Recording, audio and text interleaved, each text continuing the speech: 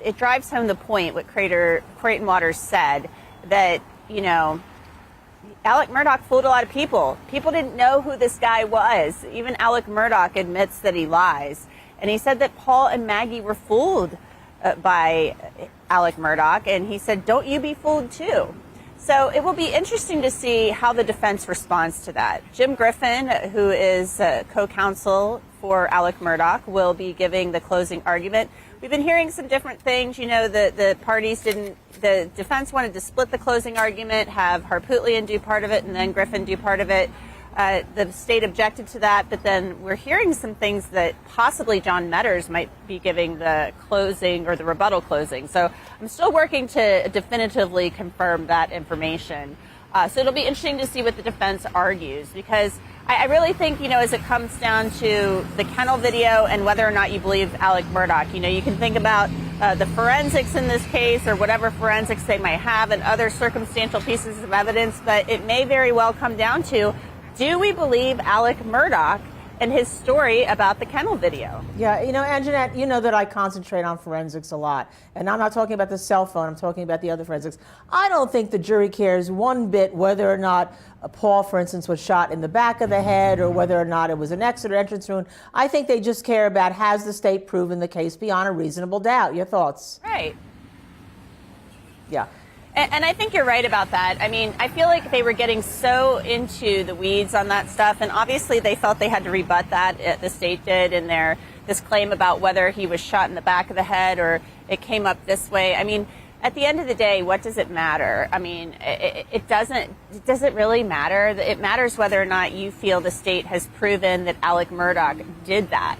And so that's what they're going to have to decide. I mean, the jurors, they were very attentive yesterday. The one juror who we believe is an alternate, I call her Blanket Lady. At one point, she kind of was reclined at a 45-degree angle, had her blanket pulled up, and her eyes were closed. Whether or not she was napping, I don't know. But I do want to tell you, there were some people in the courtroom. I turned and looked, and there was a woman behind me who was nodding off.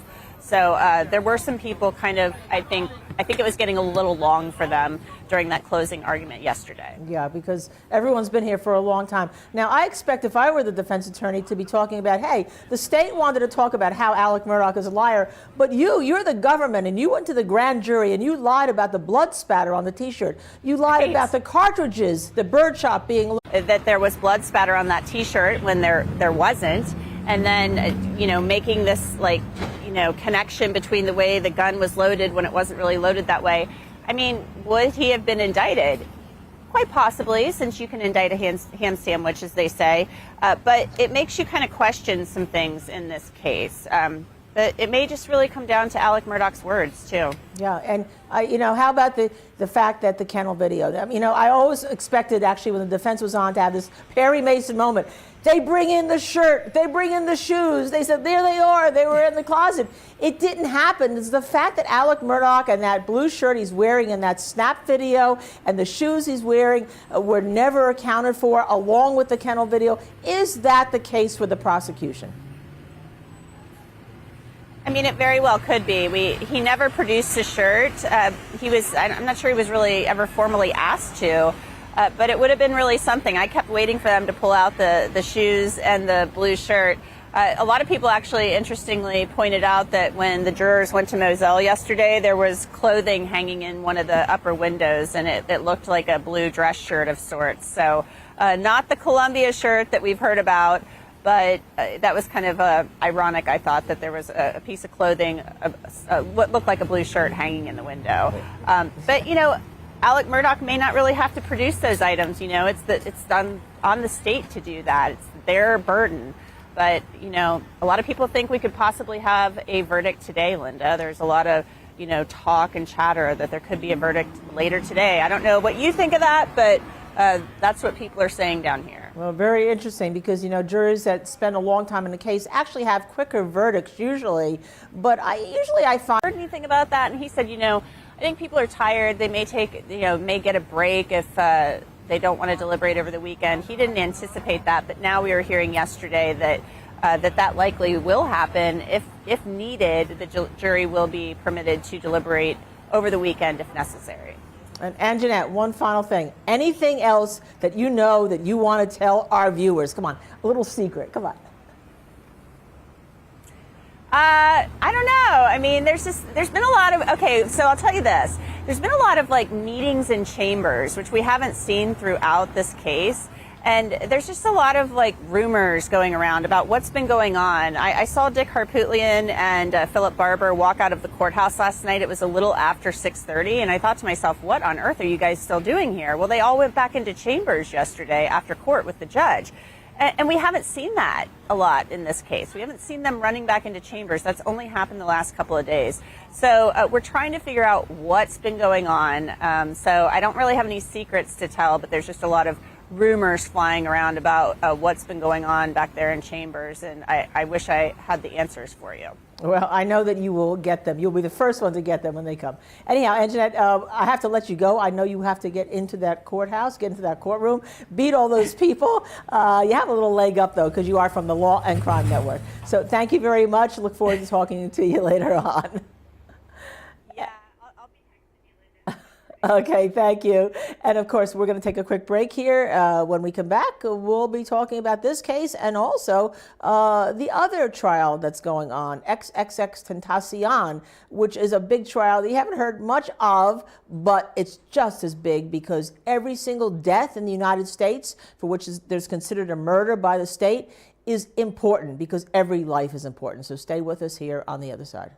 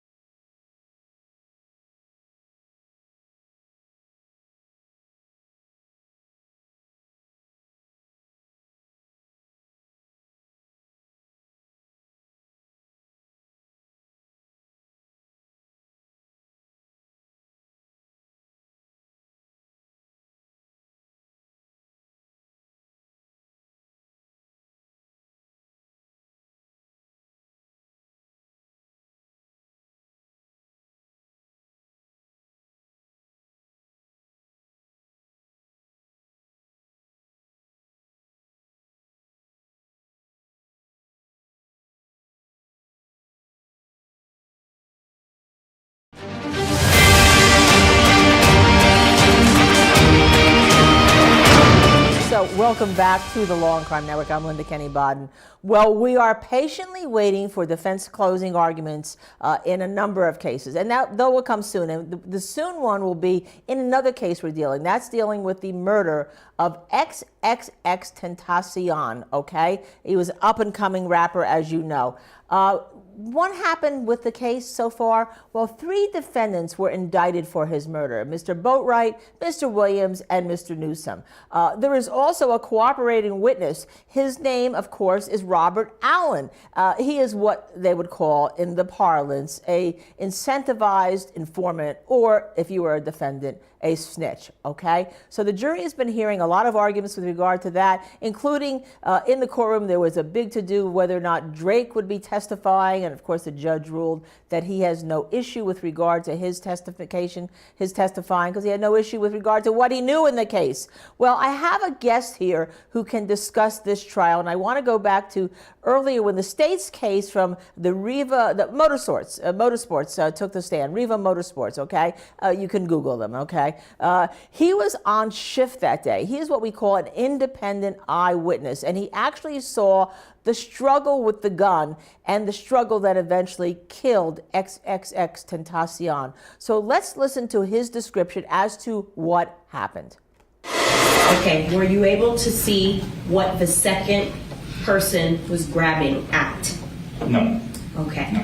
And then while the second person ran around to the passenger side of the victim's vehicle and is grabbing, what is the first person doing?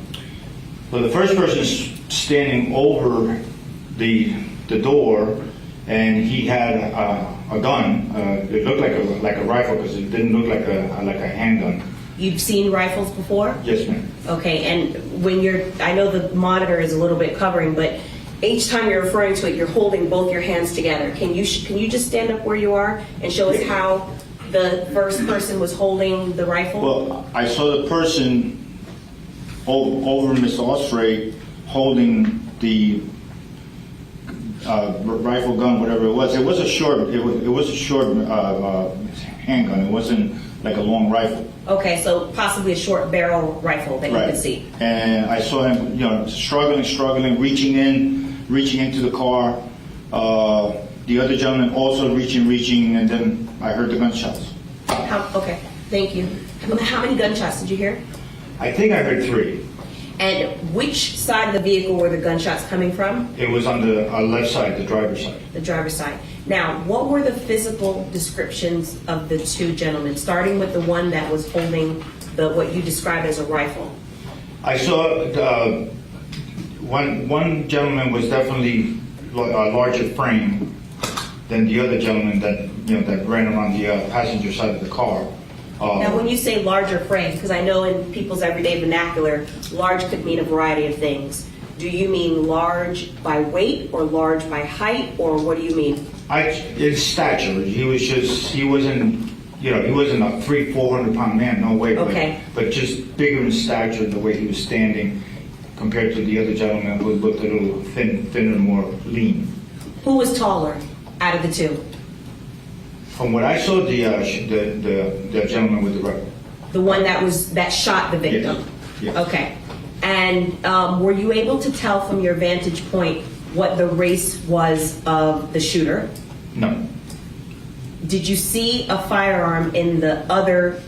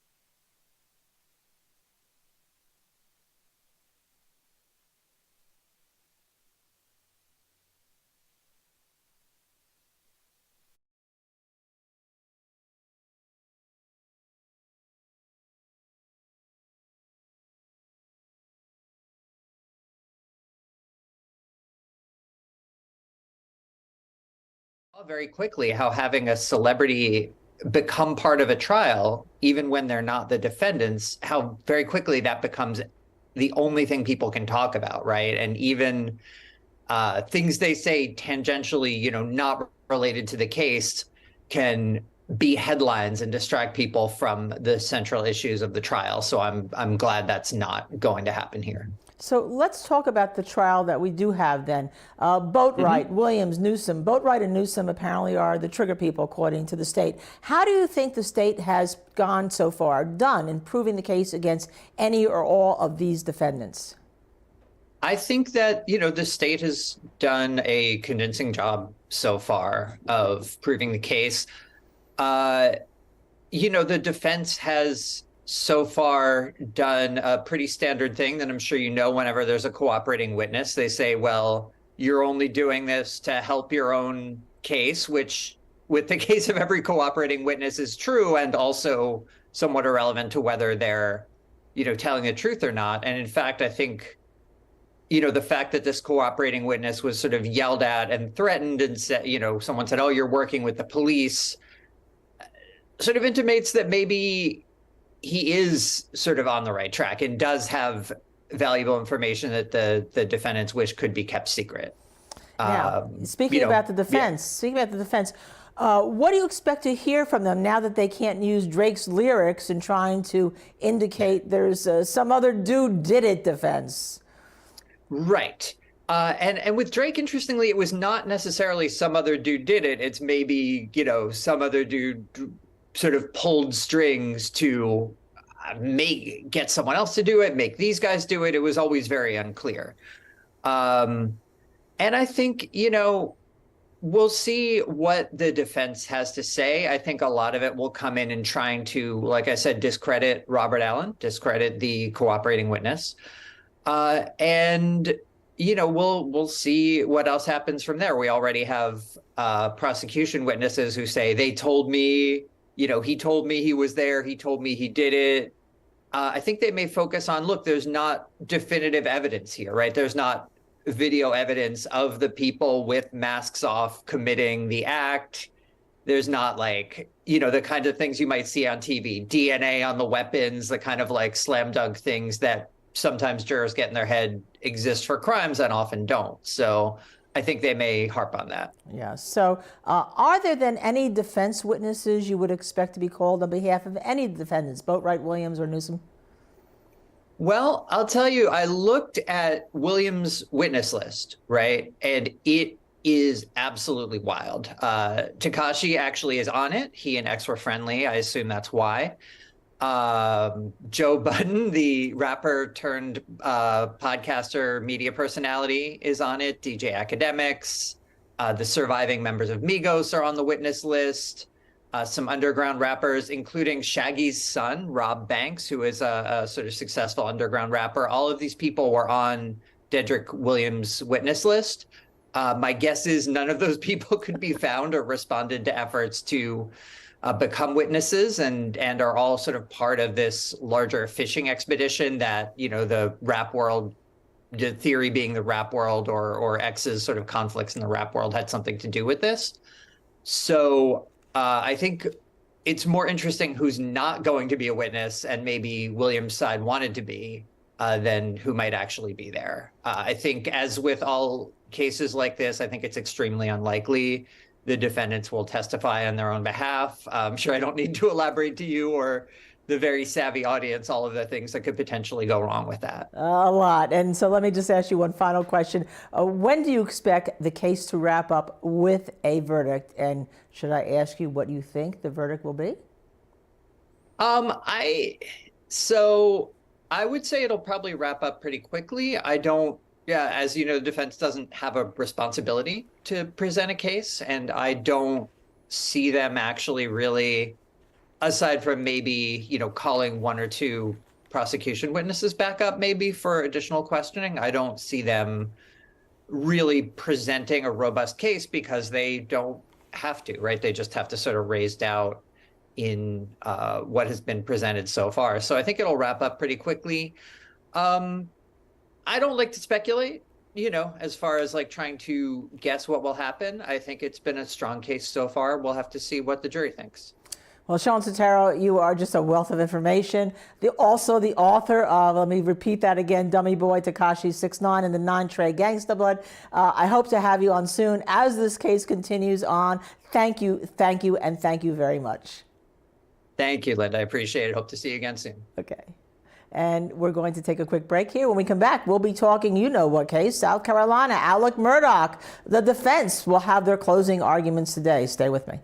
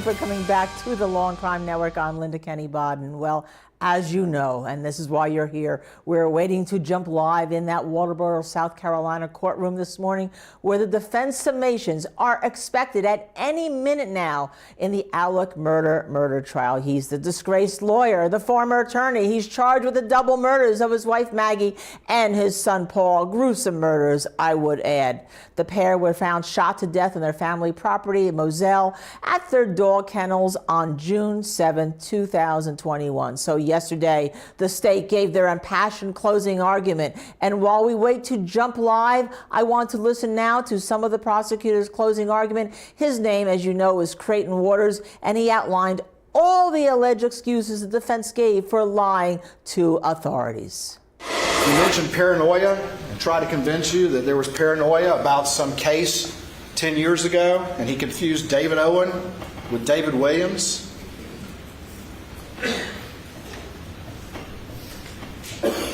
He got on the stand, ladies and gentlemen, and as he got confronted with things, as he was allowed to keep talking, he kept adding a new factor and a new factor and a new factor to justify why he's lying to you, why he had lied to law enforcement, and to justify why he's telling you what he's telling you now. He kept adding them. He can remember those, ladies and gentlemen. He can remember a new one. He can remember this. And the problem with that is that there's no mistaking David Owen for David Williams. We showed you that picture of David Williams. This is a man who rides around with a badge in his windshield, who had blue lights installed on his private vehicle. And if you need any proof that he makes up lies and is very convincing with them and makes them up on the fly,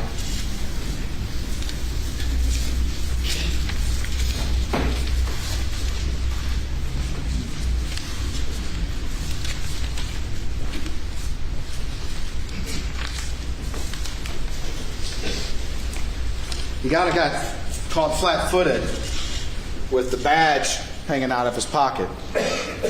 And tried to assert to you that sometime it was an accident, that this badge is hanging out of his pocket. How is that an accident?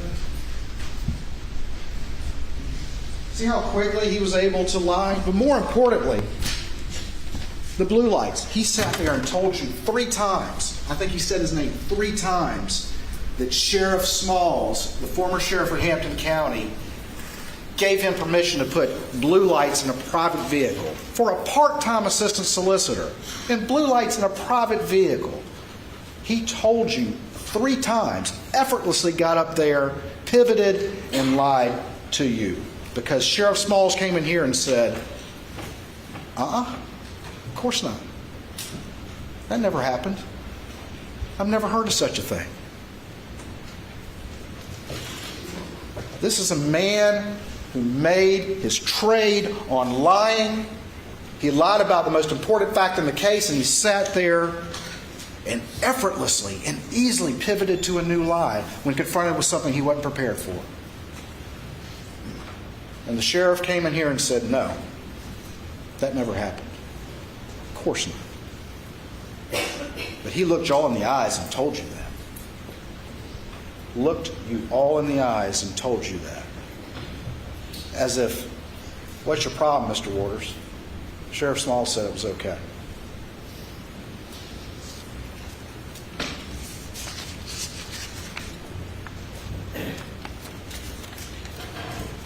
Tries to tell you that he was paranoid about having a bag of pills in his pocket. The man who had blue lights in his car and had a badge, rides around with a badge in his windshield. That's what he thinks of his power and prestige, and that's what he thinks of appropriate use of authority, is to put it up there. It only serves him. It's only there to serve him. But he's tried to also tell you that he gets paranoid, and so he's tried to lie about the most important fact that he could offer law enforcement when his wife and son were brutally murdered because he had a bag of pills in his pocket, but yet at the same breath says, I wasn't concerned about the law firm and that fair stuff. I'm not concerned about the boat case. passion, been living with this case for a while. I'm bringing in Sonny Slaughter, a law enforcement instructor, joining us again. Sonny, I am so happy to have you on talking about this case. Now, we all know that this was a terrible processing of the scene, but sometimes cases don't come down to that. I think this case comes down to the kennel video, the Snapchat video, the missing clothes, and Alex Murdaugh lying about them. Your thoughts? Thank you for having me. You know, I'm excited to be on with you today, of all people. We already know he's a liar. And I think that you hit on the very key points. The time frame and him being on the Snapchat video closes the window for him, unless the defense can come up with some other point of contention regarding the time frame. The clothes, that was a failure of law enforcement. The way that they handled this investigation really puts additional pressure on the prosecution and their burden for all of the things that they are discussing. Yes, we already know he's a liar. I mean, we know that over and over and over again, but to get to the meat and heart of everything, we have to also think about what wasn't done in this case. But can Alex Murdaugh really his team clean up the timeline?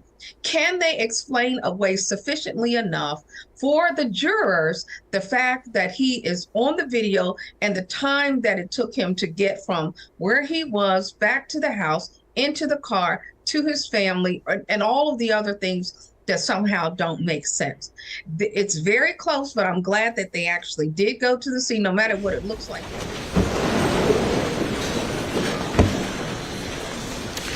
Good morning.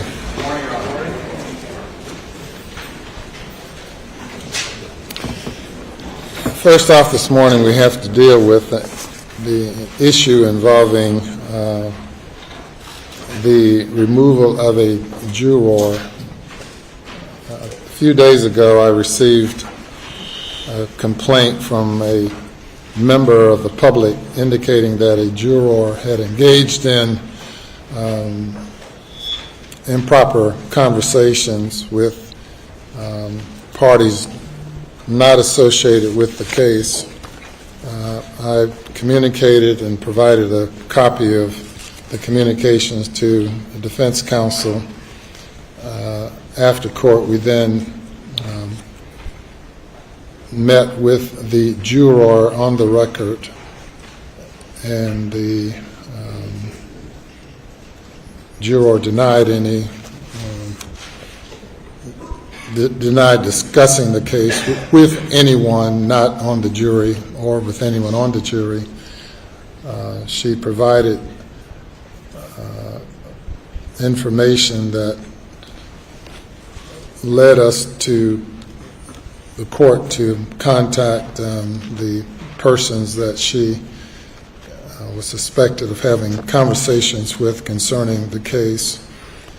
Those individuals were interviewed and provided an affidavit regarding the contact that the juror had with them. We then also brought those two individuals in and had a hearing in chambers on the record in the presence of counsel yesterday.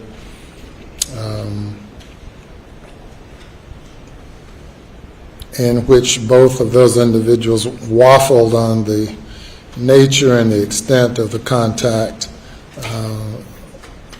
They also provided a recorded interview, or the state provided a recorded interview with the jurors, and I reviewed that interview last night. So the juror has had contact or discussions concerning the case with at least 3 individuals. Though it does not appear that the conversations were that extensive, it did involve the juror offering her opinion regarding evidence received up to that point in the trial that the conversation took place. And in order to preserve the integrity of the process and the interests of both the state and the defense in a fair trial, that juror will be removed and replaced by another juror. I will make a part of the record under seal because of maintaining the confidentiality of the identity of the jurors. I will place under seal the recorded interview, affidavits received, and both discussions with counsel have taken place on the record, and all of that will be made a part of the record. In the case, and we'll bring the juror out to inform her that her services will no longer be needed. We will then replace her with an alternate juror. Any additional comments by the state or the defense? Not from the state, Your Honor. Your Honor, we do not accept from your ruling. Yes, sir. I've sat through everything you sat through, and it's muddled, but we would defer to your judgment. However, I think it's important for me to note for the record that the interviews of these two people were done by SLED agents, one of whom was named as a witness in this case, and the other who was listed in the notes as being one of the investigating officers. Just to note that, again, SLED has made another bad judgment in this case. I'm not accepting from your ruling. Yes, sir. I'm just pointing out that this is just a continuum of a calamity of errors. Thank you. And the court has not had any discussion with any SLED agents concerning this issue. And all the inquiry by the court has been directly with the suspected parties involved and with the juror. And this is a matter that this long trial with the intense publicity is certainly, it would be certainly difficult for any individual to not have some exposure outside of the courtroom to information concerning the case and to also be tempted to engage in discussions with others. But it is improper, it is contrary to my instructions to the jury daily, multiple times per day, and this juror unfortunately violated that order.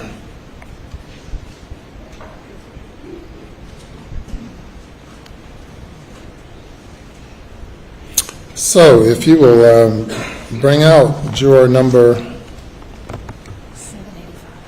785. Yes. And, sir? He's gone?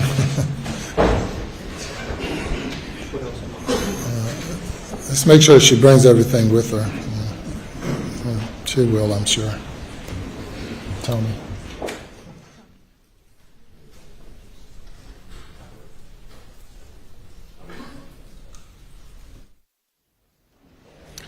Good morning.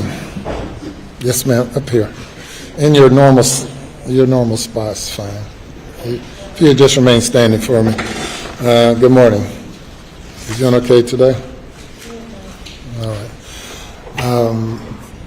I have, as you know, we've had some discussions with you over the past couple of days concerning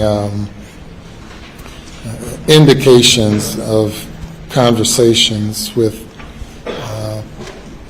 few folks not on the jury concerning the case and expressing some opinion about the case. I have reviewed everything, including statements given by individuals and recorded interviews, and concluded that despite my order to not discuss the case with anyone, that intentionally or unintentionally you've had some discussions with some folks not on the jury, and which is going to require me to remove you from the jury. You have been by all accounts, great juror and smiled consistently and have seemingly been attentive to the case and performed well. And I'm sure that with all the time you've invested in it, you probably hate not to continue, or maybe you're ready to go. I don't know. But I certainly want to thank you for your service. I'm not suggesting that you intentionally did anything wrong, but that in order to preserve the integrity of the process and in fairness to all the parties involved, we're going to replace you with one of the other jurors. Have you brought everything that you have outside of, you left some stuff in there? What do you have in there? A dozen eggs. Say it again? A dozen eggs. A dozen eggs? Yeah, one of the other jurors brought in eggs for everybody for the farm. So okay. Eggs, my purse, and that water. All right. Well, you're going to leave the eggs. You want to leave the eggs or take the eggs? You're going to take the eggs. So, Mr. Bales, can you retrieve from the jury room her dozen eggs, her purse, and what else? And a bottle of water. If you can get those things from the jury room.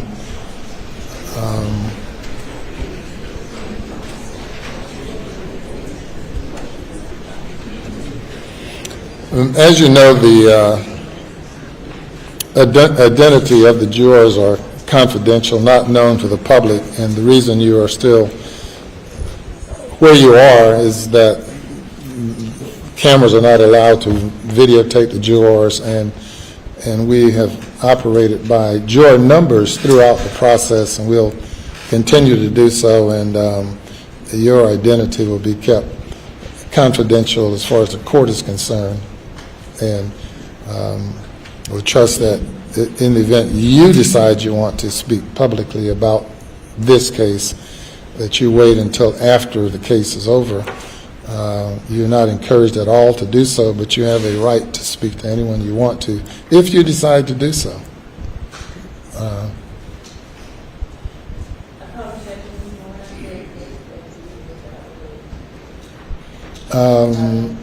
No, I have not spoken with her today, but no, this is not related to, I know we also had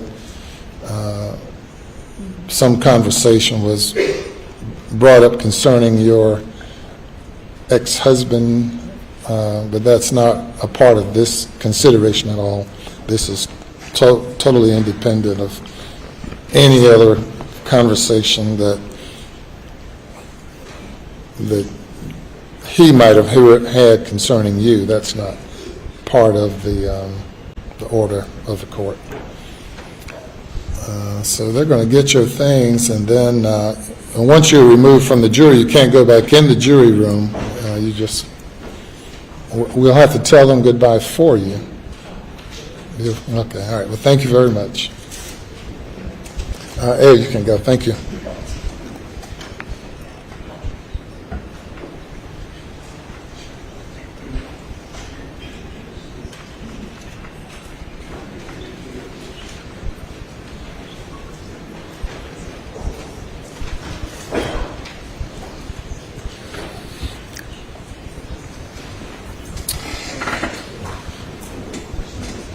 We get a lot of interesting things, but now a dozen eggs. It's certainly pretty interesting. We'll give her a chance to leave or to take her. She's gone? Yes, sir. Okay, very good. Anything else before the jury comes? Your Honor, we picked an alternate. Oh, right, absolutely. When they come out, we'll need to select an alternate, and the clerk you have the remaining alternates in a box. Any objection to a blind selection of that alternate out of the box? Nothing for the defense, Your Honor.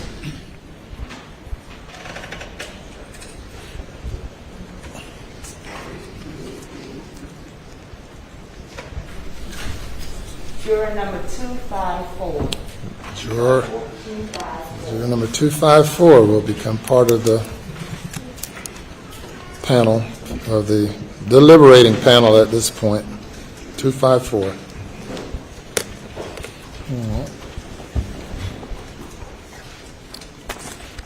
Yes, sir. Mr. Griffin. Your Honor, before the jury comes in, early in my closing argument, we have a blow-up of the photos of Maggie and Paul at the crime scene. I'm going to hold it up so that the jury could see, the audience cannot see, but I'm just notifying Court TV that please don't display this blow-up during the proceedings. Thank you. Thumbs up, yes. Oh, sure. I apologize.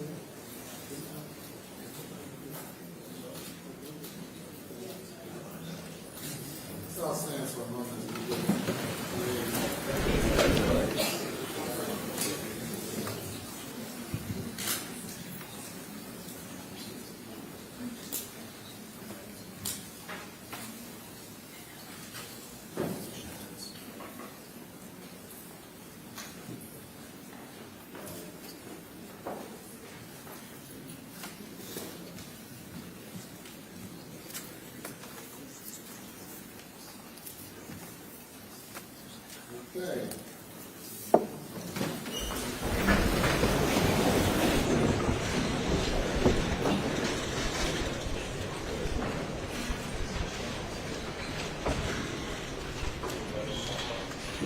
You may bring the jury.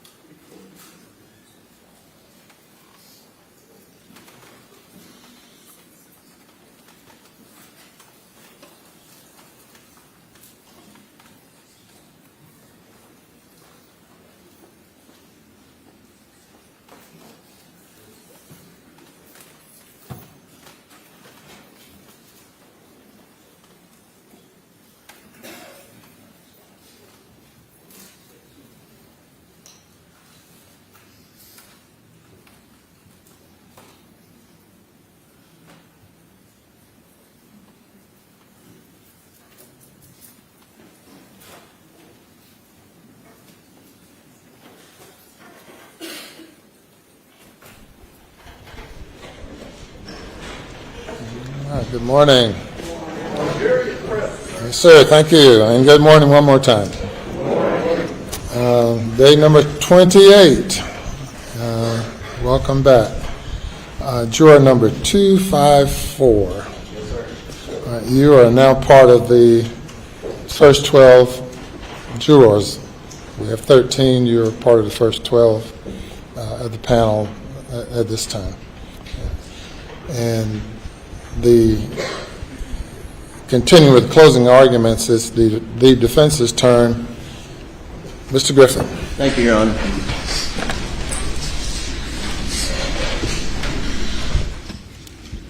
Good morning.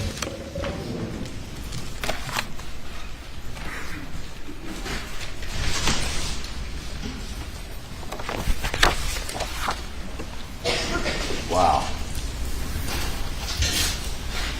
We're at the stage of the case that's called closing arguments. I don't know why they call it argument. I'm not here to have an argument with you in any form or fashion. What I'm here to do today, this morning, is to review the evidence with you that you've heard in the courtroom over the last 6 weeks. And in reviewing this evidence, my goal is to address questions that you may have about what you've heard. And the jury system that we have, frankly, is the greatest criminal justice system in the world, because it's the only system, jury system, that a criminal defendant's fate is put in the hands of his or her peers. In this country, we don't leave the decision of guilt or innocent up to the governor, to the attorney general, to the prosecutors, to the presiding judge. You, ladies and gentlemen, make that decision. And as perfect as our jury system is, there's one thing that I wish it provided: an interchange during the course of the trial between us. You're all sitting there and listening to what we say, and we don't know what questions you have and what you want answered. By the same token, we may have questions of you that we can't ask. Here's my opportunity to try to answer the questions that I think you have. There may be some things that I go over that you've already decided, and I'm wasting your time, and if I do that, I apologize. I truly do. But I don't, this case is so important, I don't want to leave anything out that one of you may have a question about.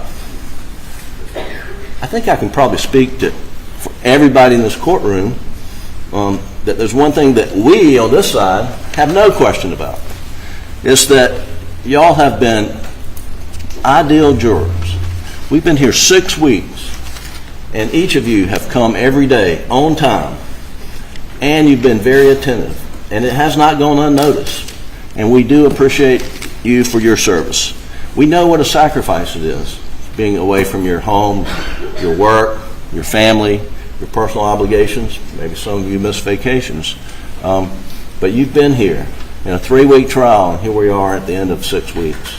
And I want to thank you personally. I want to thank you on behalf of Mr. Harpootlian, Mr. Barber, Ms. Fox, and especially on behalf of Alex Murdaugh. In his opening statement, Mr. Harpootlian explained to you that the law governing your service requires each of you to engage in an unnatural task. In every criminal case, jurors are required to begin the process by presuming the defendant innocent. In this case, you were required, under your solemn oath as we began, to presume Alex Murdaugh innocent of these charges. And frankly, as he explained, that's not natural. When you hear on the news that a crime has occurred and an arrest has been made, you feel a little bit relieved. Thank God they caught him. And frankly, I would not be surprised if some amongst you, when you read in the paper that Alex Murdaugh was charged the murder of wife and son, that you thought, oh good, they got him.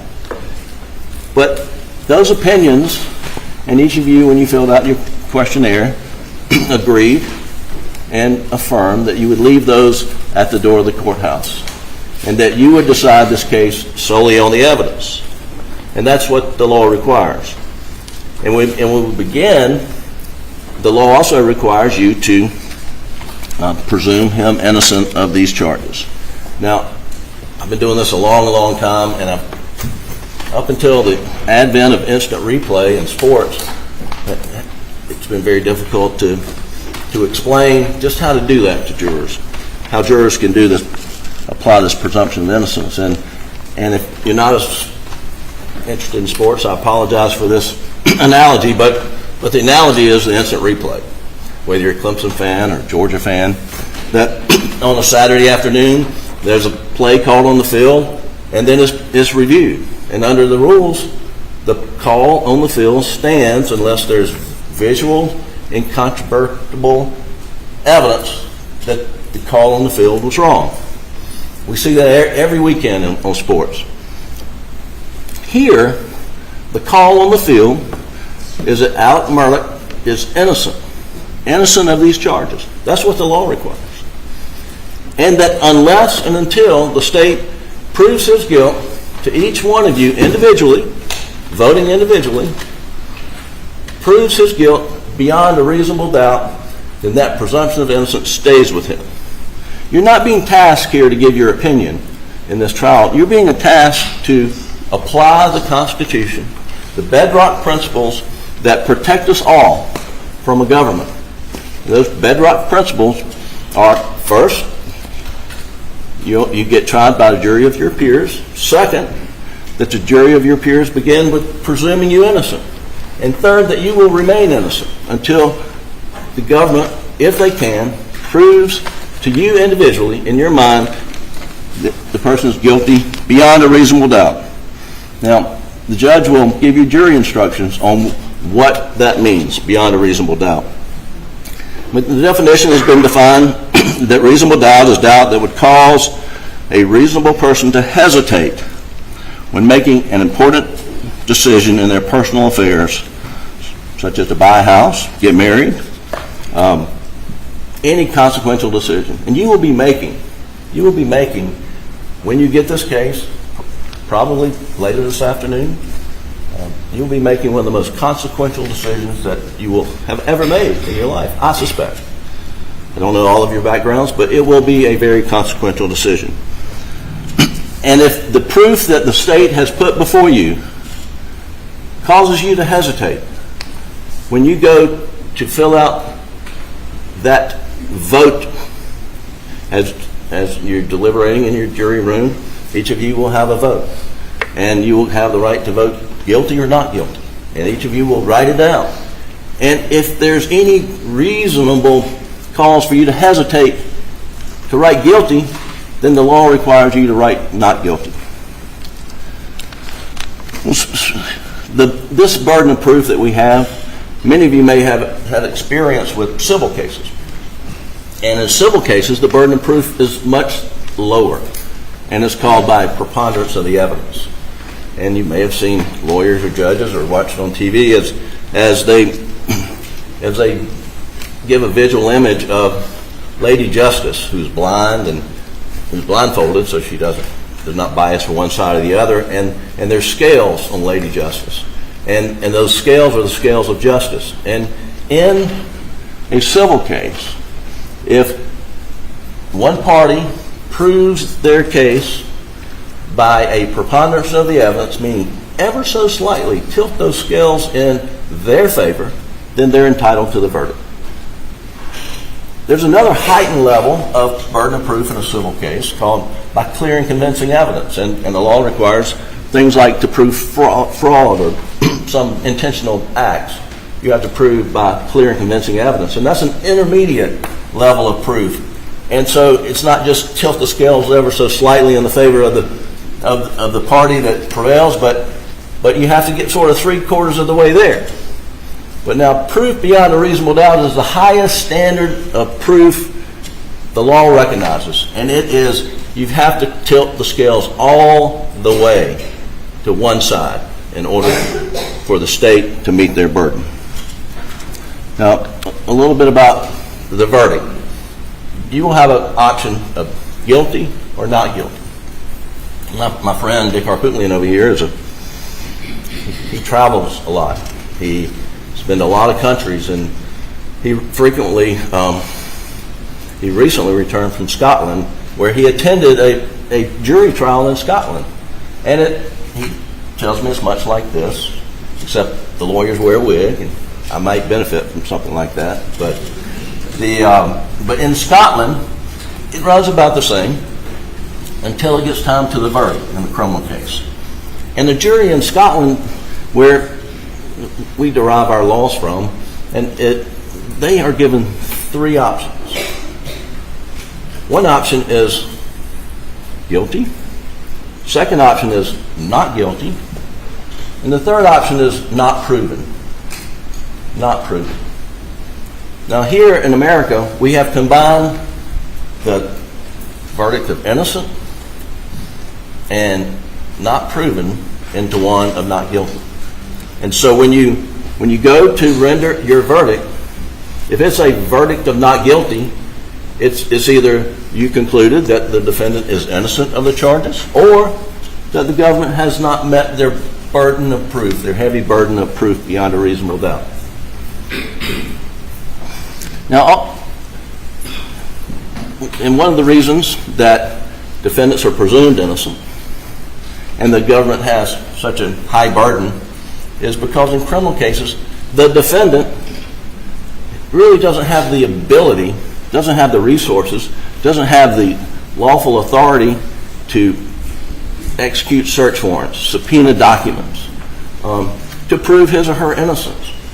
And so a defendant cannot secure a crime scene, cannot lift a crime scene for fingerprints, shoe wear impressions, cannot secure telephones and get electronic data in the course of an investigation.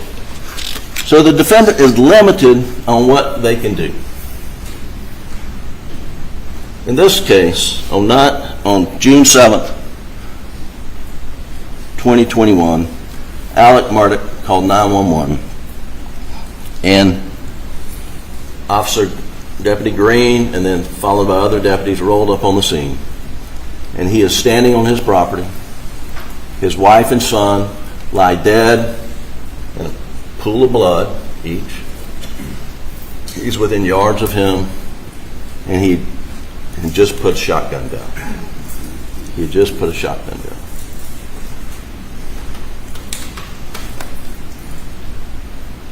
And what would that look like? 90 out of 100 cases when an officer rolls up,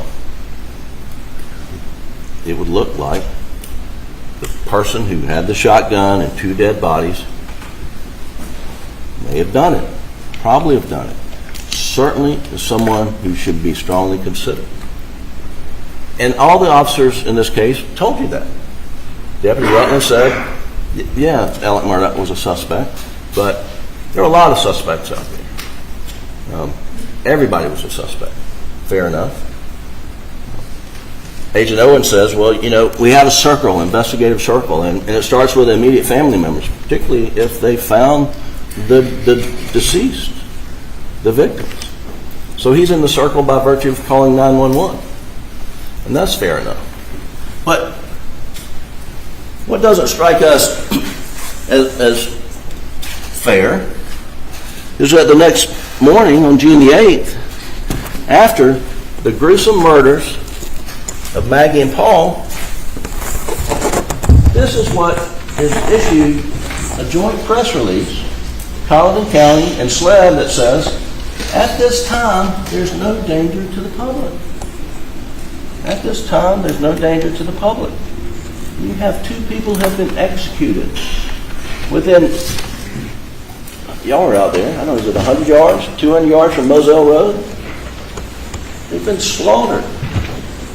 And at this time, there's no danger to the public?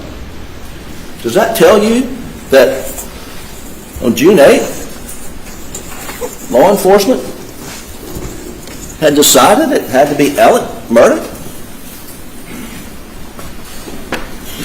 It's a fair question for you to ask yourselves. It's a question that's not been fairly answered in this trial. What we know from June 7th to June 8th, Alec is a suspect and he's in the circle. And from that day forward, he is at the mercy. He is at the mercy of the ability of SLED to exclude him from that circle. They have the ability to do the forensic work, they have the ability to interview witnesses, and they have the ability to gather electronic data. And we believe that we've shown conclusively that SLED failed miserably in investigating this case. And had they done a competent job, that Alec would have been excluded from that circle a year ago, 2 years ago, but he would have been excluded. What did you hear from the witness stand? You heard from Chief Barry McCroy. I didn't know Chief McCroy until I got involved in this case, but his reputation is outstanding, and he's a consummate professional. And he explained that when he got there, he was concerned that cars would be pulling up and there were some tire tracks that were not being protected, and that they could have evidentiary value. And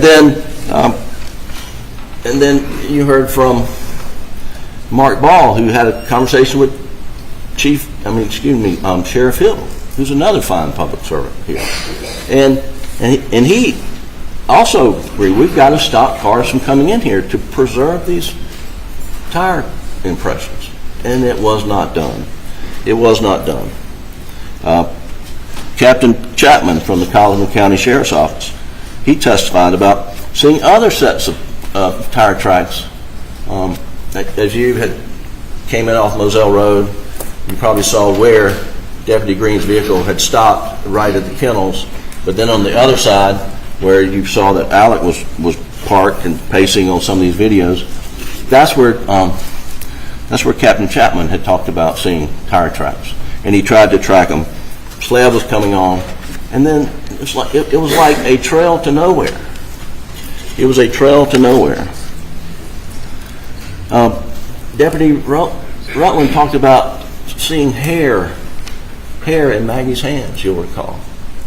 You didn't hear anything about the hair in Maggie's hands from that moment forward. Was it tested? Was it sent off for analysis?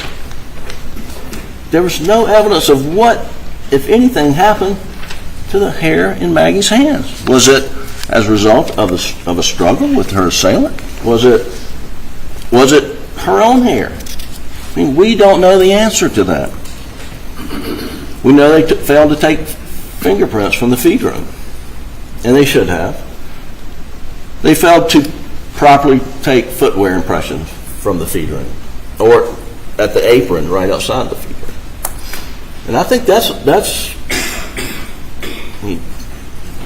I don't think that's uncontradicted. The Agent Worley, who doing the best she can, did not go there to document footwear impressions. Did not do that. You heard from our expert, Mr. Zerchi, what is required, and I believe Dr. Kinsey also agreed it was not done. I know Mr. Palmbach did, and both. Now I'll get to the shot angles in a little bit, but both Dr. Kinsey and Mr. Palmbach have the murderer for Paul standing on the concrete. Standing on the concrete. Whether 1 foot's in, 1 foot's out, both feet are in, but there should have been footwear impressions. But we'll never know because it was not preserved. It was not taken. The thing that has baffled us, has completely baffled us, is why did they never take DNA samples off of Maggie's clothes, her dress? Why did they never take DNA samples off Paul's clothes? They never did. They never did.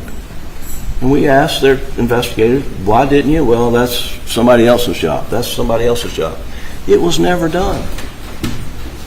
But you know whose clothing they took DNA off of extensively? Alec. And you heard Agent Zapata talk about all the different grids on her shirt where DNA was samples were taken. Was Alec assaulted on June the 7th? No, he wasn't assaulted. Was Alec wrestling with the assailant on June the 7th? There's no evidence of that. So why are they taking DNA evidence of Alec's clothing in June of 2021? And there's only one reason.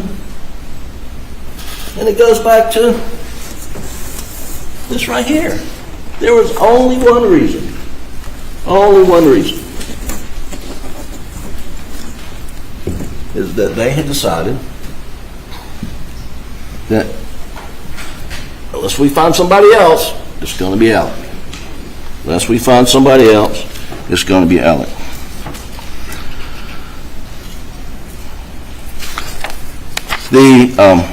And I'll get into more detail about Maggie's phone. And Maggie's phone was not secured properly. Maggie's phone was, well, let me just go right into it. Maggie's phone was found on the side of the road in the morning or early afternoon on June the 8th. Whoever killed her threw that phone on the side of the road, without a doubt. Without a doubt. Alec, from the get-go, has said, you get Maggie's phone, you get my phone, or you get my OnStar data, and you will not see my car traveling down the road with Maggie's phone, because it did not happen. It could not happen. Detective Owen, have you gotten it yet? No, we've not. We sent the black box from on the Chevy to the FBI. It was a new model.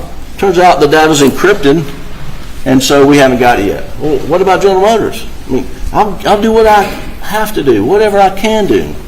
And so, well, you know, we're looking into it. We're looking into it.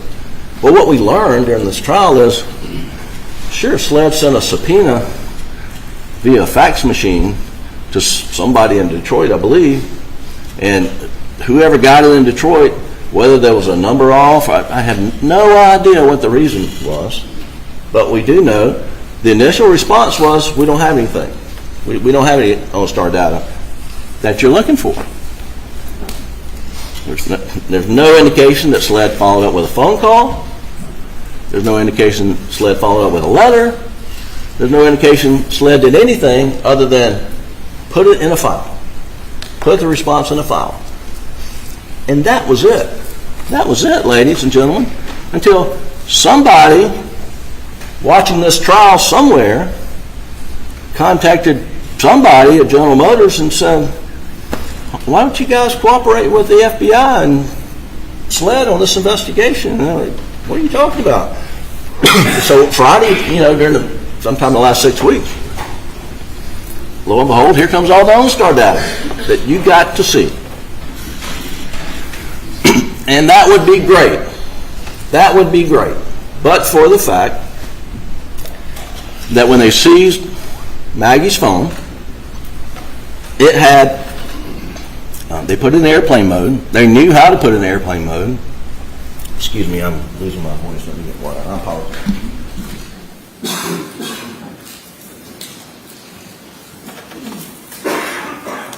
Now there's pollen and something else. They put it in airplane mode, but what you'll see, I got a photograph, is the location services were still on, meaning still pinging off GPS satellites. And the phones don't hold that much memory. They hold a lot of data, as we have learned, but they don't hold that much memory. And it writes over itself.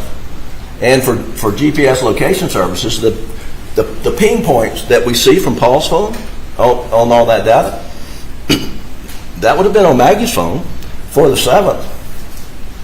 But for the fact that it wasn't extracted until sometime in like June 16th. I think that's the date, but if I'm wrong, I apologize. But it's around the middle of June. And that ping information that we see on Paul's phone, for Maggie's phone, it goes back to like June the 9th. Well, a lot of good that does. A lot of good that does. We don't have it. We would have had it had they extracted it earlier. And Agent Dove says we didn't have an updated, upgraded software that would read it. It took us a while to get it. I don't know why it took them a while to get it. There's really no explanation about that. But you heard about Faraday bags. Put it in the Faraday bag. So it's not pinging against satellites, not overriding. They didn't do that. And it's lost. Had they done it, I hope we wouldn't be here. I hope, because I know it would say, because we have enough evidence in the record, and we have to go around our elbow to get to our thumb to get there, but there is sufficient evidence in the record that shows Alex Murdaugh was not driving down the road, Moselle Road, with Maggie's phone in the car and tossed it at whatever time. When he went by at 9:08. I don't know what time they think it's tossed, but that would have gotten him out of the circle. I would hope, but probably not, because they've been so focused on him. Now, as I mentioned, Alec asked multiple times. I think the testimony was 5 times. Agent Owen, you know, if you get this data, it will show I wasn't there. And you know, we didn't learn why they didn't get it off Alec's phone until very recently, because you'll remember on June 10th, he gave SLED his phone. Yeah, you can copy it. Please copy it, because it'll show that I wasn't driving, that my phone was not with Maggie's phone at any point in time going down the road, and that I did what I said I did. Well, they did extract it, but what we've learned, the extraction was a superficial extraction. Not because Alec requested it, that's just what they did. Said a logical surface extraction. So they didn't go in and pull out any GPS pinging data like you see on Paul's phone. They didn't get off Alec's. Now, if Alec had not made those requests to Owen, and they are disputing that, there's one thing you can be 100% sure of, is they would have called Detective Owen up here on the witness stand during their rebuttal case to say, no, he lied. He didn't ask that of me. I mean, they got Sheriff Smalls in here to say, I didn't give him permission to put a blue light in his car. They came and challenged whether he had authority from the sheriff or maybe a deputy sheriff to put a blue light in his car. But they didn't contradict anything you said about, I've been asking for this data that would get me out of the circle. And now we know why it took so long to get the stuff from his car. It's because it's because the FBI wouldn't go to General Motors on this event data. The FBI was up there and they bought a Suburban, they're riding it around, and they're reverse engineering all these systems to try to come up with reports. And then they come in here and tell you, well, it's not complete, some is inaccurate, but this is what we got. And during the middle of all that, that's when, lo and behold, we get on started. Thankfully, we did.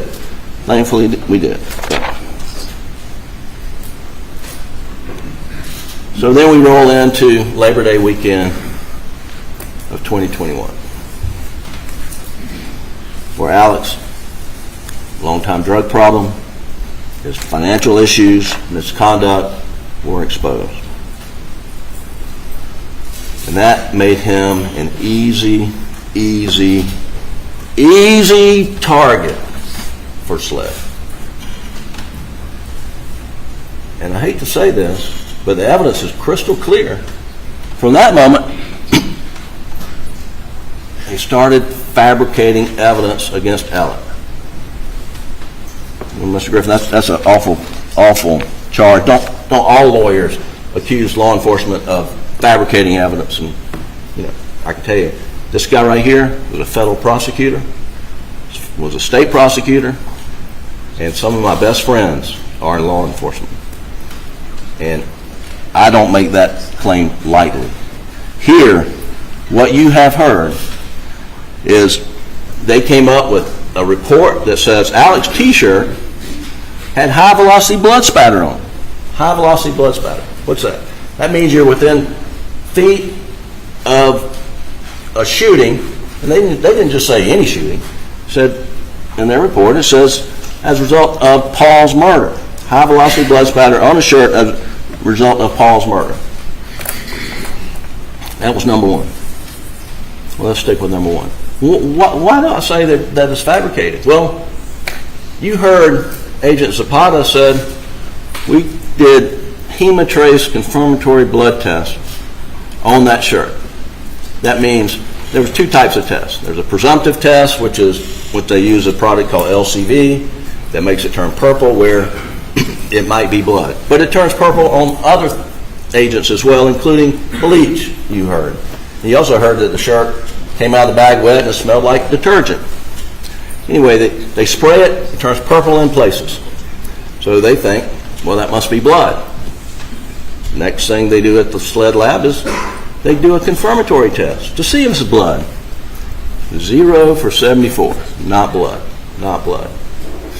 That didn't stop SLED from going out and pursuing with vengeance this report. They didn't give the no blood test result to the guy in Oklahoma, and when it surfaced, they had a problem on their hands, and they were pushing it up until this trial. And you heard the testimony from the stand that they went from Mr. Bloody Shirt leading up to this trial to Mr. Clean during this trial. And they ask him, and they raise issues during the trial with Blanca, where were his clothes? No one's asking about the man's clothes that he had on the Snapchat video back in, at 7 o'clock with his son until November or so, I think is what she said. I mean, the issue of changing clothes, it was late to the dance because when they went to, as you heard, when they went to the County Grand Jury to get an indictment that you're going to be deliberating on, they told that grand jury they had an expert report that said it was high-velocity blood spatter. And I asked Agent Owen, I said, when you went to the grand jury and when the guy gave you the report, how'd you not know, chief investigator, how'd you not know that there's this hemotrace test that says it's no blood? Well, I didn't get the email. And I say it in somewhat jest, but, should the dog eat his email? I mean, how's the lead investigator in the case not get the lab report that says there's no blood on the shirt? Now, ultimately it was produced to us, and we were raising Cain about it and saying, how can you say this on one hand and that on the other hand?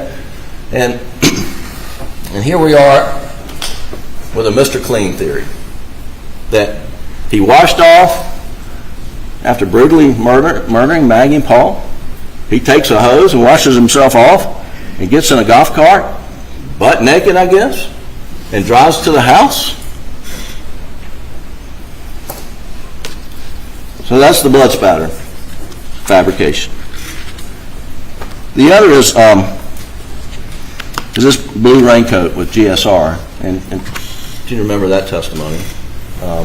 Shelley Smith, who worked for Ms. Libby and Mr. Randolph, had told SLED after September, after Alex's problems had been exposed, after she had a conversation with a Allendale police officer following an accident investigation in which she was in an accident, that on the morning, she said in here, as she told you, on Wednesday after Mr. Randolph's funeral, and that turns out to be, I think, June 16th, that Alex shows up at the house at Alameda at like 6:30 in the morning, knocking, trying to get in, and he has a blue tarp. And in this blue tarp, she lets him in. He goes upstairs with this blue tarp.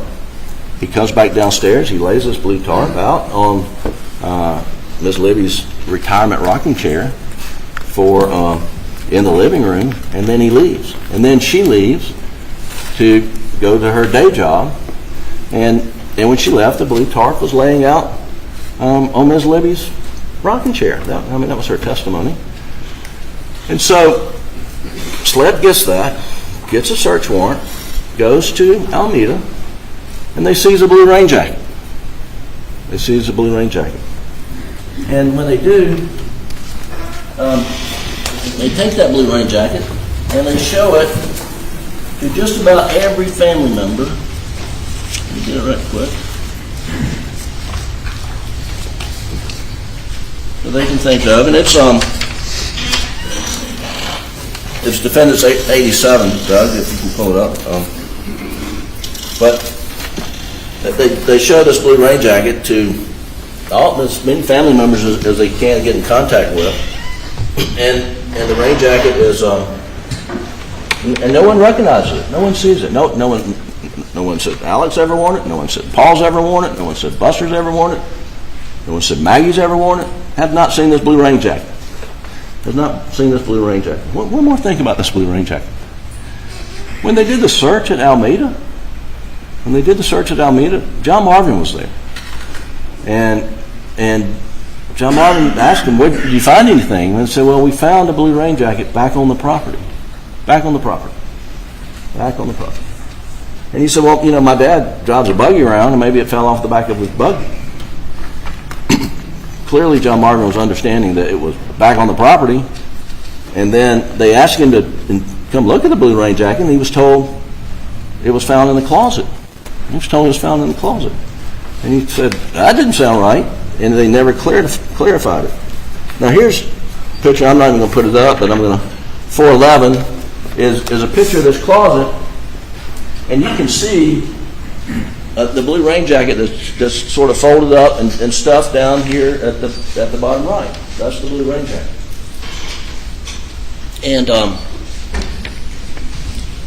And apparently right before this trial, they showed Shelley Smith this picture and says, does that look like the blue tarp you saw? She goes, well, yeah, sure, it looks like it. They never showed her this. And she said, this, when I'm saying this, is page 87, it's on the screen. She'd never seen this. But they did GSR testing on this, and it says, whew, it's hot. A lot of GSR on that. Manufactured evidence, ladies and gentlemen.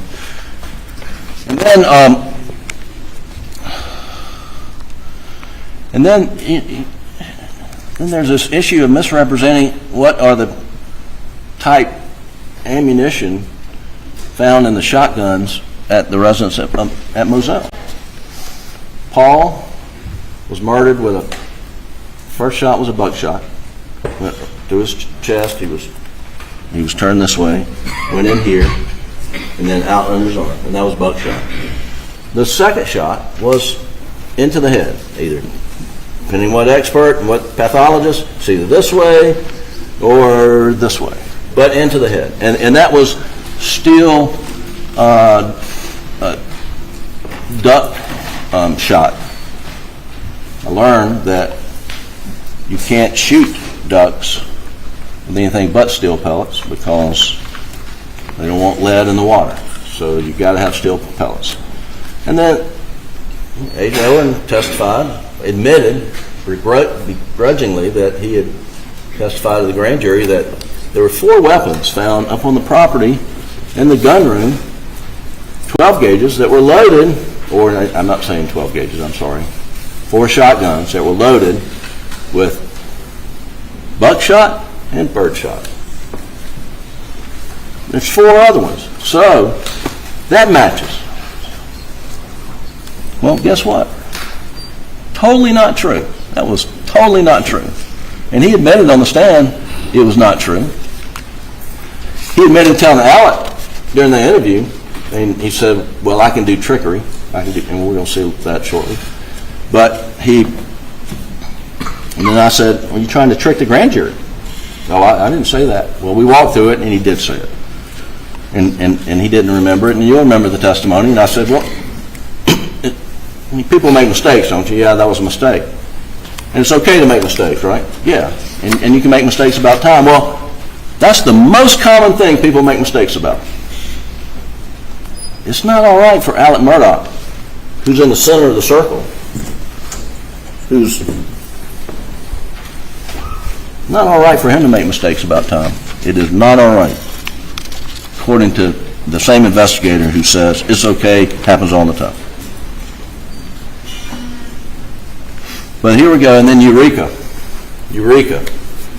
They finally get into Paul's phone in April of 2022, and they see Alec well, they don't see Alex. They see Cash the dog, and they see Paul's feet walking around, and they hear voices in the background. One of them sounds like Alex. And off they go. They go off and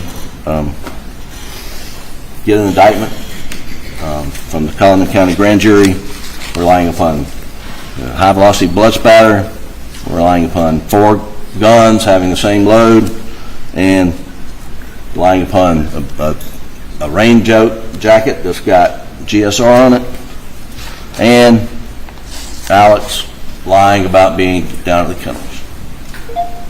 Now we know, after we've been here 6 weeks, of those 4 things, Bixby voice privacy contacts have been updated.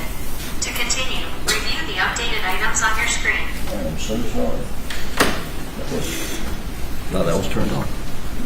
I will turn it off.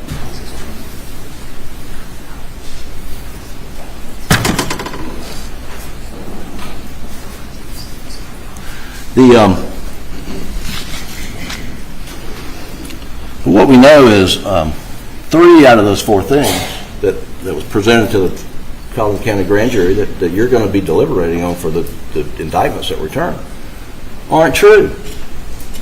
No blood spatter, no GSR rain jacket that's ever been connected to Alex whatsoever, and there's no loaded gun. So we're left with the lie. We are left with the lie.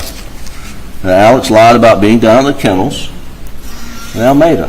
And why did he lie? And that is certainly a fair question. And that's, and frankly, I probably wouldn't be sitting over there right now. He had not lied. But he did lie. And he told you he lied. And he told you why he lied. He said he lied because, I tell you, he lied because that's what addicts do. Addicts lie. He lied because he had a closet full of skeletons, that he didn't want any more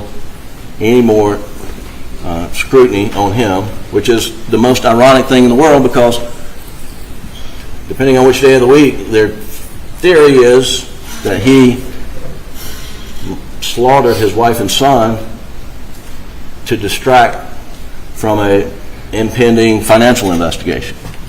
But he puts himself in the middle of a murder investigation, and he puts himself in the spotlight of a media firestorm. That's their motive evidence, and we'll get to that. But he lied. He lied because of his drug paranoia kicked in, and he was clearly in the throes of addiction.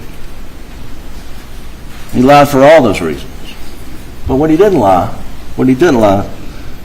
for is because he was covering up the fact that he killed Maggie and Paul.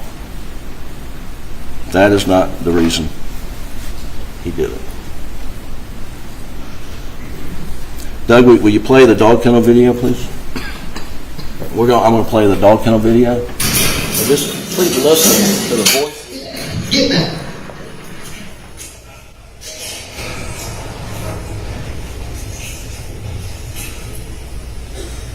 Quick, Cash.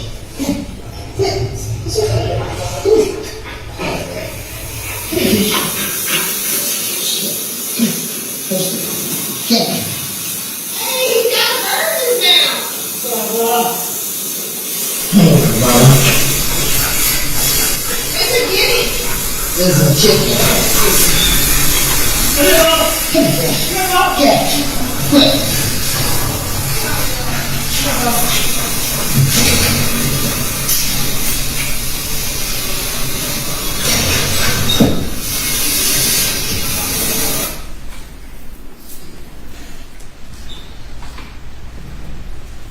4 minutes later, the state would have you to believe that Alex Murdaugh up and blew his son's brains out of his head and murders his wife after having that conversation about Bubba having a chicken or a guinea. 4 minutes later, their case wants you to believe that this is a family down at the dog kennels doing what families do. They're checking on a dog, tail, Bubba's out running around, and they're saying, Bubba, got a chicken. Now, why would Alec not want law enforcement to hear that? I mean, there's nothing on that tape. There's nothing on that tape that indicates there's any strife, any conflict, any anger, any planning, anybody being afraid, anybody running, anybody scurrying. Nothing. It's Maggie, Paul, and Alec down at the kennel. That's it. And their timeline is based on the fact that this automated thing kind of messed me up, but the point I was going to open this up and say, under their theory, if your phone's not moving for some period of time, you're dead right then. You could be run over in the traffic 2 hours later, but if you're not answering a text 2 minutes after you receive it, you're dead at that point. And that's their case. That is their case on time of death. Is phone stop moving, you're dead.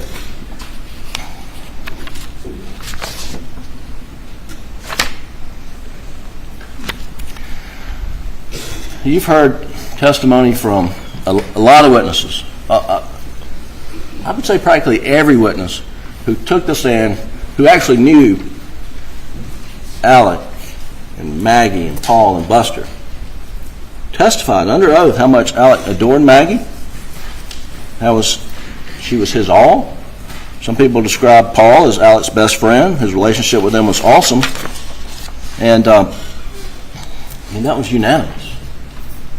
I want to just play briefly a clip from Blanca testimony about Alec's relationship with Maggie. You've also, I think in multiple interviews with Swad and other folks, described, I think the words were, Mag.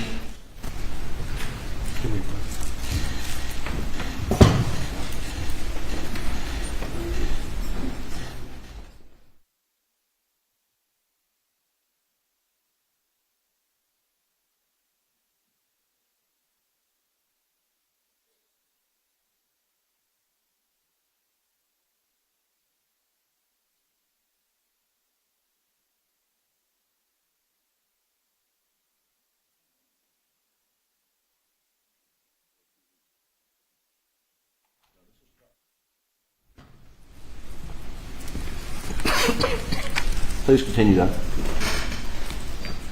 All. Isn't that what you told Slade? Yes, sir. What does that mean, Maggie was his all? He adored her. He loved her. He adored her. Worshipped her. I mean, just treated her as somebody he adored, correct? Exactly, yes, sir. Now, this was her testimony from the witness stand. And then, in every trial, there's just, you hope, you find, some very authentic witness, part of the fabric of America that comes in this courtroom. And we had it in this case, and it's Dale Davis. And I want you to remember what Dale testified about Alec's relationship with his family. We played Dale Davis's. Me? When you use the phrase lovey-dovey about Alec and Maggie, what does that mean? It means they loved each other. In your presence, you described them as being lovey-dovey, didn't you? Yes. And tell the jury what you meant by that. Oh, every time I always see them, I've never seen that man even raise his voice at his wife or kids. Or his wife. I've never seen him none of them argue. But he always, anything she wanted or the boys wanted, he would try to get it. And what was your observation about his relationship with Paul? They like to hunt and fish together. I mean, they drink beer together. Okay. That was Dale Davis. Which brings us to the question, why? Why why would Alex Murdaugh on June 7th execute his son Paul and his wife Maggie, who he adored and loved? Why? The state's theory is that that it was a storm a-coming, clouds are arising, and that his financial house of cards is about to collapse and he's about to be exposed. And because of that, he does what every rational person would do: go kill your wife and son. That is their theory of motive. That is their theory of motive. And it worked too, by the way, because he killed his wife and son. Guess what? Jeannie Seconder quit asking questions for a few weeks. Oh, in the boating case, that won't be worth anything now that his wife and son's been murdered, because he's sympathetic. Have you heard such? One thing Mr. Waters and I agree on is the best thing about jurors is you bring your common sense in here and you use your common sense. And that's what it's all about. That's what your collective wisdom. And just collectively think, individually think, what kind of sense does that make? Alex, his financial house is a wreck. He's stealing money from clients. He's got to produce a financial statement, maybe, in a hearing coming up. And his dad goes back in the hospital that day. His dad goes back in the hospital that day, and he ultimately dies a few days later. Okay. So I get a call. Jeannie comes in. My dad's going to the hospital. Paul's coming home. That'd be a good time to kill Paul, wouldn't it? That is their theory of the case. And if you don't accept that beyond a reasonable doubt, ladies and gentlemen, I submit the verdict has to be not guilty. Because there's no reason for him to do it. No reason whatsoever. Now, you've heard a lot of testimony about these financial crimes, misdeeds, and he told you he did it. He told you he did it to support a very expensive drug habit, and none of that's an excuse, but he is an addict. And addiction is real, and addicts lie, addicts cheat, addicts steal to keep getting their drug. The evidence was permitted in this case for you to hear solely to consider, did he murder his wife and son because he had this storm a-coming? That he was going to be exposed. Is that why he murdered? That's what they say. That's why he murdered. And that's why you're allowed to consider it. Now, Judge Newman in his jury instructions will tell you that's all you can consider it for. You can't consider it by saying, man, I never knew he could do that. So if he could do that, he must be able to do the most heinous crimes in the world. Kill his wife and son, execute him style. That's a no-no use of that evidence. The only permissible use of the evidence is that sufficient provocation, motive for him to kill his wife and son? Is it sufficient motive, not provocation?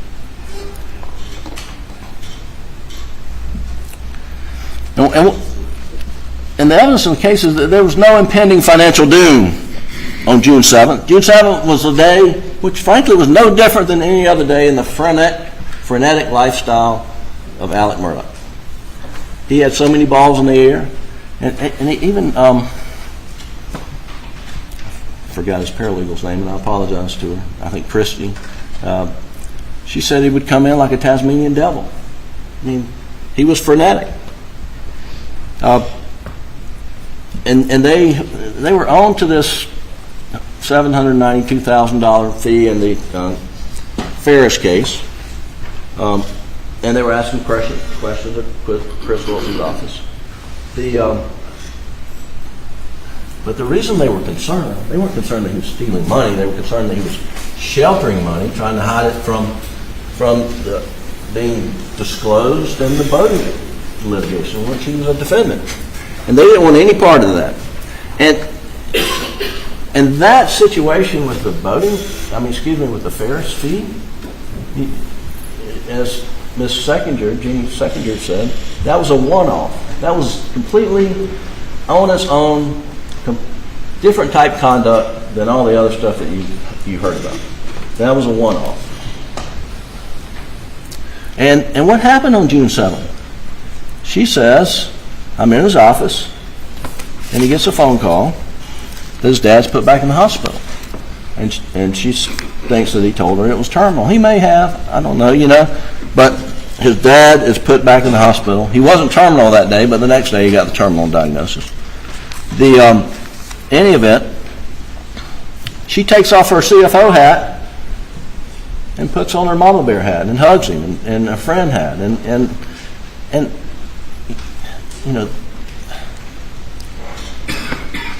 their theory is he slaughters Maggie and Paul to buy time from her investigation. That is it. That is their theory. That is their theory. And it's totally fabricated. They've got no evidence of that. There's no evidence that Maggie was on to his financial misdeeds. There's no evidence that she was about to blow the whistle on him. There's no evidence that he had a $20 million life insurance policy on her, and that if he murdered her, that he could get out of financial bond. None of that. None of that. And I asked Ms. Secretary, how long of a delay did that buy Alex? What, month maybe? A month? A month? That's their theory. That's what their case is built upon. And then this motions hearing is, there's a motions hearing scheduled for Thursday. It had previously been scheduled 2 other times. And it was continued at the last minute on the other occasions because 2 of the lawyers had cancer and were receiving treatments. But it wasn't sure it was going to be continued previously. Did he go murder anybody, to get out from under those prior hearings? No. This had nothing to do with it. And, so they brought the plaintiff's lawyer in. He's an excellent lawyer, and he's, like any plaintiff's lawyer. I'm going to clean his clock. I'm going to take everything he's got. That's what they all say. So then we had to bring the defense lawyer in to say that was a negligent parenting case, and it wasn't worth the paper it was written on. Folks, that's what we are in a murder case, and that's what we're having to deal with because that is their theory of motive. But even if the financial day of reckoning was impending, if it was right there, Alec would not have killed the people he loved the most in the world. There's no evidence that he would do that. We do have evidence of what he would do and did do. And if you'll pull up Defense Exhibit 125, which is in evidence.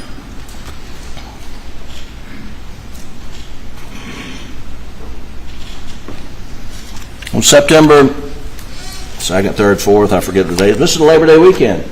He gets his drug dealer, Curtis Eddie Smith, to shoot him in the head until he couldn't go on because it was all going to come crashing down and he had a big life insurance policy.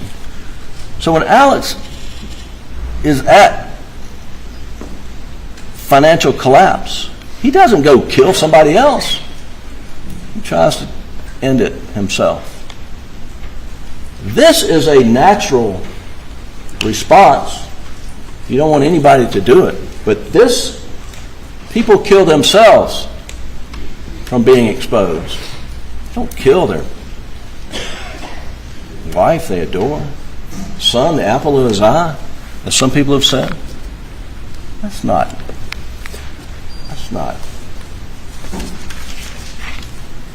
That is, I don't have the adjective for that. That is so outlandish. I don't have a word for it. Totally illogical, irrational, and insane. Those are the words I wrote down. For someone to kill their loved ones when their criminal conduct is being exposed. So, you can take that down. Yeah, thank you, Doug. So yesterday we heard a lot from Mr. Waters. And I've been in Mr. Waters' position. As I explained, I was a federal prosecutor for a number of years. I've been a state prosecutor, part-time mostly. And I've done his job. It's a very rewarding job. And I hold him and I hold his office in very high esteem. But there just sometimes folks just get caught up in a case, they get a desire to win, they get so intoxicated by the attention that's brought on by the case that they start sort of a win at all cost approach. And I'm going to go through some things that Mr. Waters stated to you that just aren't facts and aren't supported by the facts and the evidence that you heard. And before I do that, I want to give you a cautionary statement. We lawyers aren't witnesses. I didn't take an oath to stand up here and talk to you. I have ethical obligations about what I can say and limitations under the rules, but I'm not a witness. I'm here to talk to you about the evidence. And the same applies to Mr. Waters.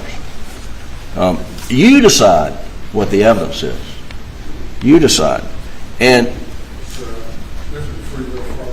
further, we're going to take a short break for about 10 minutes. Please do not discuss the case.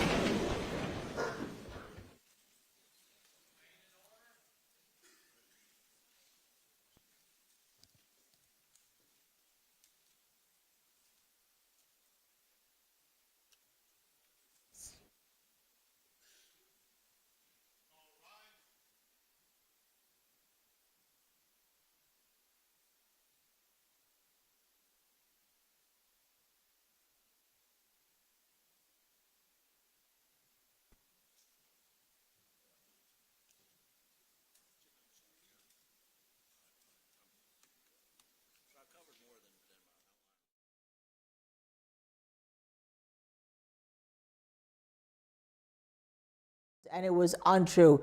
That's a problem for them, but is it a big enough problem to overcome the video and the lies by Alex Murdaugh?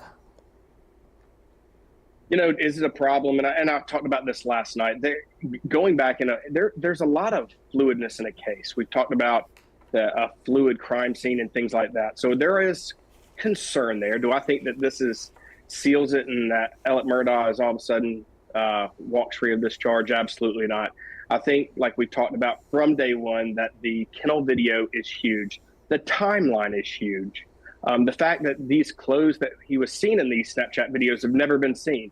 So putting it all together, I still have a feeling that we're going to come back with a guilty verdict. But it is important just to remember all it takes is just that little bit of reasonable doubt. I think Jim Griffin's doing his best to plug that. I'll be honest, this morning so far, I don't hear anything, and I haven't heard anything that's just wowing. I feel like Jim's taking his time on this, just like we saw Creighton Waters do. So I think the next hour and a half or so should be interesting. Okay, so I want to play what we just heard in the courtroom right now. It's the defense telling or asking Alex why he would do this. Why don't we listen? One more, let me just ask you one more question. We're trying to get that up. Okay, Chad, sure. The last thing Jim Griffin closed on before we took the break was why the motive by the state is fabricated. But we see every day, and I always point to the case in New Jersey of John List, who was about to be found out on something, financial ruin. He killed his whole family, 3 different guns, and then fled and led it in life for 18 years. But he fled. But he stayed alive. So will the juries think about their own experiences and say, wait a second, we don't know what's in this addled, drug-addicted mind of his. Maybe he's just a coward and won't kill himself. Yeah, possibly. I think that people and I've talked about this a lot lately, is people under the influence of opioids and prescription pills, they aren't in the right state of mind. I've seen people do the most horrific things because they needed more pills or they needed more drugs. But it's very interesting. I don't think that the jury's going to buy that. Is there a bit of sympathy because of the opioid problem we have across this country right now? Is someone sitting on that jury that has a relative or a close friend that battles this? Maybe. But again, I can tell you that people, their theory that Alex Murdaugh was taking however many thousands of dollars of pills during the week That's not going to add up. If Alex Murdaugh was taking that many pills, he'd be in a morgue right now. But remember, Alex Murdaugh is a narcissist. He's a liar. He's being exposed. And every time Alex Murdaugh is about to get exposed, he does something. Okay, so why don't we now, you and I and all of our viewers, listen to Jim Griffith questioning as to why Alex would lie, why he would do this. Which brings us to the question, why? Why would Alex Murdaugh on June 7th execute his son Paul and his wife Maggie, who he adored and loved? Why?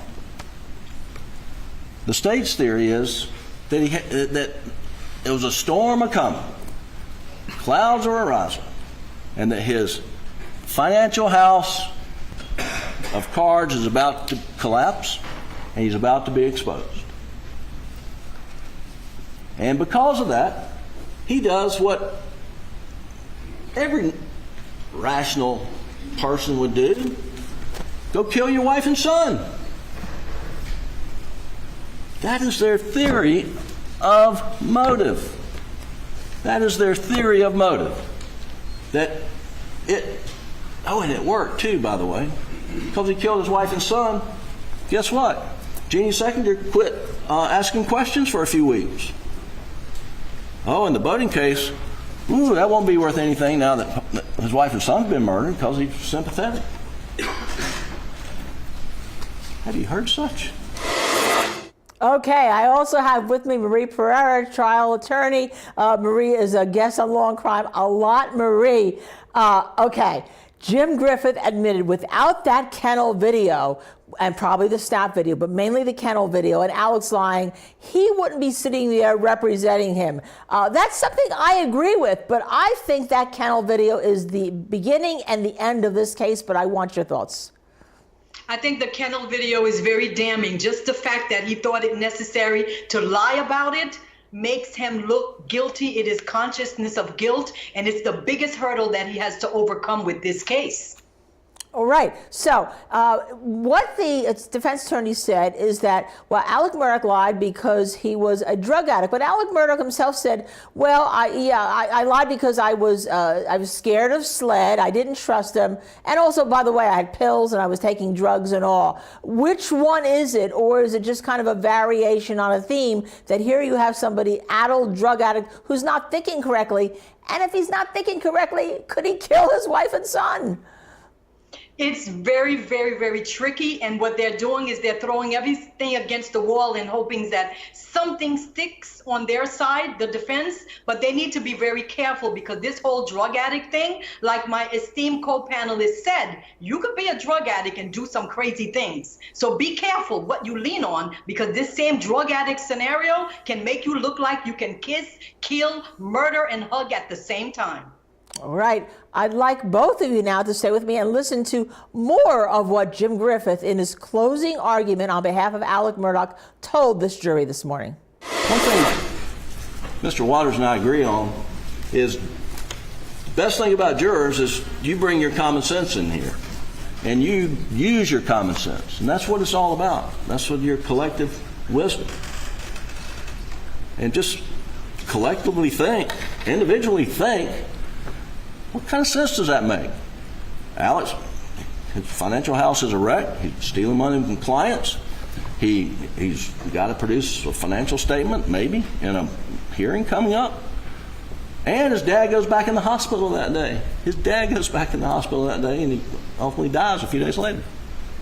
Okay, so I get a call. Jeannie comes in. My dad's going to the hospital. Paul's coming home. That'd be a good time to kill Paul, wouldn't it? That is their theory of the case. And if you don't accept that, beyond a reasonable doubt, ladies and gentlemen, I submit the verdict has to be not guilty. Because there's no reason for him to do it. No reason whatsoever. Our own Gigi McKelvey has been in that courtroom. Gigi, there was so much that happened in the courtroom this morning, from the juror being booted, and it sounded to me like Dick Harpootlian was not happy with that juror being booted, to the closing argument of Jim Griffith. Talk to us. What happened? What was it like being in there? What was the jury doing? Give us the scoop. Well, she was brought in by herself. It was a little bit awkward because the courtroom is absolutely packed, and he put her in the jury box standing up and just told her, essentially, we've heard you've been talking to people and we're going to have to remove you. So we all kind of felt a little embarrassed for her. She was embarrassed, you could tell, but she's been replaced with an alternate, and she definitely wanted to get her eggs before she left, bless it. So, yeah, eggs are expensive. I can't say I blame her. But, yeah, so other than that, it's been really quiet in there. Everybody's paying attention. The jury's super attentive, and just poker face right now. Can't really tell one way or the other how anybody's leaning, but definitely everybody in that courtroom engaged in these closings. I want to go back to that because it sounded to me when Dick Harpootlian said they had to agree with the court because you could not, because she talked to 3 people, but they really didn't want her off the jury. It sounded to me like she may have been telling people she was leaning towards the defense. And if that's the case, can you read the rest of the jurors? That's the word on the street, is that was maybe part of the comment she made to somebody or more than one person. You know, we sit here and throw back and forth which jurors we think may be a little more to the defense side. It's hard to tell. And I think right now at this point, we all just kind of say, whether it's a hung jury or guilty, we're not going to be shocked that way. We would be shocked if it's straight out and not guilty, though. Yeah, and so Jim Griffin, now he's an excellent attorney. He went right to the fact of attacking law enforcement. He said they fabricated evidence, and they do have a problem with this. They told that grand jury that there was high velocity blood spatter, impact spatter on the T-shirt, right, of Alex Murdaugh, and also that the birdshot buckshot, essentially loading of the shotguns, that was what the family did. They were found 4 of the shotguns in the house. Do you expect the prosecution to acknowledge that and move on, or was the jury just not interested? No, I mean, they were very interested in that. I think it's a valid point to bring up. In closings, especially, you've got the kennel video, which is the big elephant in the room. It's a lot to work around. So I think what you have to do at this point from the defense is attack the investigation itself, say they never looked beyond Alex Murdaugh, and put that reasonable doubt in there. You know, if I'm curious if they're going to bring up the coroner who was checking armpits and say, had he actually done a real temperature and found out it was 30 minutes since death, 40 minutes since death. Could that have eliminated him completely? I think that could be another strong point they could make if they choose to.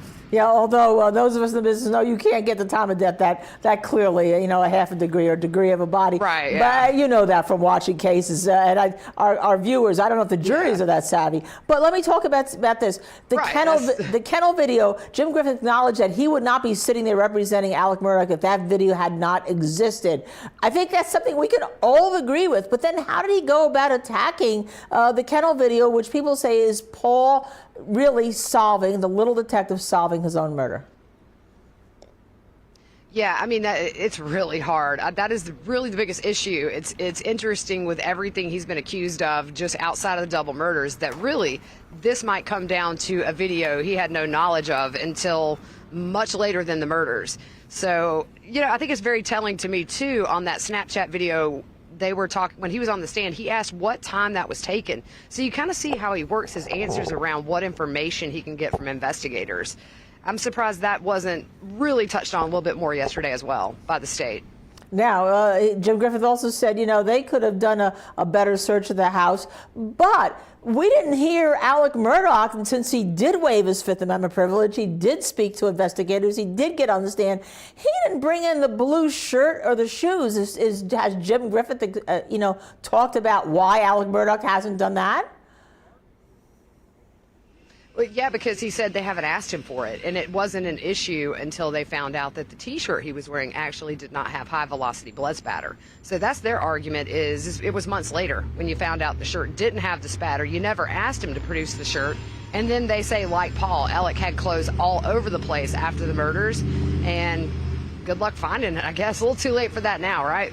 Right. I think that if my life depended on being convicted and I had that shirt and it showed nothing, I'd say, here, come take my whole closet, take my shirt, take my shoes, even my Christian Louboutins, you can take them. It's okay, if it proves I was innocent.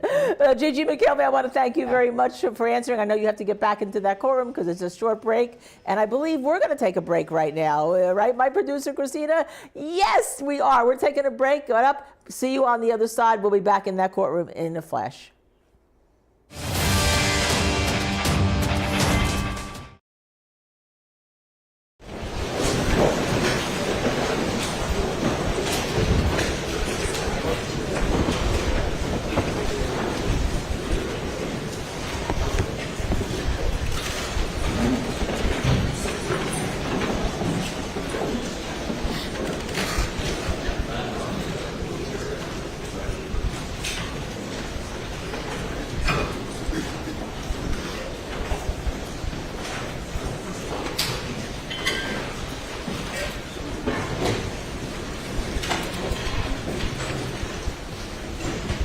You may bring them in.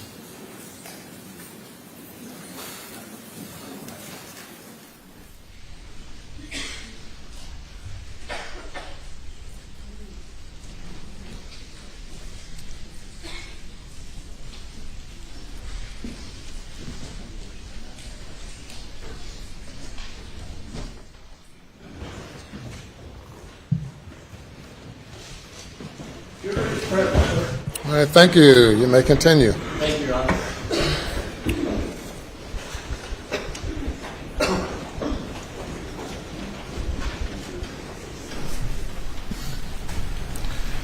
Yesterday in Mr. Waters' closing argument, he said that the evidence established that Paul and Maggie were murdered with family guns. I mean, that perhaps is his view of the evidence, but that's not a fact. In fact, the state's ballistic expert testified that the 12-gauge shot shells, as you found in the feed room, were fired by the same shotgun. That the shot shells, the things that rolled under the door, were fired by the same gun.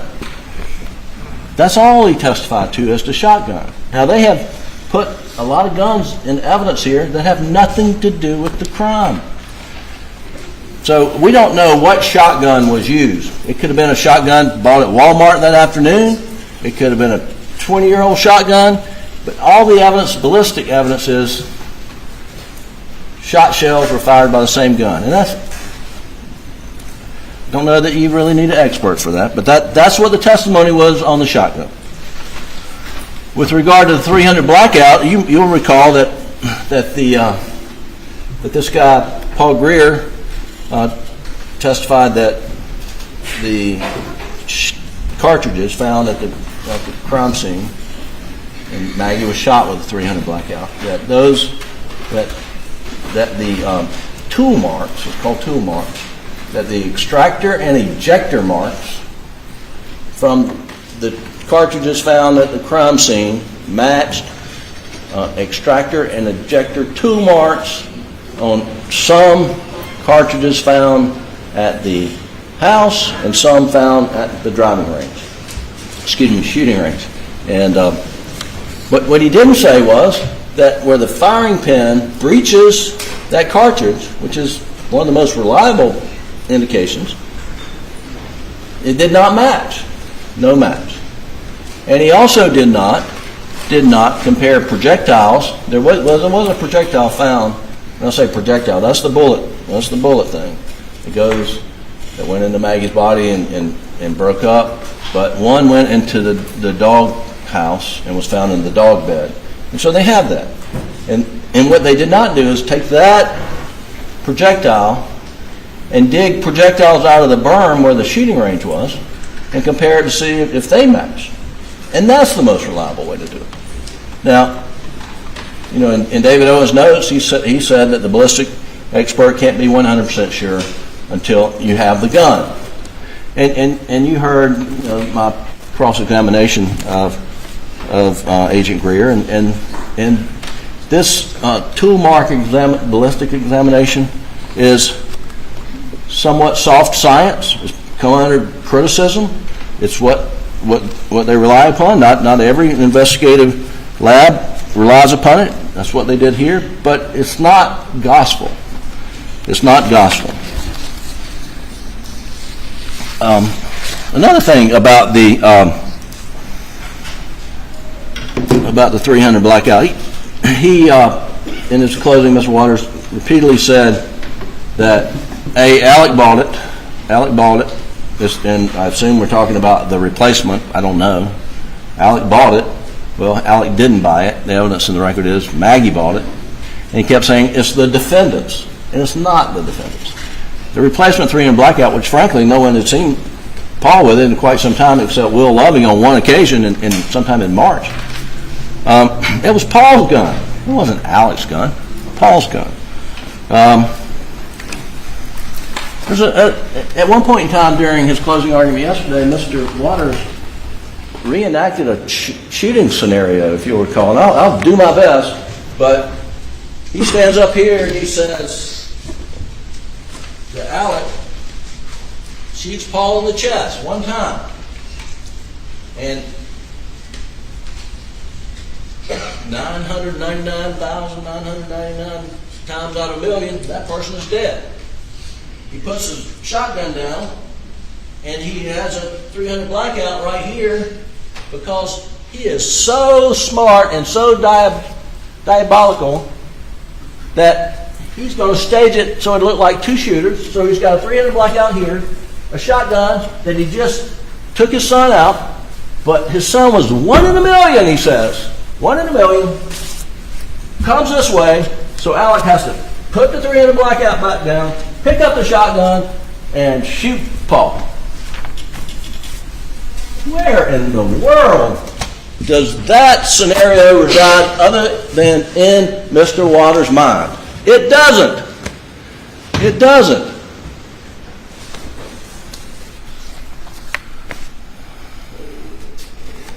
There's no evidence to support anything like that.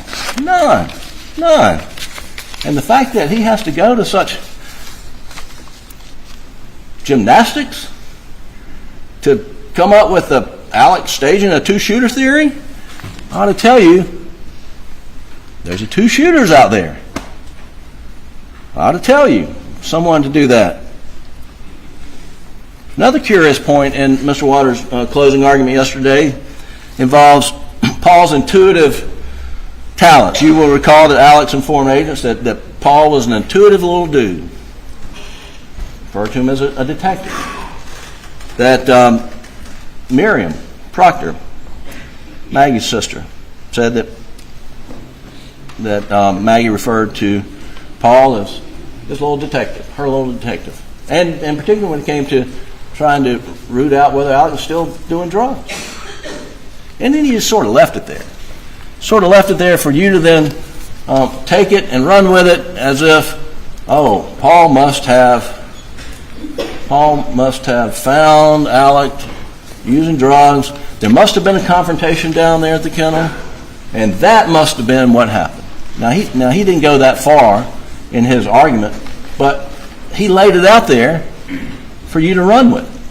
But that was clearly the implication. And I want to tell you first, there are no facts to support that. None whatsoever. Let me add another scenario that's equally as plausible.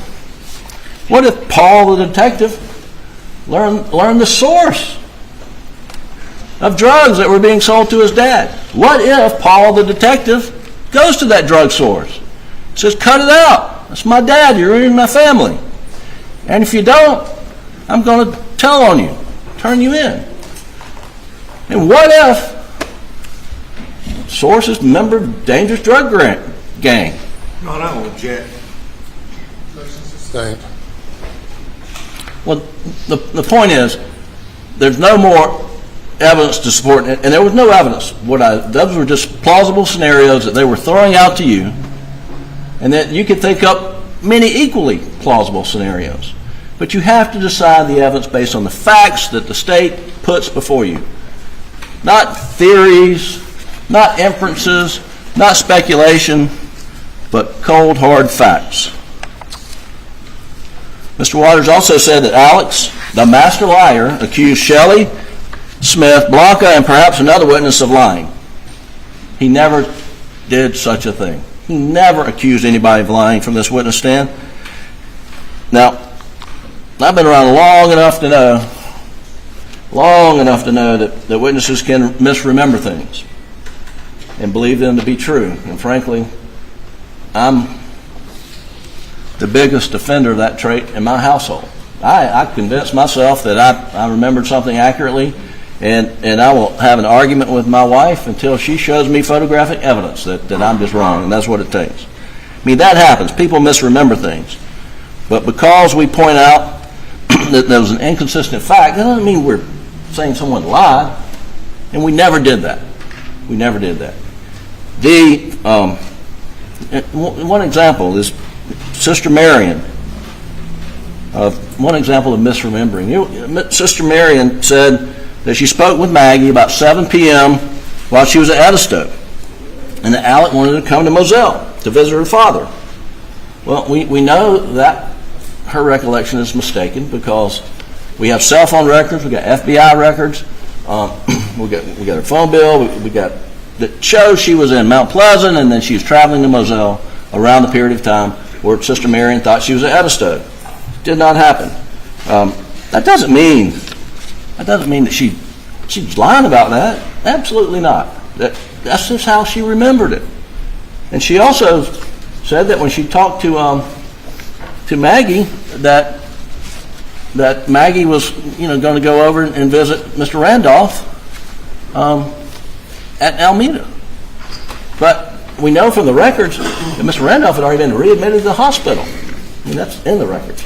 And that Maggie knew it. We've got Maggie's text to Blanca, I think, in the day saying they're putting Mr. Randolph back in the hospital. We're scared for everybody and hope Alec doesn't go down to the hospital. Well, no reason I'm pointing it out.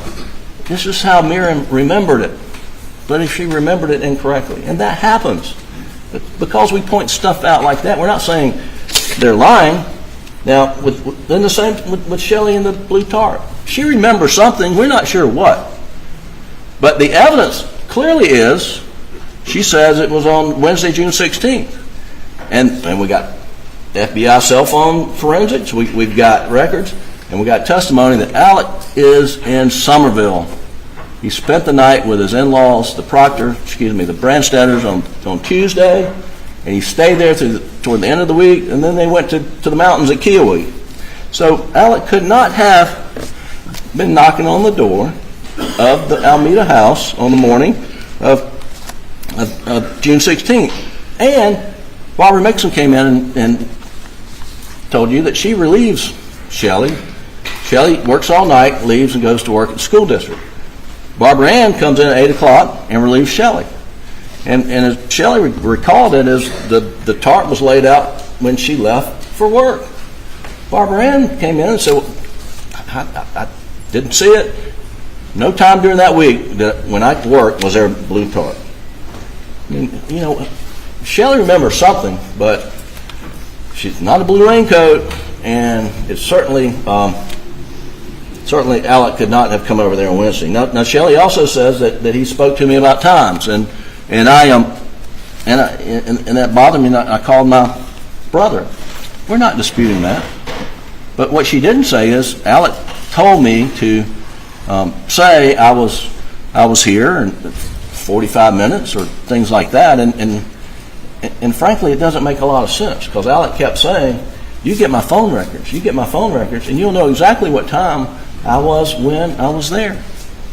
And I'll get to this a little bit more in a moment, but Mr. Waters keeps talking about, he's hurrying to get over there. He's hurrying to get over there to compress the time so that it looks like he's been gone from Moselle longer than he was. Fair enough argument. I understand his point, but that point evaporates when you're talking about how long you are at Alameda. It doesn't matter if he's there 45 minutes or 20 minutes. Does it really matter how long he was there? Now, I guess before you had the OnStar data, they could be saying, oh, he said he was there 45 minutes, but he was only there 22 minutes, and he spent the other 10, 15 minutes traipsing through the woods, burying bloody clothes, and getting rid of murder weapons. Well, we may have heard that in this trial had we not gotten the OnStar data from General Motors in the middle of the trial, which shows conclusively he drove over there and he drove straight back.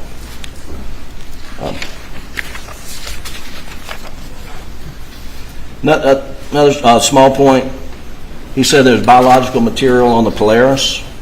I don't think that was ever tested. It certainly looks like it, but what we've learned in this case is things aren't always as they seem. They thought they had blood on the shirt. Turns out there's no blood on the shirt.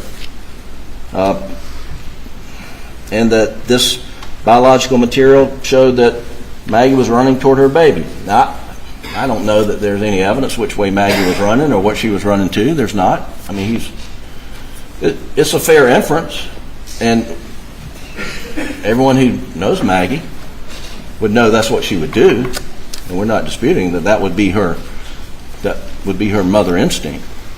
And did that probably happen?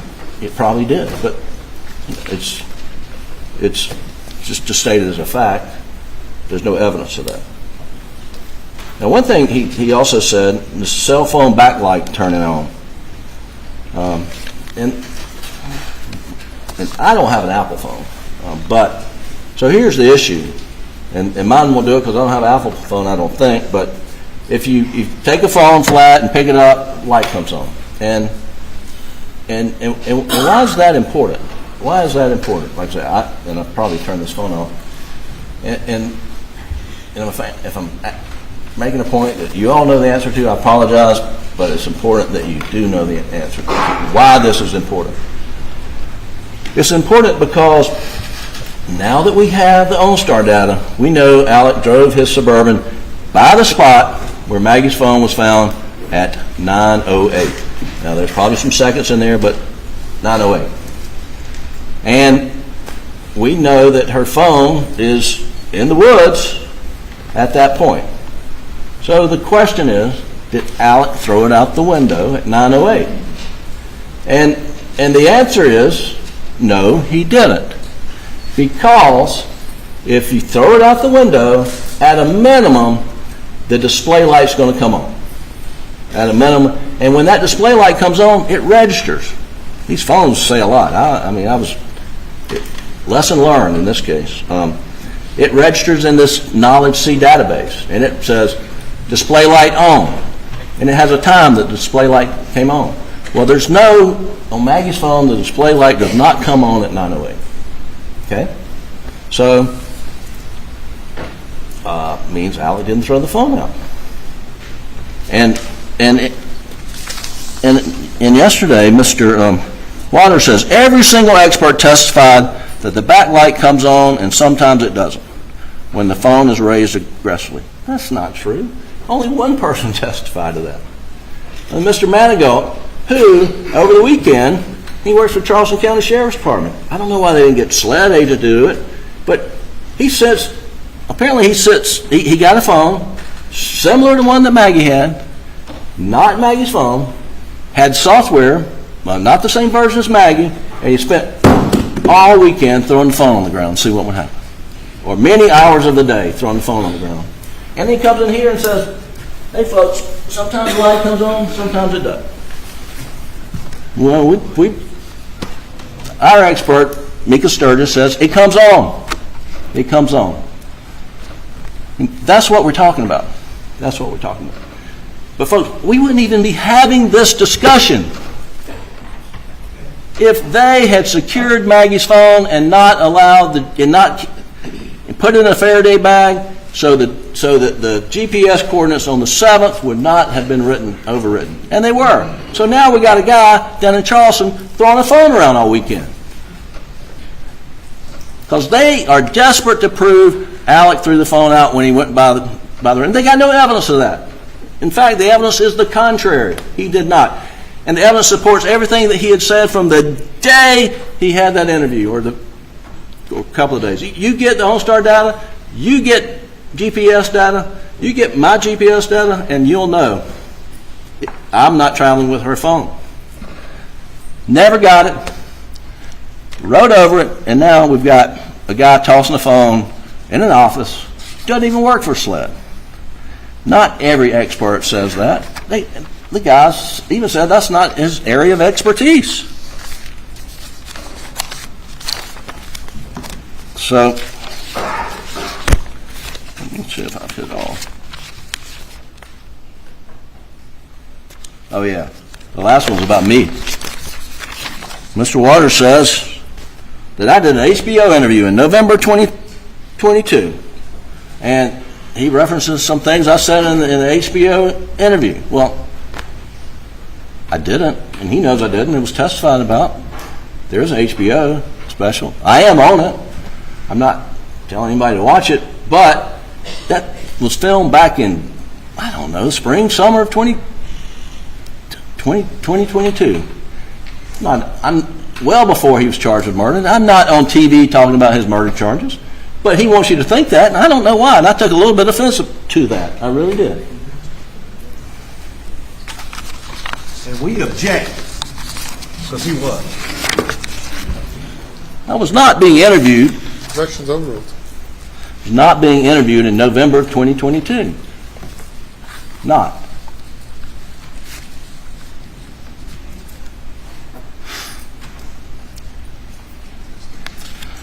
So I've asked why. They can't answer that. They don't have an answer as to why. Now how? How could Alec, in the time period we know we're going to get to it, but how could he have butchered Maggie and Paul without leaving a trace of evidence within a matter of minutes? How? We went from why, now how. And the answer to the how is he couldn't.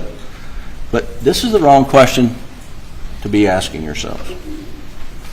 Because the question that you are tasked with answering is, has the state presented evidence that proves beyond a reasonable doubt showing that Alec butchered Maggie and Paul without leaving a trace of evidence, all within a matter of minutes? In a matter of minutes. Have they proven evidence? Do they present evidence of that? Proof beyond a reasonable doubt. He was able to make bloody clothes, bloody guns, who knows how much, whatever, disappear in a matter of minutes without leaving a trace. Without leaving a trace. Of course they haven't. A reasonable doubt is doubt that causes a reasonable person to hesitate in one of the most important decisions of your life. And here, there's no direct evidence of Alec doing anything other than he's at the kennel, 8:44, and it's just pleasant family talking about Bubba the dog getting a chicken.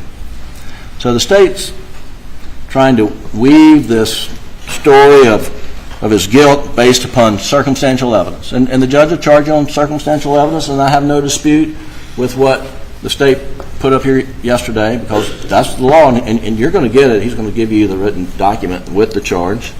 And you will see in there that when they rely upon circumstantial evidence, it's as good as direct evidence, but there's some things that it has to do to be as good as direct evidence. And what it has to do, the circumstantial evidence, is that the circumstances must be consistent with each other, and when taken together, point conclusively to the guilt of the accused beyond a reasonable doubt.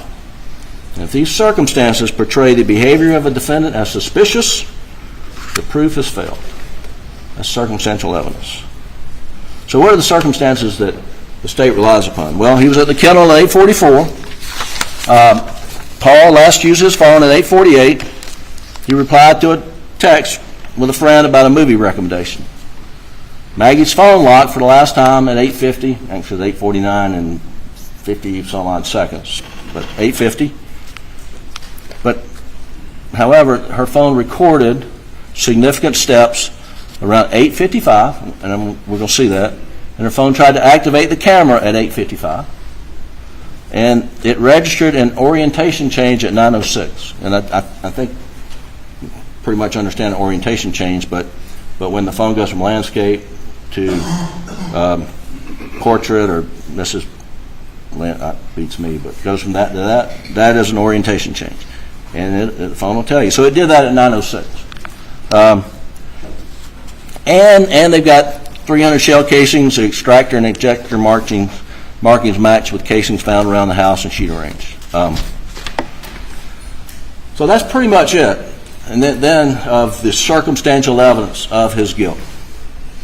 Now they want to say, well, he lied about it, so it's consciousness of guilt, but I'm talking about what evidence they have, put all the circumstances together, prove he shot to kill Maggie Paul, and that's pretty much it. And how have they established the time of death here? Solely on cell phone use. Solely on cell phone use. And using the phone or not using the phone doesn't dictate or define whether you're dead or alive. I mean, I'd say most everybody in this courtroom does not have their phone with them right now. Under the state's theory, as I mentioned before, if they die while they're not using their phone, then they're dead the moment they stop using their phone. That's what they have here. That is their case. There are a number of reasons that Paul would stop using his phone. First, so I got two testimonial clips, one from Rogan. Remember Rogan Gibson? If you'll play that quickly, Doug. This is Rogan testifying about Paul's phone.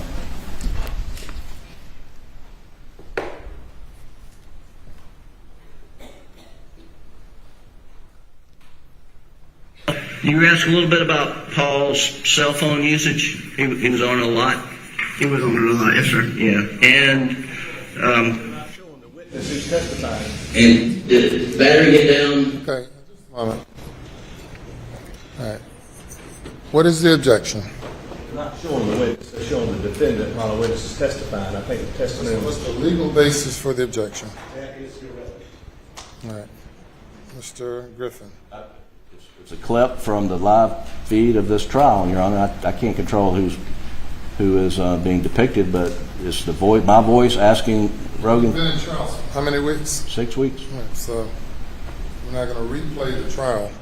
That's right. It's a clip of a few seconds.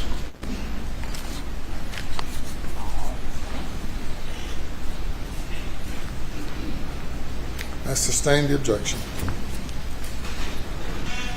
All right, take it down, Doug. So you will remember that Rogan said that when Paul's phone, and by the way, if you don't remember and you have questions about it, when your jury deliberations, you can always ask to have testimony replayed for you through. You can play the audio. You want to do that? Your Honor, can we play the audio without the video? You're asking me, Yes. What can you do? I rule on objections. Can you play the audio then, please? You asked a little bit about Paul's cell phone usage. He was on it a lot. He was on it a lot, yes, sir. Yeah, and did the battery get down low pretty regularly? Yes, he would let his phone die sometime, or he would lose it. Well, and when it would get down low, did he have a habit of not using it to try to keep him going all the way out? Yes, I have seen that happen before. And have you done that yourself? Yes, sir. All right, and so you'll know from the photographs and the evidence in the case that Paul's phone was at 2%, and it was on low power mode at the time. He was texting this friend of his about a movie recommendation. And then can you play the audio only of, you remember Nate Tootin, and he testified about Paul putting the phone down when he was working around the kennels. And how would you describe the relationship between Paul and Alex? They had a really good relationship. Would you say that Alex... I don't think that's the right clip. So there's Mr. Tootin testified that when Paul would work, he would put the phone down, forget where it was at times, and that it was pretty common for him to put the phone down at the kennel so he wouldn't get it wet. And you recall Dale Davis, they brought him to the stand. I think they brought him to the stand to make it seem like the hose was unraveled and then it was used and put back. And we know from the video, and you can see it again, the dog kennel video, we pointed out the hose is on the ground outside Cash's kennels. And Mr. Davis says, yeah, that was not how I left it. Someone had put it down, and then I'm going to show you Davis' exhibit.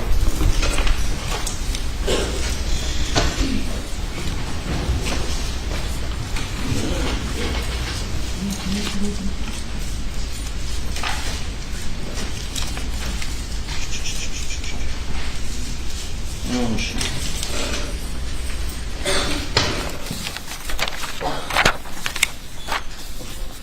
Got it right here. Doug, can I have the Elmo, please?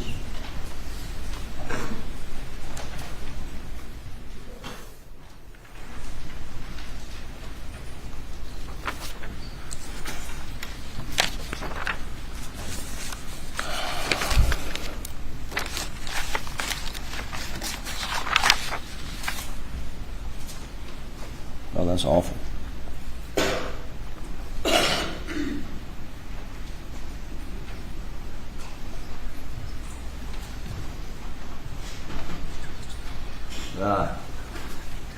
Just give it to me, please.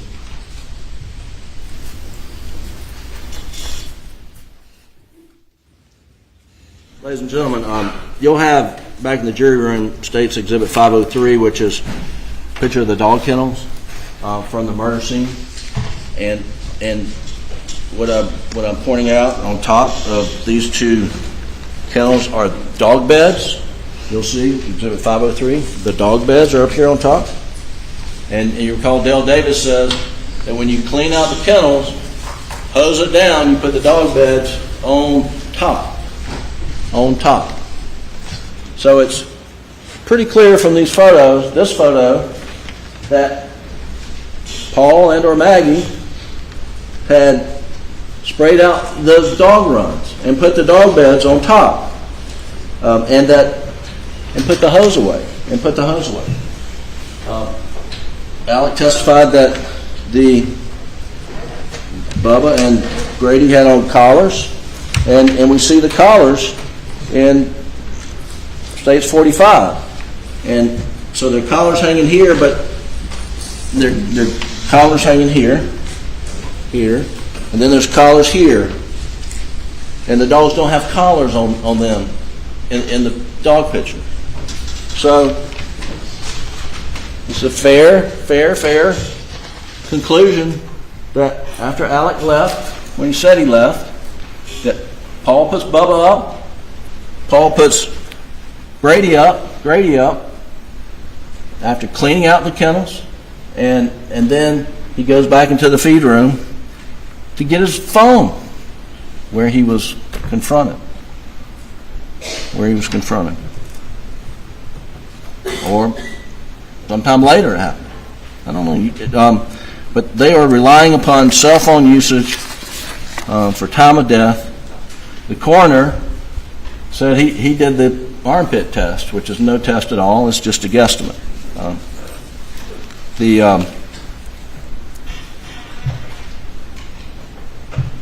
Can you pull up in evidence? Now I want to talk about Maggie's phone and Defendant's Exhibit 158, please.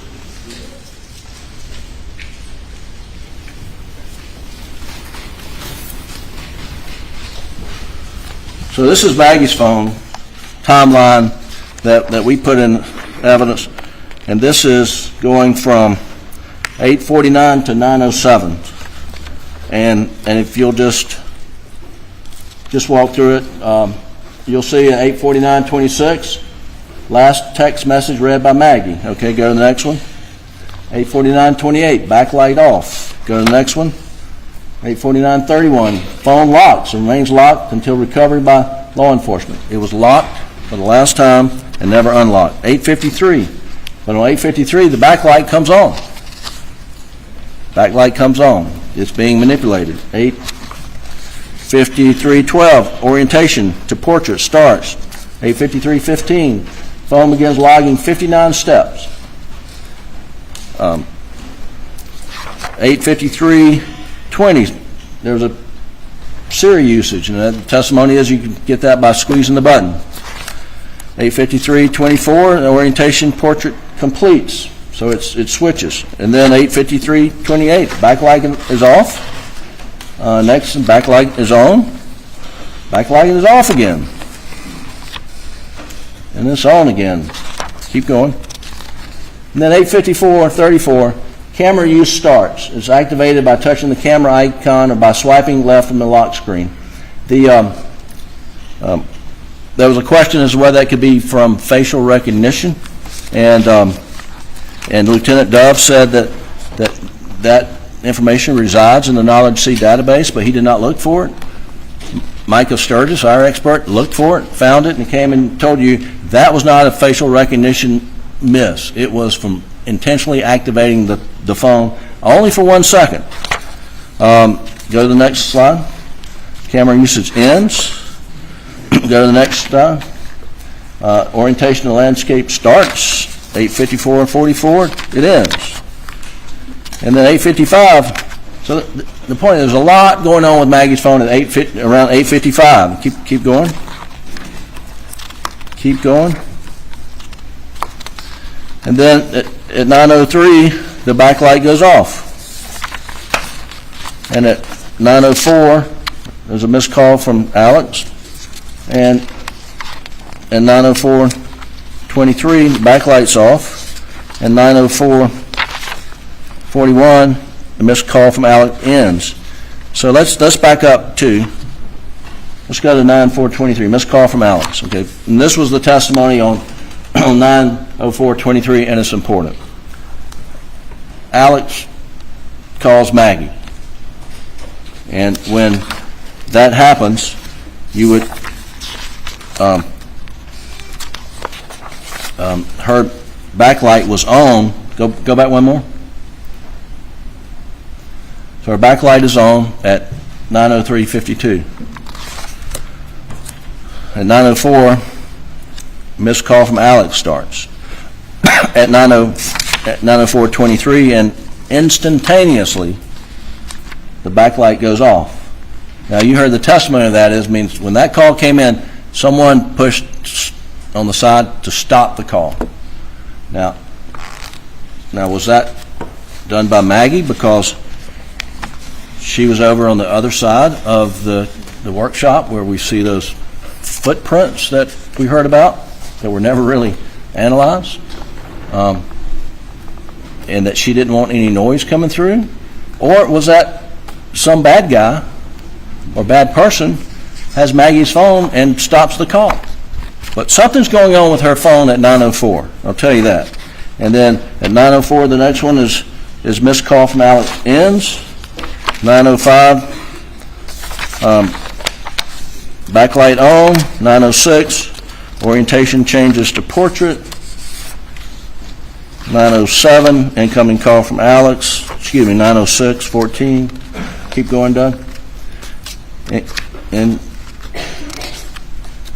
9:06:52. Keep going. And then at 9:07, her phone stops for good.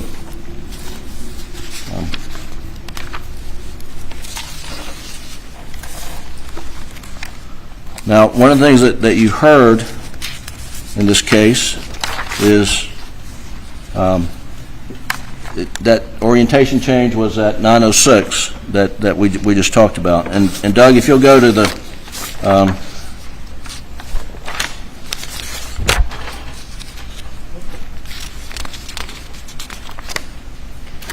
if you go to Defendants 156, please.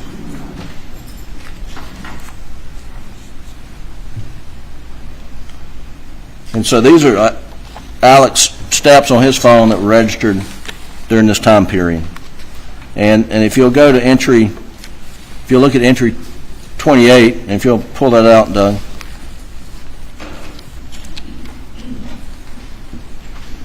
All right, so 28, this is between 9:02:18 and 9:06:47, and this is the time period that Mr. Waters in his argument said was scurrying around because he took.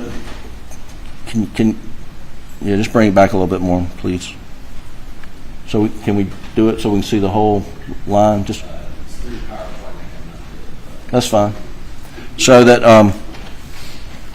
so here we see line 28 between 9:02 and 9:06. There's 283 steps, and it went 208 meters. So I want you to first, and so they take the position that this is him scurrying around.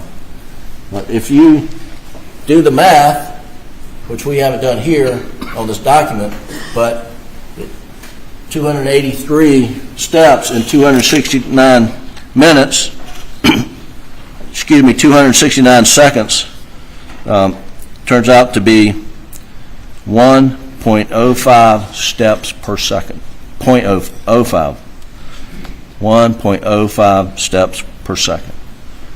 Multiply that by 60, you get 63 steps per second.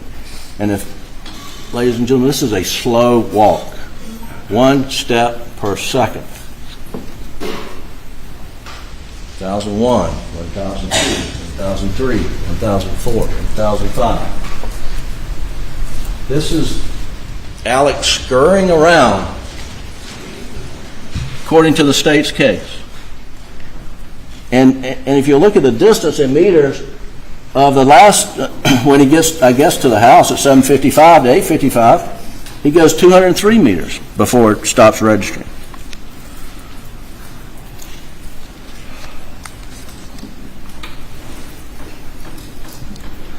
And then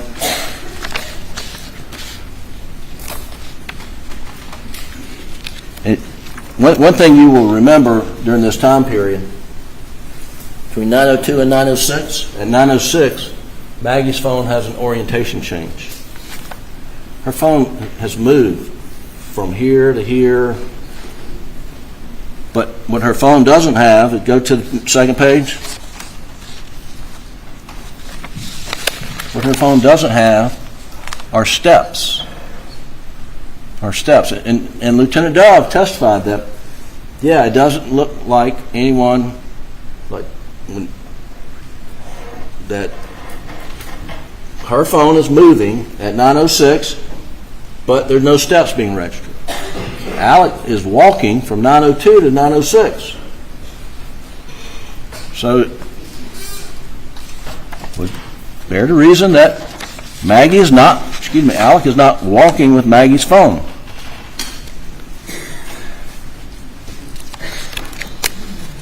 That's the timeline data that I wanted to review with you. If you'll go to Exhibit 524,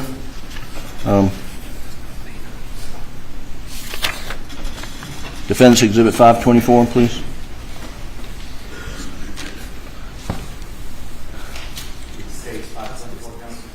I think it's, yeah, States 524. I'm sorry. Do you have that? So if you'll go to the slide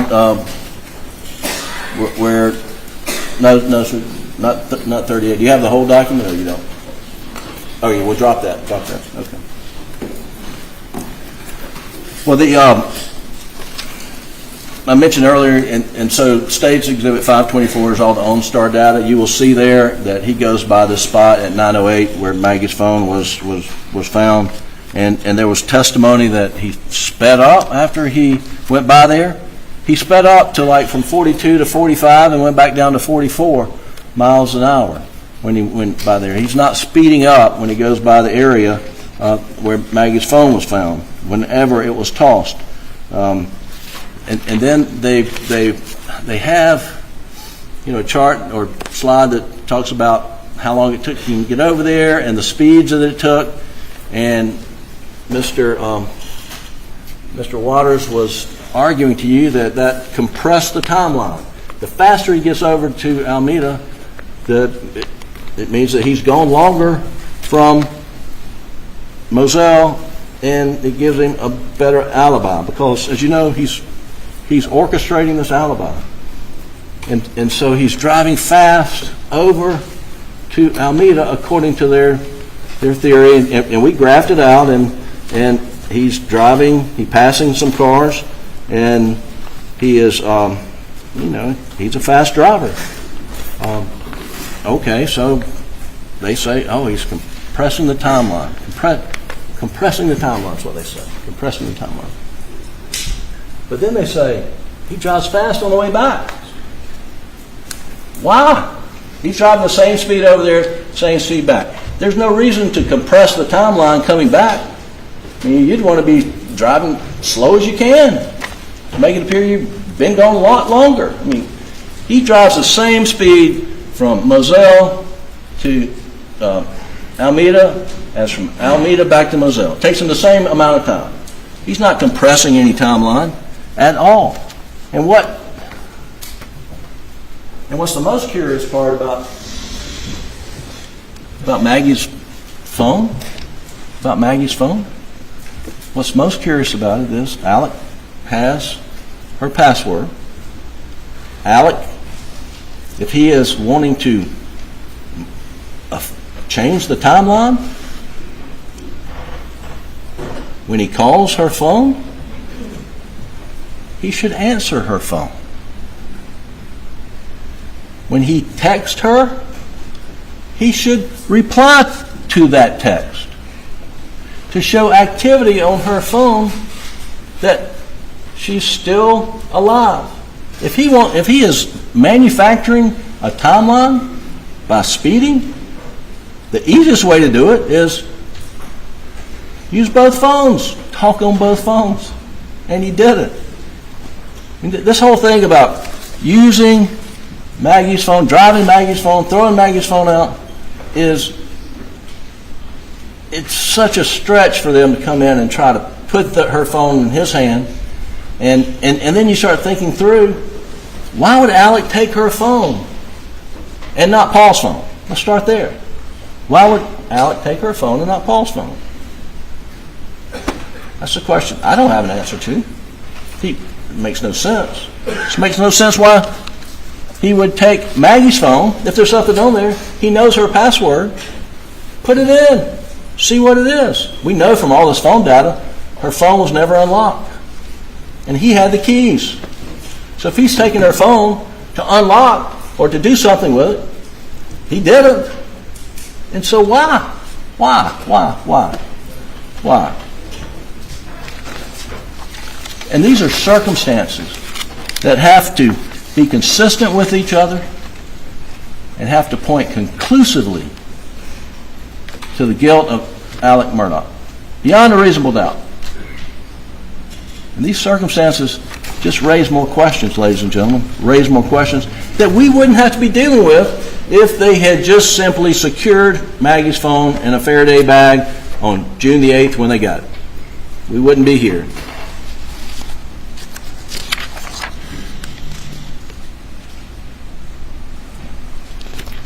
So we do know from the timeline that Alec left the property at 9:07.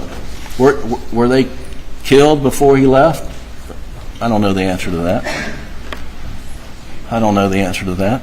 But we do know that if he was in the house when the shots were made down at the kennel, that he would not have heard them. We had decibel testing from Mr. Sutton. Now they were angry with Mr. Sutton's angle test. They were not angry, but they challenged his conclusions on a lot of things. But they didn't touch his acoustic testing.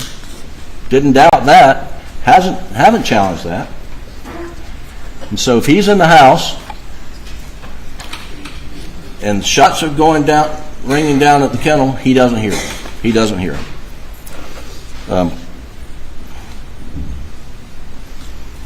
Now, they say that sometime after 8:44, and they peg it 8:48, 8:50, because that's when Paul last responded to a text from this friend of his, but they ignore the fact that it had to be cleaned up, and I think Buster testified that takes 10 minutes at least to get the dogs in, clean up, and et cetera. And then there's all this 8:55 stuff going on Maggie's phone. But let's take him at their theory at 8:50, after having a pleasant conversation talking about, is it a guinea or is it a chicken, and Bubba, and all right, so 4 minutes later, let's go ahead and kill my wife and my son because I got questioned at the office today by Jeannie's secretary. Okay, that's their case. So let's run with it and see where it takes us. Well, it takes us that he leaves the property at 9:07. So from the moment, if he's got, if it happens at 8:50, he's got 17 minutes. 17 minutes. He would have to be a magician to make all that evidence disappear. As you heard, under either Dr. Kinsey or Mr. Palmbach, Dr. Raymer and Dr. Kinsey, Mr. Palmbach, and Dr. Eisenstadt, either way, the shooter's covered with blood on Paul's shooting. And that's what all that testimony was about.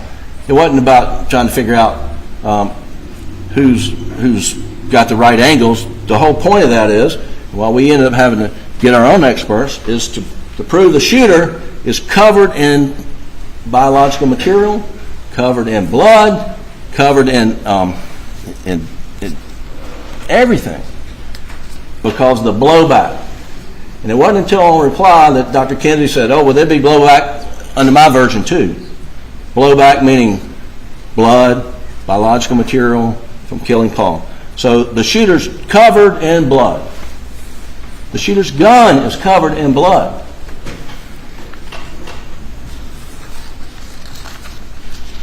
And that there's not sufficient amount of time to clean all that up, make all that disappear, and then call your son Buster, driving to visit your mother, who you got a call from Barbara Mixon earlier today and said your mother's agitated because your dad went back in the hospital and you might want to check on her. He goes to check on her. He calls Buster. And does he say, hey Bus, I just blew your mom and brother up? You should see the damn mess. Are you kidding me? He calls Chris Wilson. Normal conversation. He calls his brother John Marvin, talking about his dad. And then he goes over there and he sits down with Shelley and sits on his mom's dad, and he stays there 20 minutes, not 40 minutes or 22 minutes. I don't know. The records show what time. But the fact of the matter is, he's got no blood on him. He's acting normal as every day. He is the same old Alec. Yet their theory is he just blew the people he loved the most in this world, blew him away.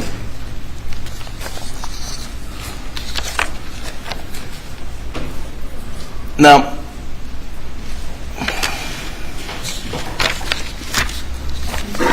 I'll talk a little bit about the angles that Mr. Sutton did, his reverse trajectories on the shots, and I mean they're having a good time joking about the size of the figure in the pharaoh, saying, oh, it must have been a 12-year-old kid, it's 5'2", 5'4", and you know, let them have their fun, but that's not what the testimony was. Testimony was that the barrel of the gun has to be at that level to make the shot into the quail pen.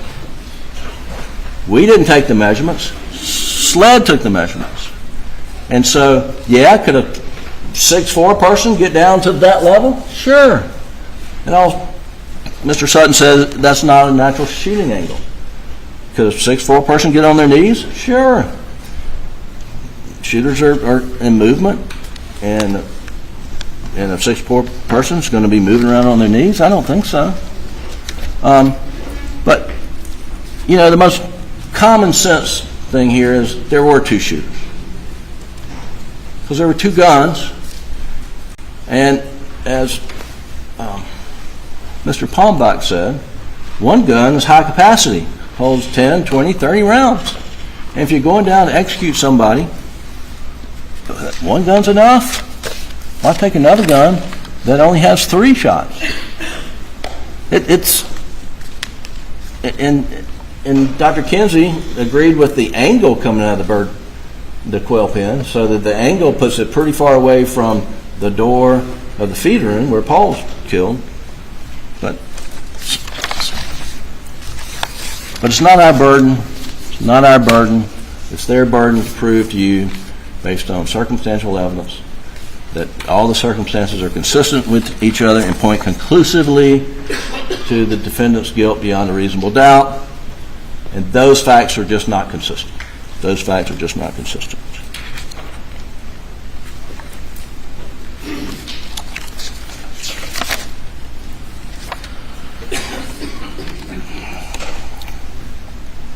I want to say a word about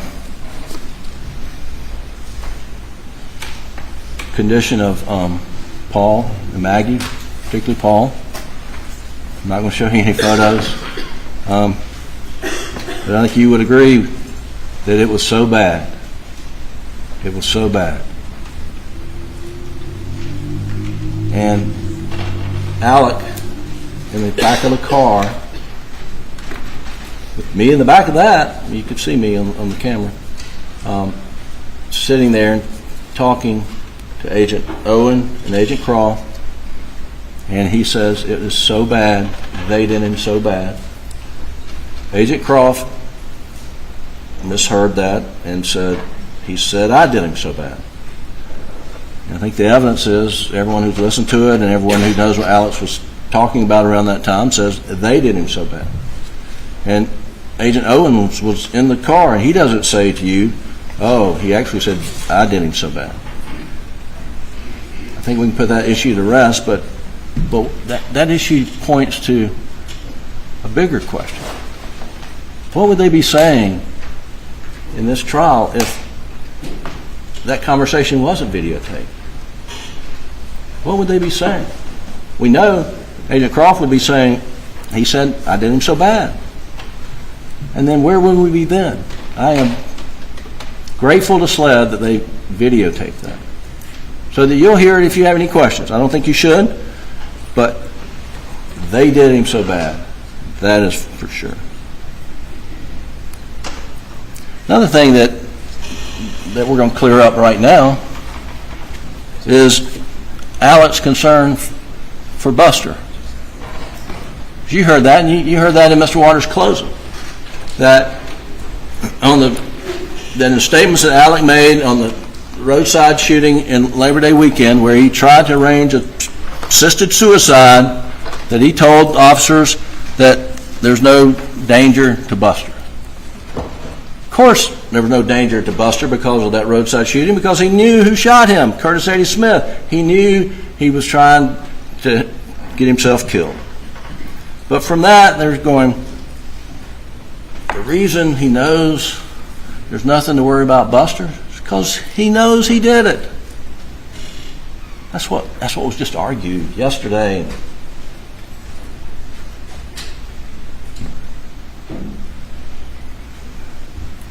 Well, Deputy McDowell, in a body cam video that's in evidence, captured Alex's speaking to Buddy Hill about his concern about Buster's safety. And will you play that now, Doug? It's in evidence. I don't have the exhibit number.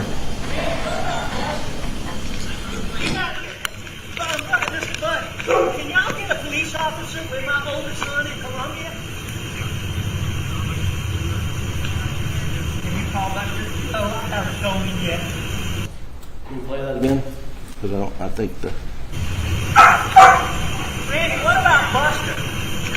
We gotta get Bud, can y'all get a police officer with my oldest son in Columbia?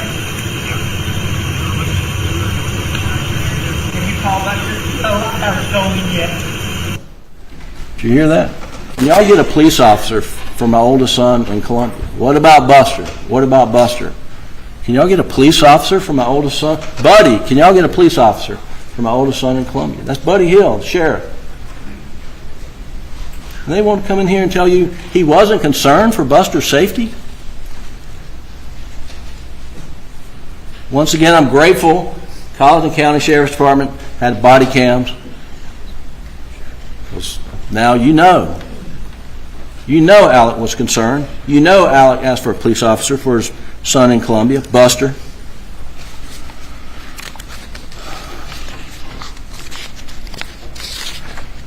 Now I'm almost done, I promise. But I do want to talk about Alec's misstatements about time. Alex told Deputy Owen during interviews that, well, first, Alec's statements about time are not lies. They were just misstatements. And even, like I said, Deputy Owen says people make mistakes about all the... Agent Owen, they make mistakes about time all the time. And they do. Now, Mr. Waters is critical because Alec was wrong every time he gave a time estimate. Turns out, I think Mr. Waters is probably right about that. Whether the time period is inconsequential or consequential, he's wrong about it. And and we had brought in, Alec had told deputies in an interview that he got home at 5 o'clock, and that's not true. That he went to work that day at 8:30, that's not true. And so he is just wrong on times. But what was consistent whenever he had an interview, he said, you get the records, and it will show what time I did this, what time I did that. It will all be in the records. And guess what? They are in the records. And when the records show that his time estimate was wrong, they jump up and down. The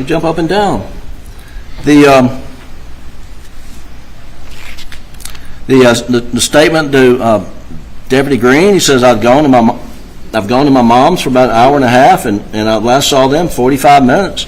Now that I don't know. I frankly don't know if that's wrong or not. I mean, he's talking to Deputy Green about 10:30. Hour and a half from 10:30 is 9 o'clock. I mean, he left at 9. He left at 9:07. But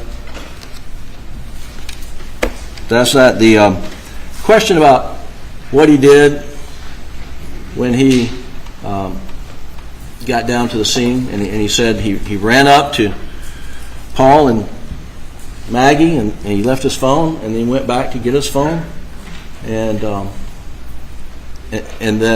then he's talking to the 911 operator, and you can hear it, and he says, I've been up to it now, it's bad. He doesn't remember the sequencing, and I don't think anyone should hold that against him. Mr. Waters gets up here and says Maggie was running to her baby. Alec was running to his baby.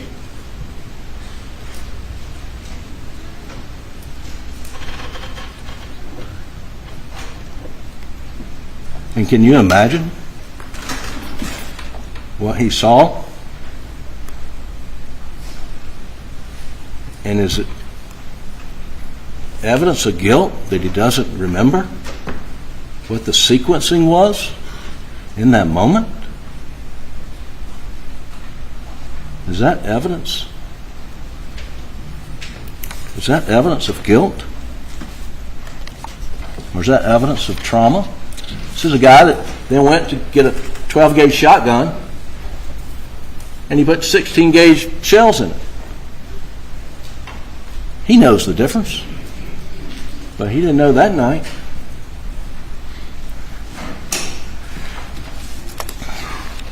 And I'm not quite understanding what the state makes of this. Did he not go up to their bodies? Because the forensic evidence sure speaks to the contrary. What we have is Maggie's DNA all over his T-shirt. And you heard that from Agent Zapata. We have Paul's DNA on his T-shirt. How did he get Paul and Maggie's DNA on his T-shirt if he didn't touch them? If he brutally murdered them, hosed off down there next to their dead bodies, got in a golf cart butt naked, drove to the house, changed clothes, went over to his mom's, goes down, calls 911, then searches for Whaley restaurant menu and checking emails, waiting for the police to show up. How does he get their DNA on his body? Because it's on there. Their forensic lab tells you that. Because he went up to them and touched them. And then there's a spot of blood on the Suburban steering wheel that was Maggie's. And we know that the Suburban was never down at the kennel, thanks to the OnStar information. I'm not sure that was an accepted fact until OnStar sent their stuff in, but the Suburban never went down to the kennel until after he returned back from Moselle. So we know the blood got on the steering wheel after he checked Maggie like he said he did on the 911 call. And then there's a spot of blood on the gun that he went to get. And then there's GSR. There's GSR. There's 3 particles of GSR on his shirt, 3 particles of GSR on his shorts, and 1 on his finger. And the SLED agent testified that's consistent with transferred GSR when you pick up a gun.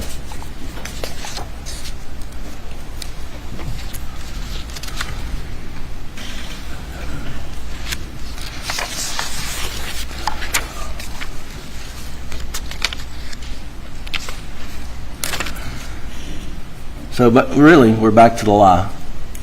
We are back to the lie. Because that's all they have in this case, is that Alec lied to them when he last saw them. And he shouldn't have. And he shouldn't have. And he said, what a tangled web we weave once we start to deceive. And once he lied the first time, he was stuck with the lie, and he continued to lie. And he shouldn't have. He shouldn't have. And he told you, what was going through his mind. Probably wasn't rational, but he was in the throes of an addiction, and he just found his wife and son murdered. And he's being interviewed. He'd been swiped for GSR. And he does think David Owen is the guy that investigated his friend. But he was wrong, and he told you. Turns out he was wrong. But I thought that's who it was that night. And he was under investigation. He was being accused of obstructing the boating accident investigation. And he's under investigation by SLED for that. And he had all these skeletons in his closet.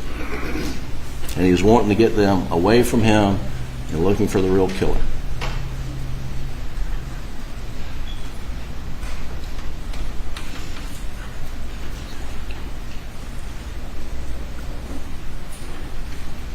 The state in this case has gone to lengths trying to, through a sleight of hand, convince you of this and show you that, and without convince you of guilt, without showing evidence of guilt, convince you that he murdered his wife and son because of his financial misdeeds were going to come out, which is about the most illogical thing imaginable, and there's no evidence of that. And then the state brings all these shotguns in here, and I'm not going to pick every one of them up, but the forensic evidence on these shotguns is they can't be excluded. Well, okay. They can't be included either, so you know nothing more about these shotguns than you would have the day you showed up for jury selection. Because there's nothing to know about them. Can't exclude them, can't include them according to them, but we do know there's no blood, guts, brains on any of the guns that would have been there from the shooting under everybody's interpretation of how Paul was murdered. They want you to think that because you own guns, that you should be viewed differently. I don't know what else to make of that. I don't know what else to make of that. When this trial began with opening statements on January 25th, Mr. Harpootlian asked why. Why would Alex execute his wife and son in cold blood? And here we are, 6 weeks later. And you've heard weeks of testimony about Alex's financial crimes, drug addiction, and lies. But after all that, the state has failed to provide a satisfactory answer to this question. Why? The state cannot provide an answer to this question because the answer is he would not,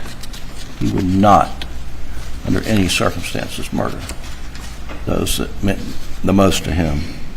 Your oath requires that you hold the state to the exacting standard of proof that the state must prove the defendant's guilt beyond a reasonable doubt. And when they rely solely on circumstantial evidence, these circumstances must be consistent with each other and when taken together point conclusively to the guilt of the accused beyond a reasonable doubt. And if they merely portray the behavior of the defendant as suspicious, you must find him not guilty. The state's evidence fails to meet these requirements. Circumstances don't point conclusively to Alex's guilt. Far from it. Mr. Waters wants you to believe that Alex slaughtered Maggie and Paul on June 7th and repeatedly lied and changed the story to fit the timeline and evidence. As it turns out, in fact, the state is the one that's been manipulating evidence to fit their theories of guilt, which changed over time, from the date of these murders until yesterday. In the absence of forensic science, a reliable investigation, the guns, blood spatter, the time and opportunity to have committed these murders, you're instead left to make inferences about all sorts of interactions and behaviors. Prosecution wants you to view the evidence through the diabolical monster lens that they have tried to paint, but the law requires you to view it through the lens of innocence, where none of these things, individually or taken together, prove conclusively to Alex's guilt beyond a reasonable doubt. Up until now, you've not been able to say a single word. Can't imagine how frustrating that must be. But soon you will have the most powerful voice in this courtroom. With your words, you can let everyone know that in a court of law, only evidence and the burden of proof matters, not gossip, innuendo, opinions, and most of all, not theories layered on top of speculation. With your words, you can let the state know that they don't get to obtain an indictment by misleading a grand jury and then bring you before you a case built on theories, speculation. There are two words that justice demands in this case, and those two words are not guilty. The oath you've taken in this case is to follow the law, to follow the Constitution, and to hold the government to the burden of proof. And it requires a verdict of not guilty. On behalf of Alex, on behalf of Buster, on behalf of Maggie, and on behalf of my friend Paul, I respectfully request that you do not compound a family tragedy with another. Thank you.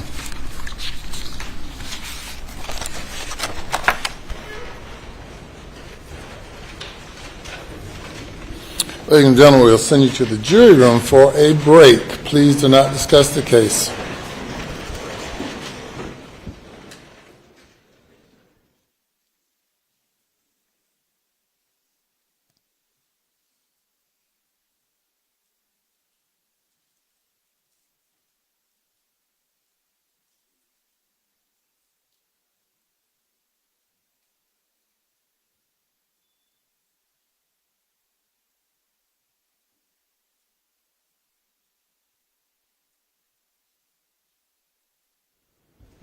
Everyone will be seated.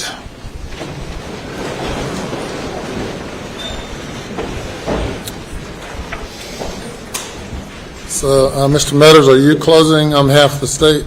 Yes, sir. Do you have an estimated length of time that you might go? No more than 40 minutes.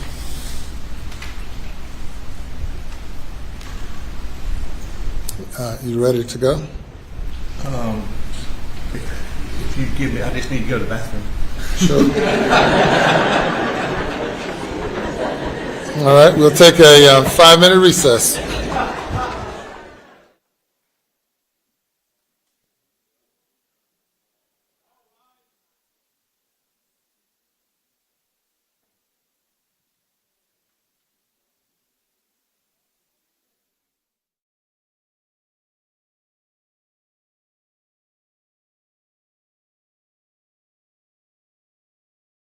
Look for him. Yeah, definitely. Yeah, definitely a nice touch for him at the end there. But now, what do you expect out of the state's rebuttal argument?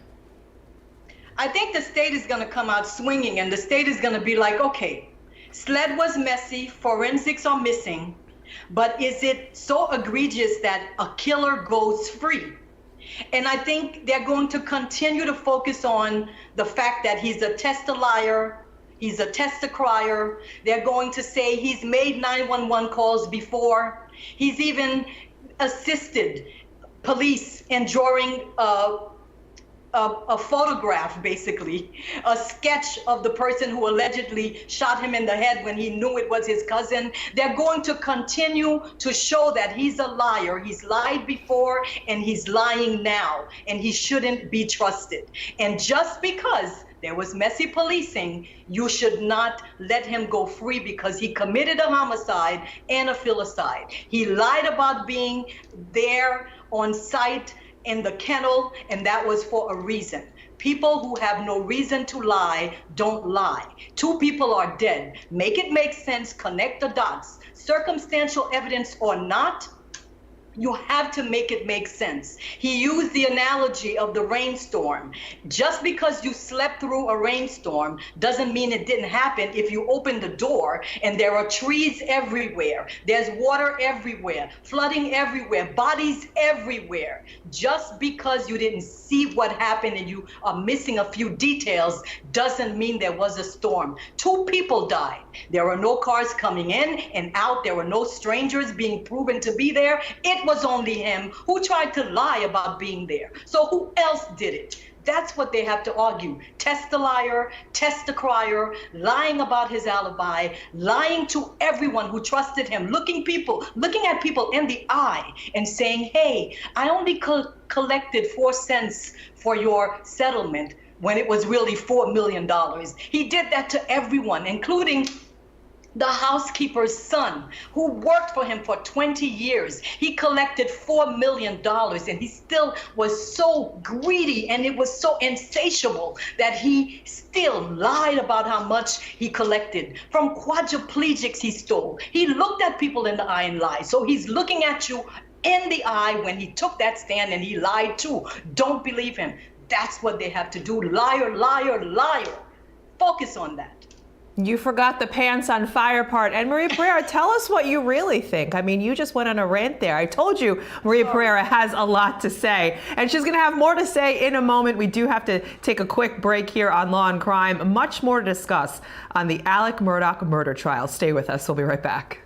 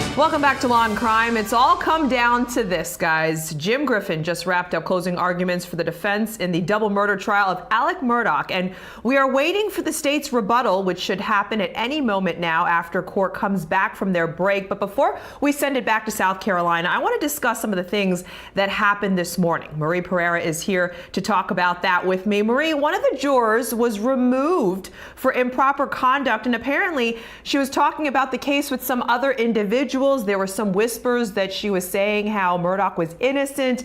And the funny moment was that she, for some reason, had a dozen eggs in her belongings in court and then had to take them with her. Gigi McKelvey was telling us earlier on the broadcast, it was a little embarrassing for everyone to watch this happen, embarrassing for her and for herself to have this go on. What do you make of all of that chaos? I mean, there's never a dull moment in the Murdaugh trial. Really, it makes me believe that the jurors are going to take their job very seriously. Just the fact that, she talked to someone and that person reported the activity as being illegal, basically, and it was almost like tampering with the jury by a juror. You are given instructions by a judge not to discuss the case. It's for a reason, because they don't want to taint the decision-making process when the time comes. And the fact that she thought it was necessary to go out there, violate the judge's orders, be all gossipy about it, and basically someone turned her in and blew her spot, it was quite embarrassing. I was doing my makeup when I was listening to it in preparation for this segment, and I cringed and I said I would not want to be her, because she really looks kind of creepy, just terrible. Like, it's so embarrassing for her. And then she's walking around literally, I mean, it's like with eggs all over her right now. Well, Easter's coming, so maybe she's holding on and putting all her eggs in that basket, as they say. But I want to know, Marie, do you think that with her whispering around saying that she thinks Murdaugh is innocent, is there a pulse to how the jury's feeling with that, or no? It may not be a pulse to how the jury's feeling, because at the end of the day, it is those people in the box who are tasked with this very hard decision. But I have to say that there is really a lot of scintillas of reasonable doubt out there. And I think the defense did a very good job, even on the closing, that I was, making fun of him at the end for having, a cracked voice and crying. But there's still a scintilla of reasonable doubt, and it only takes one juror to say, I cannot believe that he did that, or I feel that what happened with SLED and the messy policing and investigation and the lack of forensics is enough to create reasonable doubt, and I can't, in all good consciousness, convict him. That could happen with one juror. That's all it takes for a hung jury. And I think really prosecution has something to worry about here. Well, at this point, Marie, we've heard from the state, we've heard from the defense. Do you think jurors have already made up their minds at this point? Honestly, I think they have, but I think on rebuttal, like I said, prosecutors need to continue focusing on his character evidence that came in through motive, and just drive home the fact that he is not trustworthy. 2 people are dead. Who did it? He was the only one that had the means, the opportunity, and he had the motive, weak or not, to do this, and he should be held accountable. They need to focus on the lies he told and just string him up with the same lies he told. Well, that leads me to my next question here. The defense presents Alex Murdaugh as a family man, but he lied for years to so many people, Marie. Do you think jurors may think, hey, he was lying to me? Absolutely, because at the end of the day, his brother came on board to say what a great dad he was, a great husband he was. He even, saw him holding hands with Maggie at the baseball games, and his wife was like, hey, you don't hold my hand like that. But at the end of the day, the same brother who was testifying didn't know that he was stealing from his clients, he was stealing from the law firm. So even the people who came on to vouch for him, his brother, his son. Be seated.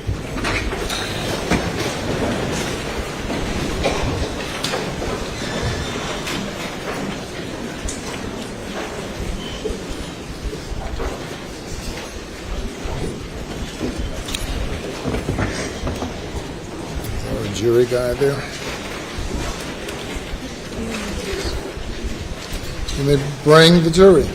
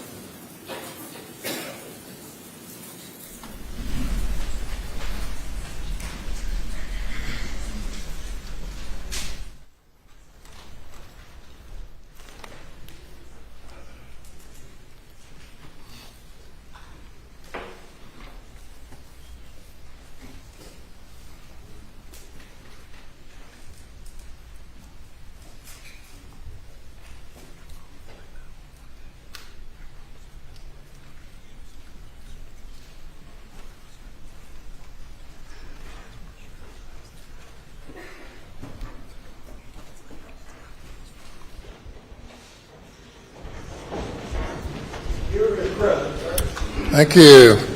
Ladies and gentlemen, the state gets an opportunity to do a rebuttal. Mr. Meadows. May it please the court.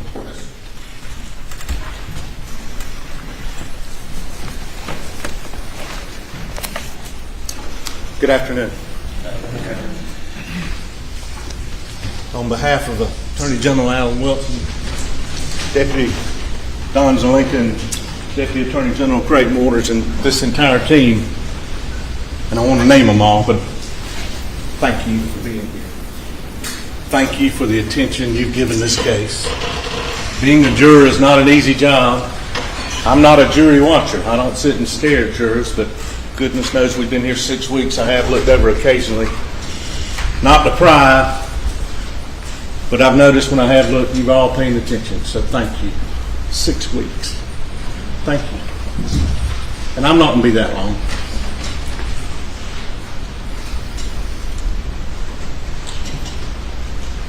Your clerk, Ms. Hill, has done an outstanding job bringing the world to Colleton County, bringing the world right here with her hospitality, her grace, making everything as convenient as she can. But the one thing she didn't do and couldn't do is give you a booklet on how to be a juror. 5.5 weeks ago when y'all got here, 6 weeks ago, she didn't have that pamphlet for you because they don't exist. There's not a book on how to be a juror. But you have been preparing for this moment in this courtroom to decide this case your entire life. And it's called life. It's called living. It's called experiences. It's called interacting with your spouse, your children, your neighbors, your co-workers, your good experiences, your bad experiences, evaluating people, and deciding what's credible, what's believable. It's true in every case I've ever tried in my 34 years of doing nothing but murder cases. Credibility, believability. And I agree with Mr. Griffin. When I looked at this case the first time, I said to myself, this is a CSC case. Now, in our world, that means criminal sexual conduct. It's not a criminal sexual conduct case. This is a common sense case. And you didn't leave that common sense with you when you came here 6 weeks ago. It's with you now. It's been with you during the 6 weeks here, and you're going to take it back into the jury room.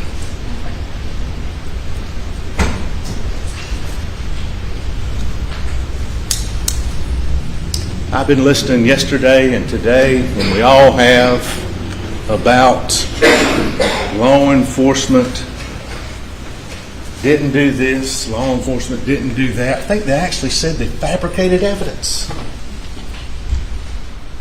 Putting law enforcement on trial. I once called Mr. Harpootlian in a trial an automatic smoke screen machine. I think what the defense is doing in this case is more like an eclipse. You remember that eclipse on August 17th of 2017 where it kind of got dark for a little bit? And the birds started chirping and you felt like it was dark. And then it cleared, the eclipse went over and the light came back. That's what the defense is doing. Taking you away from the facts, from the credibility, and saying, wait a minute, there's an eclipse here, there's a smoke screen here, look at that. And somebody said the word offensive. I find it offensive that a family with a great-grandfather, a grandfather, a father, Sylvester Randolph Murdaugh, who was good to me when I was a young man, prosecutor. He knew I wanted to do this as my job. He knew I cared about this job. This is the best job in the world. I tried to be solicitor 3 times as long. It doesn't get any better than this job. And I find it offensive that the defense, through the defendant, who was also a part-time solicitor, is claiming that law enforcement didn't do their job. Listen to me, please. Didn't do their job while he is withholding and obstructing justice by not saying, I was down at the kennels. I was down at the kennels. I was down at the kennels. And he's going to blame everybody else. Is that offensive? Is that offensive? Mr. Griffin said a minute ago, can you imagine coming up on the scene and seeing, can you imagine not telling law enforcement, lying that I was down there and I saw him, I was right there? Why wouldn't you tell them that? Maybe get some more evidence. Did you hear somebody? No, I wasn't even down there. Credibility, believability. That really does sum it up. You remember 6 weeks ago today when Mr. Waters' fantastic opening and talked about direct evidence. And direct evidence is something you know it when you see it. It's evidence you gather with one of your senses. You hear it, you feel it, you smell it, you touch it, and you come in here and tell witnesses, hey, this is what I heard, what I felt, what I smelled, what I touched. But do you remember when he was describing circumstantial evidence? There was a storm that day coming. Part of his theme, the storm just happened to come. And you could hear it coming.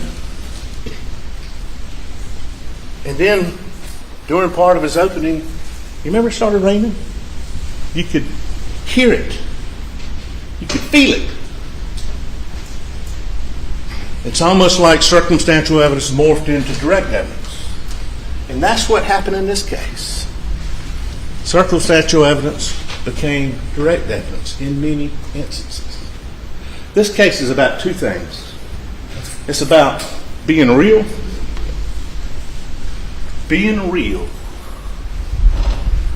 and choices. My mama gave me a book when I was a little boy about the Velveteen Rabbit. He's actually going off to college.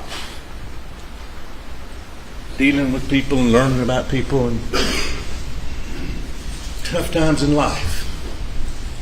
Go get the Velveteen Rabbit and read it if you haven't already. But she just put in the front of that book, and I love my mama, always be real. Always be real. And this case is about that defendant never being real. And choices, which I'll get to at my end.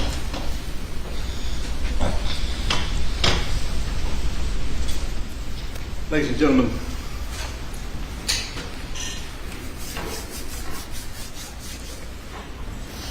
they blame everybody but Alex.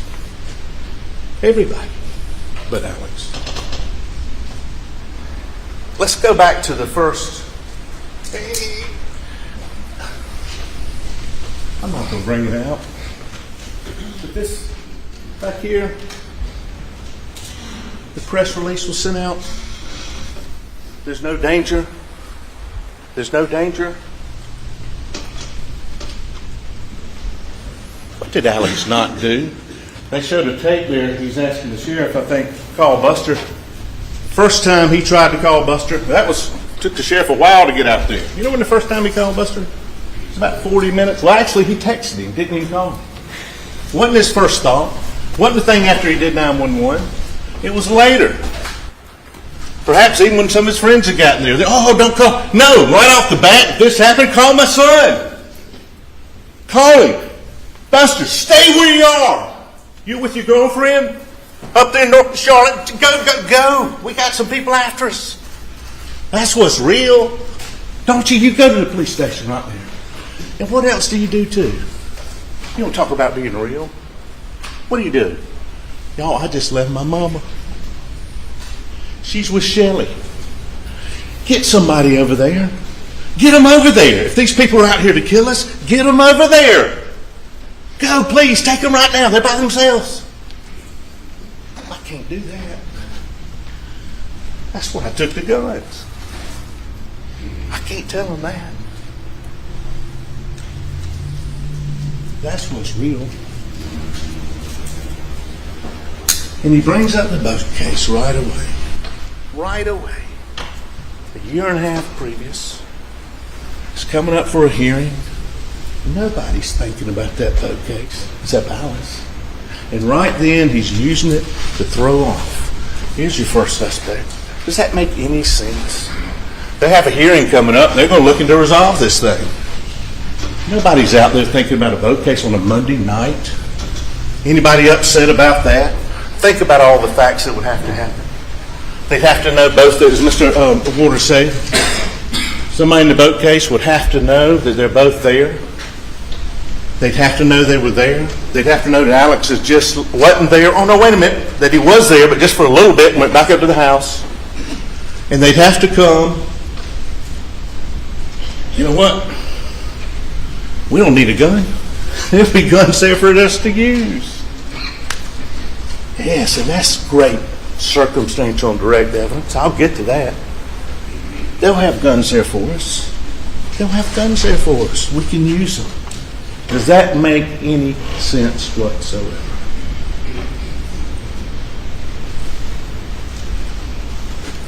Let's talk about murder. Murder is the intentional, malicious killing of another living, breathing human being with malice aforethought. What's malice? Y'all know what malice is. It's the name malice. It's the evil wickedness one person shows to another. You know how long it's got to exist? Just like that. At the pulling of a trigger. Pulling of a trigger. Pulling of a trigger. Pulling of a trigger. Pulling of a trigger. Pulling of a trigger. Malice aforethought. It can be expressed. Rarely happens. I'm going to kill you. Or it can be inferred. It can be inferred with the use of one gun. There's no claim of self-defense here. They're claiming they weren't there. It can be inferred 2 guns. Malice aforethought. And we don't have premeditation in this state. We don't have to prove premeditation. We don't have to prove motive. I think it's been proven. His world was collapsing. Mr. Griffin goes, does that make sense? It in his mind.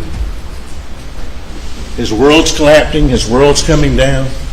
This was the only way he could save. It's the only way. It's the only way he could save Alex. But if you don't, if that motive, well, I don't know, is that enough? Don't know. We don't have to prove motive. We're certainly there. That's one explanation. But if he's down there and he's angry, just don't sound like a real jovial there. Bubba! Don't let me forget about Bubba. Bubba! Come here.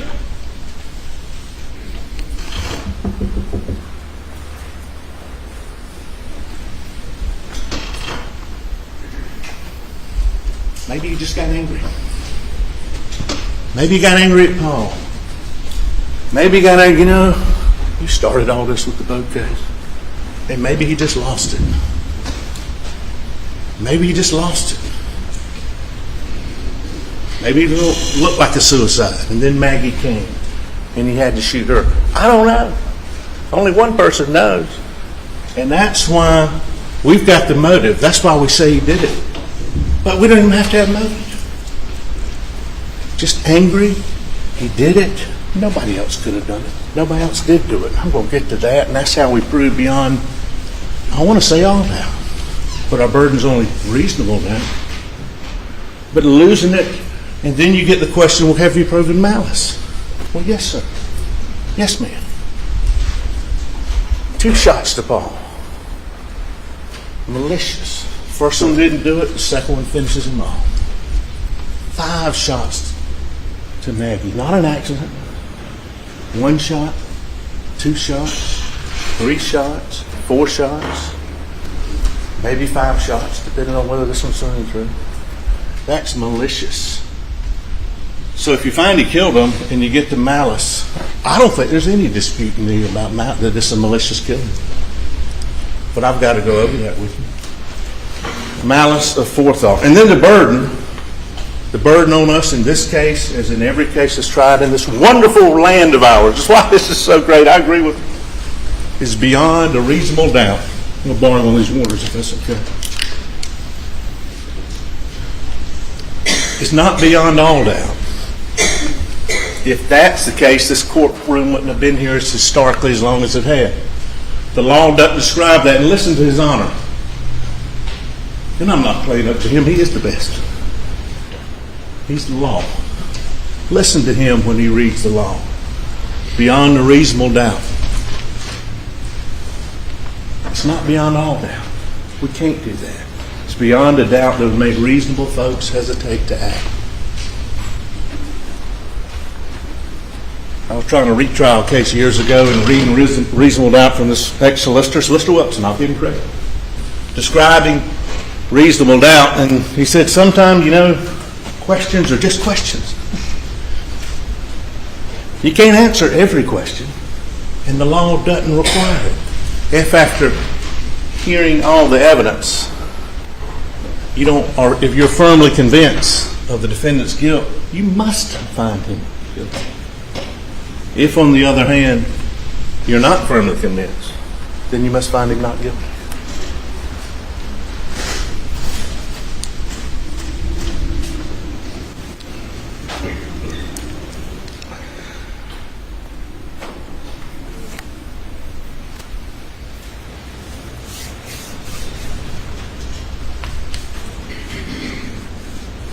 He goes to see his mother. He goes, and you see the OnStar taking him up to the side, over near the smokehouse. We submit to you that's when you went to hide the guns. It's common sense. We submit to you that there's a driveway there. Nice pavement. You can go look at it. Nice paved driveway. Submit to you when he came, it was 9:30 at night. Testimony is very unusual, very rare. Kind of funny, Miss Nixon, who testified earlier, we talked to her recently, didn't remember any of the conversation, but said she called and said he told him your dad's not doing well. Well, he didn't go over there that afternoon when he got the phone call, when his office is right near there. Go see him then. He didn't do that. He waited till 9:30. I don't know if anybody's got any folks that are suffering from Alzheimer's, but when they're asleep, they're tired. He wasn't going to love his mama. He wasn't going to be with her. He was going there because he loves Alex. He loves Alex. And he was going there to create his alibi. At 9:30 at night, use your common sense. And you remember, she said he called. What happened after that? Well, it's about 5 minutes or so. At first I was thinking, that's when he was going to hide the gun. And the time frame over there is so important, not for how long he was from left to come back, but it's how long he was in there with Shelley. How long he was in there. Because that's when he was hiding the guns. The guns are missing, though. He was hiding the guns. And what does Shelley say? He didn't stay long. 15, 20 minutes. He left.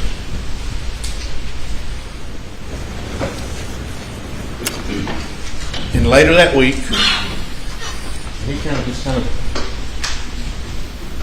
later that week, and I don't know which one in my mind right now, I'm so tired. But one of the days she came by, I think it was after the visitation, and he says, Shelley, you remember I was here about 35 or 40 minutes? Y'all remember looking at her up here on the stand?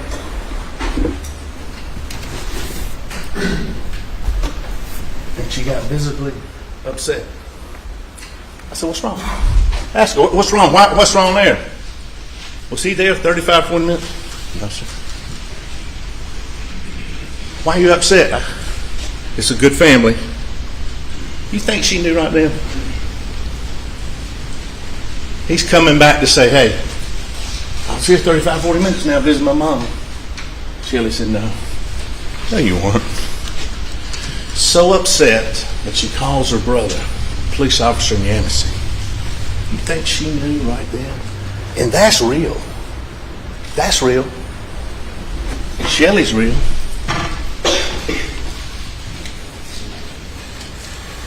You saw her, but body language is so important, right? Body language is so important. We're talking about the defendant. All our body language. You see Shelley's. And then one day that week, never before, never, ever before, at 6:30 in the morning, doesn't call. He didn't need a timeline to create for that one, does it? Didn't want a timeline. Didn't want a record of that. He comes to see Shelley. You ever been over that time before? No, sir. What was he carrying? It was some blue vinyl-like. Remember I tried to show what? It's like this. What did you think it was? A tarp? I don't know what it was. And they try to gloss over it now. Tell you one thing they didn't gloss over. You remember when she was on the stand? I said, well, have you talked to them? Have you talked to their investigators? Well, yes, sir. Did they record you? Yes, sir. Can I have a copy of it? And then we came back and we got a copy. And two investigators, they were worried about it then, went down and talked to her. And talked to her about her times and ran times by her and asked her if she'd ever seen anybody in this blue coat. Have you ever worn it? They were worried about it. Because that's great circumstantial evidence. It kind of morphs into direct evidence. I saw him come in at 6:30. You even heard, they asked one of the experts, well, could it stay on there for 5 years, 10 years? Sure. This was days after the murder. Shelley sees him come in with a blue something. Well, where'd he go? He went upstairs. Why? I don't know. Did you see it later? Thought I saw it on the chair. Can't answer every question. Miss Mixon sure didn't see it the next day. Now I asked her, was there another tarp there? Well, there was a blue and silver tarp. Picture of it too. That wasn't it though. This was all blue. And the only other blue tarp that's in evidence, and I let it go in just so I could argue this right now, is the tarp that they showed Shelley that they got from Kmart. That's not real. This tarp, no. Looked like that. I don't know what it was. He had it bundled up. Well, lo and behold, when we find out this information, and they try to make a big deal about it, I think it makes it more pure. She's at a traffic stop or an accident or something, she tells the police officer, I forgot about this. You can't make it up. So they get a search warrant, and they go search. And lo and behold, crumbling in the closet is a blue vinyl something where you pull it out, and it's this jacket. You see how evidence of a fact and another fact that leads to the fact in question? I don't know why he put it in there. I don't know why he killed his wife and son. I don't have to say why. I think he did it to protect the one he loved the most. the one he really loved the most, so he could keep his lifestyle and not be embarrassed financially, and he wanted to keep going and loving Alex. I don't know why he kept that jacket. Maybe it was Solicitor Murdaugh's jacket. Certainly consistent. It might have been in that truck. I think one of the family said he kept a lot of stuff in that truck. Might have been out in that something else. I don't know. But he brought it back in there and hid it. 6:30. Days after the killing. And what's inside? Wait a minute. What's on the outside? There's a little bit. Gunshot here and there. What's on the inside? The inside. Minimum 38 particles. It got so much that Megan Fletcher finally said, you know, we get, I can't remember the term right now, we get so many, I just stopped. I'd have been there for days. Gunshot residue. Inside. Inside the rain jacket, the blue tight garment that Shelley said, I saw him carrying something like that. He got rid of the guns, and he's hiding it there for some reason. Thank goodness he did. Because thank goodness for Shelley for bringing that in. That's what he disposed of the guns with. And went out town. She said he left, and before that, she thought he'd left. He came back, and he had moved to ATV, and then he said he was in another truck, and he came back, and then he left. He's disposing and hiding whatever he was doing with that evidence. Only one person knows. But that blue rain jacket, that tarp, is incredible circumstantial evidence that we ask you to consider when you go back there.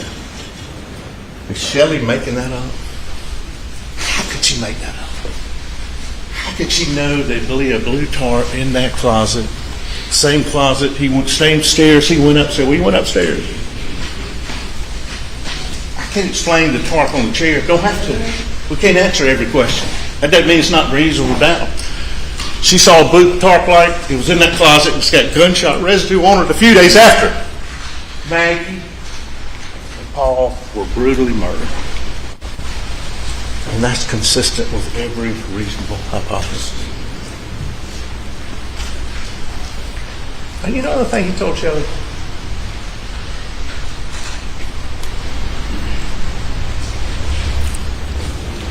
The night when they were talking. You're getting married, aren't you? You remember her saying that? You getting married? If you need any money or help with it, let me know. It's incredible timing. Oh, and your job, don't you work for the school? You know, I got friends down there. I can help you on that if you need. I was there 35, 40 minutes, wasn't I? Can you make up those sequence of facts that lead to the conclusion he's trying to get her to say, I was there longer. I wasn't outside longer. Blanca.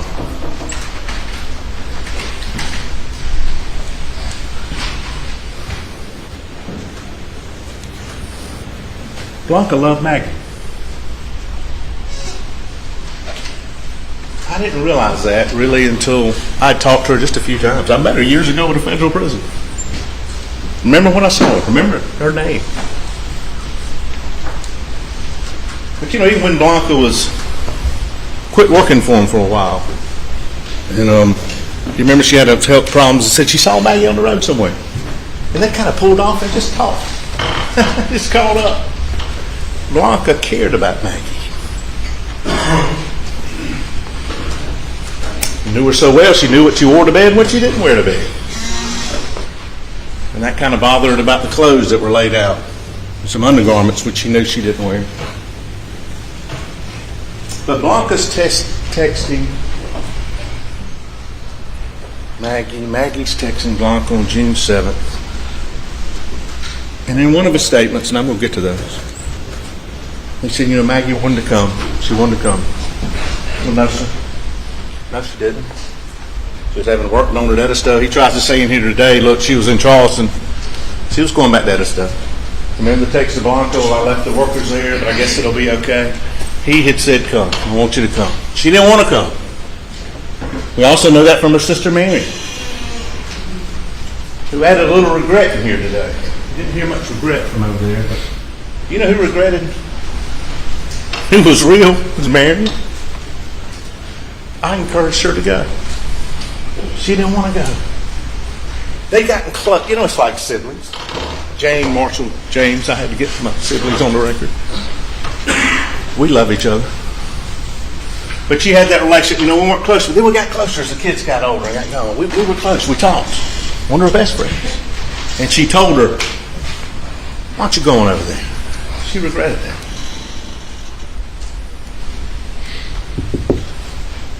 But she killed her about it.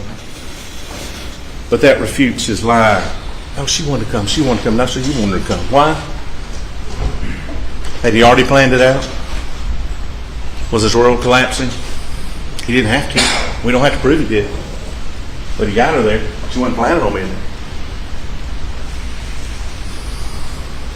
Blanca's got the food ready. She leaves. Let's stay on the real train for a minute. She goes home. She gets a call sometime that night. And this is real. What does she do when she hears? She drops the phone. Remember that? Her husband had to get on the phone. She dropped the phone. Real emotion. Because she cared about Maggie. That's real. And you remember she described that day when she left, Alex leaving, and I put his shirt up, got his collar, helped him with his, I assume it was a blue jacket, I don't know. Described the shirt. Remember, just kind of tucked it in.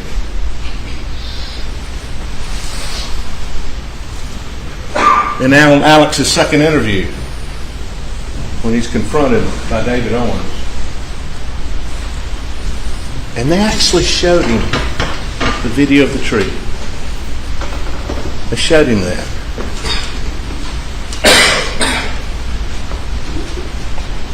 When did you change? When I saw you that night, you were wearing shorts. When did you change? And you remember what Alex said on that interview? When is that? When is that time was that? And then he told him the time, 7:44, whatever it was. He said, well, I guess I changed after that. Well, those are the clothes he was wearing when he murdered Maggie and Paul. Those are the clothes. And what does Blanca tell us? That was on August 11th. She said sometime mid-August. I didn't even know this. I got it. You can't make it up. Sometime mid-August he comes to see her. Do you remember that shirt when I left that day? I said, no. I mean, yes. It's a Vinnie Vine shirt. You weren't wearing a Vinnie Vine shirt. I fixed your collar. He tries to get her to tell what he was wearing. He tried to say, no, you weren't wearing that shirt. And that Columbia shirt, you've got one of those. But guess what? I ain't seen that one since. I have not. Blanca and Shelley. That's great circumstantial. Did you ever see that shirt again? Never saw that shirt again. Ever. Where's the shirt? You know what? I forgot about Shelley. I don't think this was mentioned. When Shelley sees Alex that night, you remember what she said about his clothes? Shorts, shirt. Remember what she said about his shoes? Sperry type cloth shoe. You remember that? When Dave Owens and those get there, when I think I accidentally put some of the dust out on the... Those aren't Sperry shoes. He's changed his shoes again. I'll get to you in a minute why that's important. When we want to visit his mom, he's got Sperry type shoes. He comes back and puts on the shoes. Why? Is she making that up? Blanca said, I've never seen the shoes before. When I got there the next morning, there was a t-shirt that looked like it had been pulled down, fell on the floor. Where does he keep it? She washes her clothes. Those are clean shorts up there. This is where he kept his shorts. Did he wear these shorts much? No, he didn't wear them much, but she knows that family. She knows where the shorts are, where the shoes are. Do you remember the Sperry shoes? Yeah. Did you see those? Never saw him again.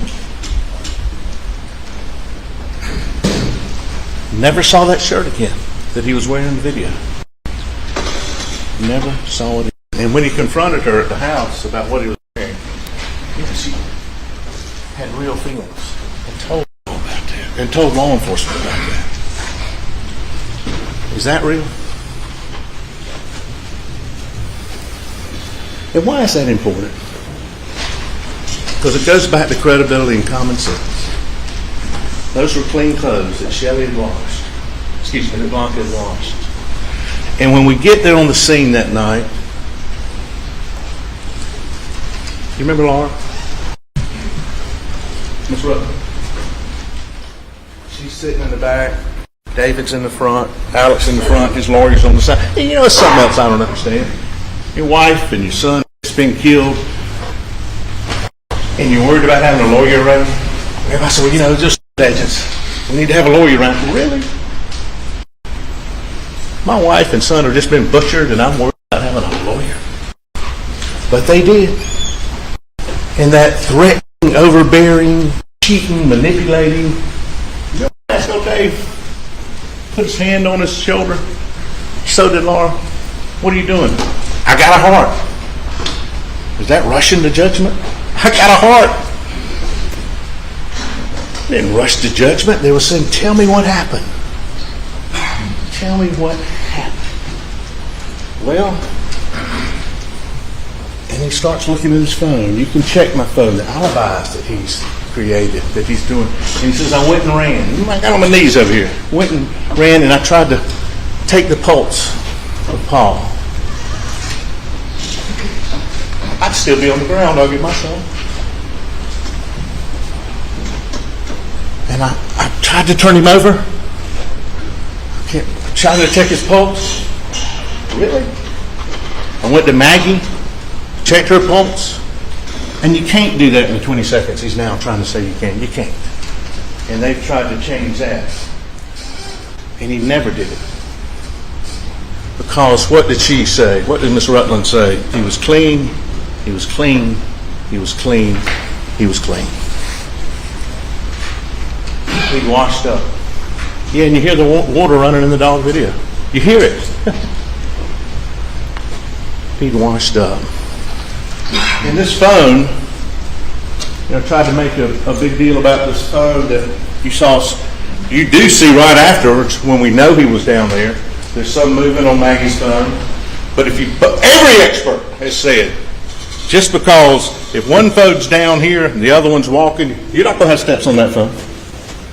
He took Maggie's phone, the golf cart, however he got, drove back up to get those shorts and that shirt. And yes, you can get it and manipulate it and call to see if you made a call, put it down. That's not going to record steps on that phone because it's not moving. But that doesn't mean it wasn't with his phone. Don't fall for that.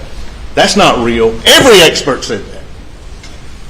Every expert said that. And doesn't that make sense? You can grab it, see, make a call, put it down. You keep walking, it's not going to record if it's there. If it's in the car, it's in the Suburban. And I'm getting to that.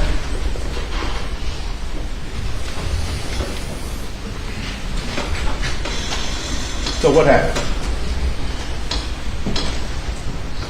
And this is why I asked Miss Rutland. And they're bringing in drug use. If he did as many pills as he said, he'd be dead. You can't take that many pills. That's your common sense. But why I ask her this, I want to look at every one of y'all. Tell me what he was like in that car. You've got the video. Did he appear to understand you? Yes, sir. Were his answers timely? Yes, sir. Were they subject matter appropriate? Yes. Do you understand him? He can understand you. Look, he's thinking. He's opening the door. Was he in his right mind? Of course he was. And why is that so important? He says he didn't go down there. Is that enough? Yes. With everything else, that's enough. I never went down there. He's in his right mind. I never went down there, Dave. I never went down there, Lord. I never went down there after supper. I stayed up. I took a nap. He goes from taking a nap from 6-7. Then the next time they met, 6-10. I took a nap. August 15th. You sure you're down there?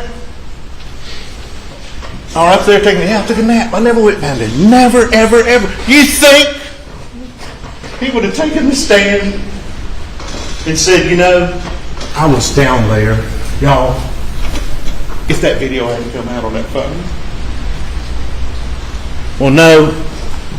Now, under Mr. Waters' cross-examination, I lied. Why'd you lie?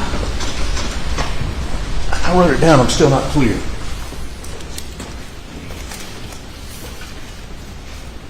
I had paranoid thoughts. Usually I can take a deep breath and get through it. But I couldn't, so I just lied. Once I lied, I continued to lie. And he continued and continued and continued until 627 days later when he took this stand, the first time he'd ever told anybody. Anybody. He told his family, he told his friends, he told everybody, and they believed him. I wasn't down there. Why is that so critical? That's the time of death. That's when it happened. That's what the records show. That's when the conversation, yes, it is important. Paul, who uses his phone all the time, Paul is in a conversation about the dogs, interacting. Well, send me the picture. He does. And then it stops. Yes, that's when it happened. And then Maggie's phone. A little bit text. She reads that text. I think she went to her car. Y'all decide. Nobody knows. One person knows. She goes to her car.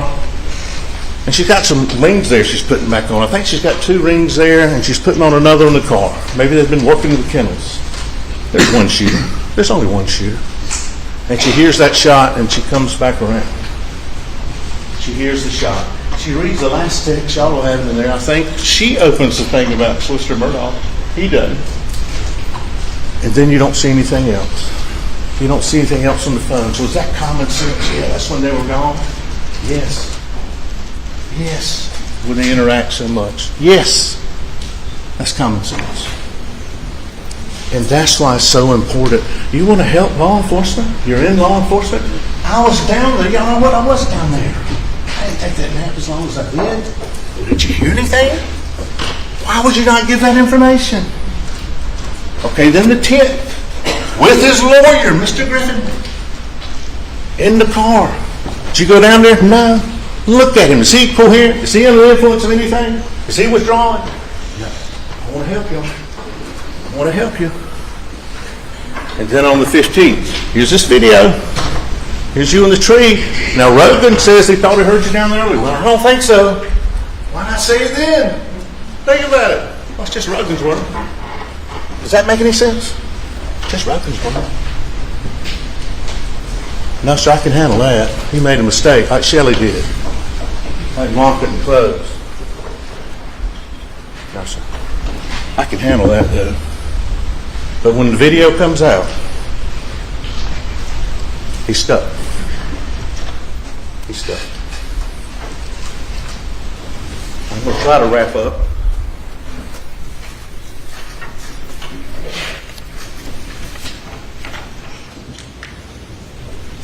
Yeah.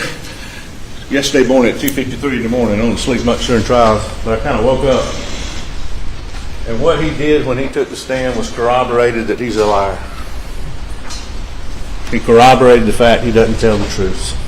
The one thing that was more important than anything.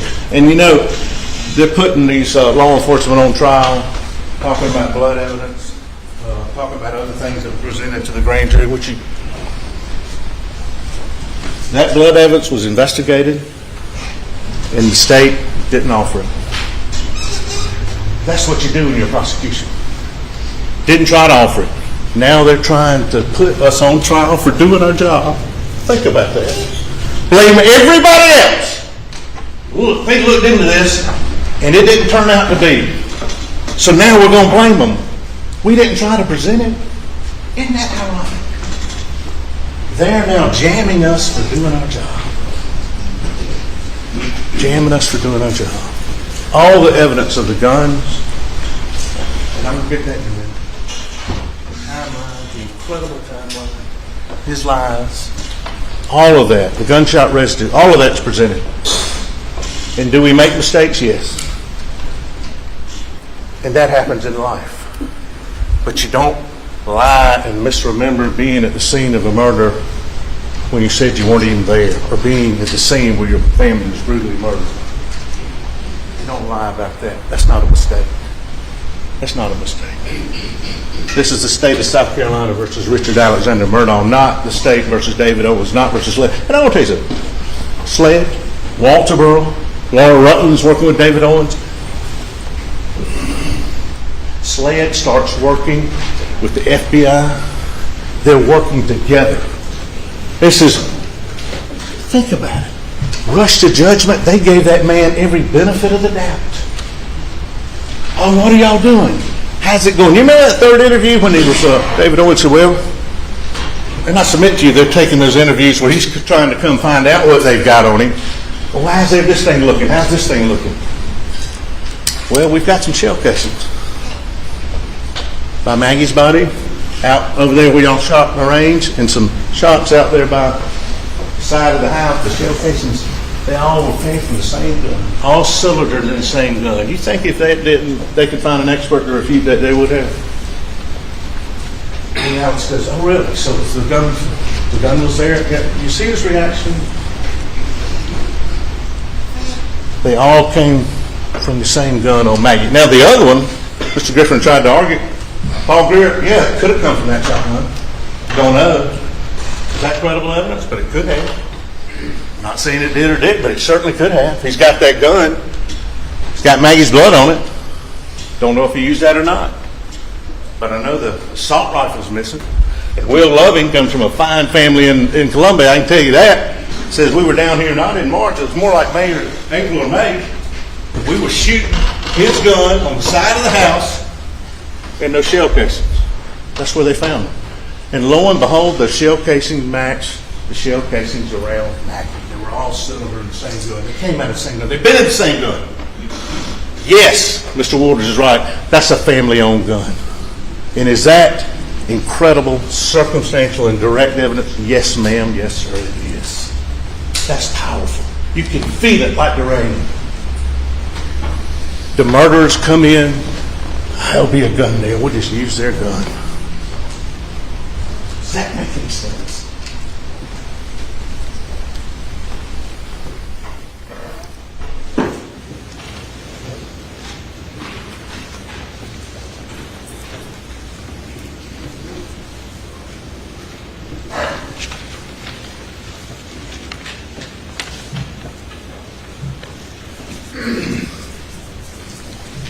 Y'all too young. You ever watch Columbo?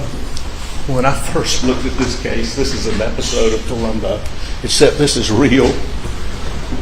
And you get to see one of my heroes, the detective. Didn't always look that good, wasn't all that. But you got to see the crime, and then you got to see him figure it out. And the mistakes they made. And that's what happened here. He killed him. He thought he could get a timeline, but it got him. Within 20 seconds, he's texting Maggie on that phone when he's passing the location of her phone. Is it common sense?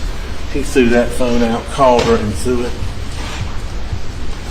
it, and the orientation didn't go on. They said, if you pick it up, yes. Yeah, we had somebody come in here, you throw it rough, and it doesn't come off. And what are the chances it's anything else? He'd almost had to bump into him.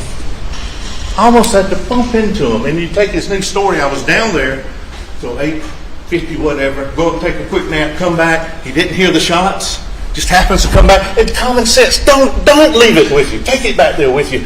I'm down there now, my wife told me this. I'm down there under this new story, and the deal is to come talk, go see my mama at 9:30. And you're right down there, you've just seen them now. Well, you said before you hadn't even seen them, don't forget that. And you go up to the house, why don't you say, hey, Mags, I'm going to go see Mom real quick. It's just a few minutes later. No. You go up there, you take a quick nap, you know what, I'm going to try to call them, let them know I'm going down. Does that make any sense? And then when you get to the line, you'll see the light. When y'all went out there yesterday, those trees are much lower. Go back in and look at the way it was. And I think even Buster said when you get down there, if the lights are on, you can see. Why don't you just go right over there? Hey, I ain't going down there. No? Doesn't hear anything, doesn't do anything. He just takes off. He just takes off. Does that make any sense? We've proved that nobody else could. With that timeline Does it matter when he's rushing back? Yeah. I doubt he's ever killed two people before. So he's not thinking, he's frantic. Puts the wrong two shells in the gun. Coming back, he's got Maggie's phone. It had been sitting there, that's why the steps weren't on there. He's moving. He gets it. I can't take this phone with me. He's a lawyer, so he tosses it out. That's the only thing that makes sense. And what did he say about Paul's phone when he went up there? You know, I started to get, I didn't know I got it out, and then it kind of just popped out too. Does that make any sense? You got to evaluate everything. If you can't believe somebody's credible on one thing, how can you believe them on the ultimate issue when they said they didn't? When the only thing they corroborated for you throughout the investigation, throughout this trial, and throughout Mr. Waters' cross-examination is he's a liar. And that's all you can judge people on.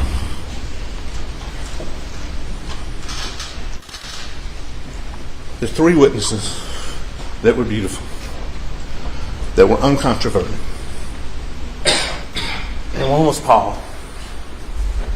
He didn't testify to you up on the stand, but he testified through Dr. Raymer, and he testified through his phone. And here's so beautiful of evidence. It's so pure. He didn't know he took that video. That's why he said he wasn't down here. And this is beyond all that. We respectfully submit. Paul knew. Dad, I got some insurance. I got some insurance. Not the kind of insurance you've made money off of. An insurance some clients you gave back and some you didn't. I've got some insurance on you. I don't know why you killed me. I've made some mistakes. You heard a lot of good things about Paul too. I know I put your life, open your life, your fake life with this boat case. Your finances are coming out. I know that. But if you go lie and say you weren't down here, I got you. I don't know when it'll come out. Maybe you'll go ahead and lie. But this is going to come out. Paul had that insurance on him. And maybe that's why he was worried about that phone. And you can't make that up. Because you remember when I asked David Owens, does anybody else in the world know that that video was out there except Paul? No, sir. And that's incredible evidence. And it did sit there until law enforcement, working together, the states, the local, SLED, everybody, got it out. And that's great law enforcement. Thank you. Yes, and that's when the case changed, along with all the other evidence. Maggie testified to you. He shot me here. He shot me here. And look at all the shell casings around me. Y'all look at them. They're the same ones that Will Loving shot with Paul. They're the same ones that have been shot down there. Yeah. They came out of the same gun. That's great direct and circumstance. And finally,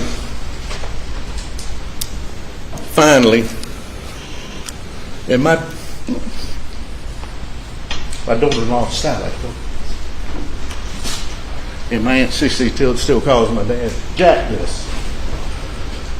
My daughter-in-law been married about 3 months, one of the happiest days of my life, because they were happy. They were watching that kennel video. She and her dog Tater. And when Bubba started to bark, that's what my aunt calls him, dead Bubba, Tater bark. And Sally said, isn't it something that your best witness in here are the dogs? You know, some people say they got a sixth sense. You think Bubba knew? You think Bubba knew something? He got Alex to say something. Bubba! Thank God for Bubba. DNA, and that DNA, when people live together, you'll have it all over your shirt. That's not it. But DNA, in this case, that dog negates all. Thank you, Bubba. And guess where Bubba is now? Bubba's with Blanca. Bubba's with Blanca. You can't make that up. And that puts him down there. And that's the lie he told and told and told. I went down there. Why aren't y'all doing something, law enforcement? Why aren't you telling us you were down there? Why aren't you telling us you were down there?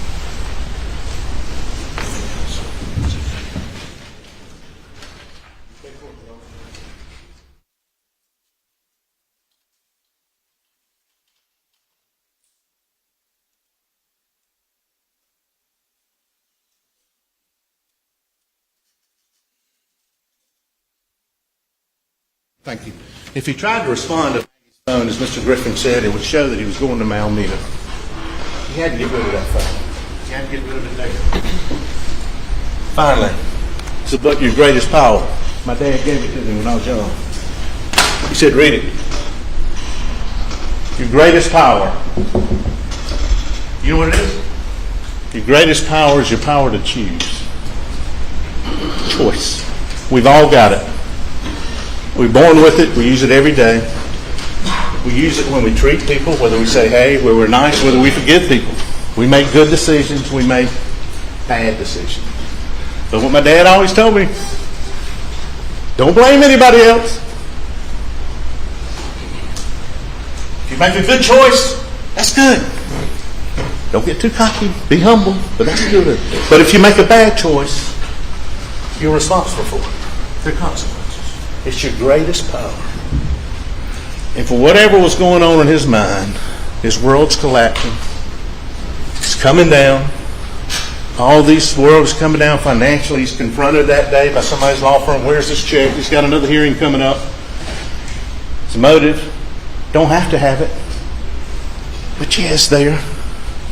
And is this rational? When he said that, is that rational? Was it rational to be on the side of the road and claim you're shot? And when you're in the ambulance, and go watch this if you need to, and you're talking to the officer in the ambulance, and you say, what happened? Oh, by the way, he wanted to kill himself. He called 911. He called 911. When he told the officer in the ambulance, well, what happened? Well, some guy shot me. He even did a sketch. He faked the sketch. But what did he tell the guy in the ambulance? It sounded like a shot. He's trying his world, and he says there in that last interview with Mr. The call-in interview, Mr. Harpootney and Mr. Griffin, what you got in there. Ryan, I'm sorry, I lied about everything. I was under a lot of pressure. Had a lot going on. Really? Your wife and your son were murdered 3 months ago, and now this is the real Alex. Well, my world's coming down. My world, Alex's world is coming down. Been confronted by his law partners. Losing his job. Now it's me. My world's being affected. Not about that, but now. And I'm sorry I lied. I've lied about everything. Richard Alexander Murdaugh loved, I think he loved Maggie. I think he loved Paul. But you know who he loved more than that? You know who he loved more than that? And who he's going to make sure that life, wanted to make sure that life, he loved Alex. And he exercised his greatest power of choice to make sure that life continued, or try. And it couldn't.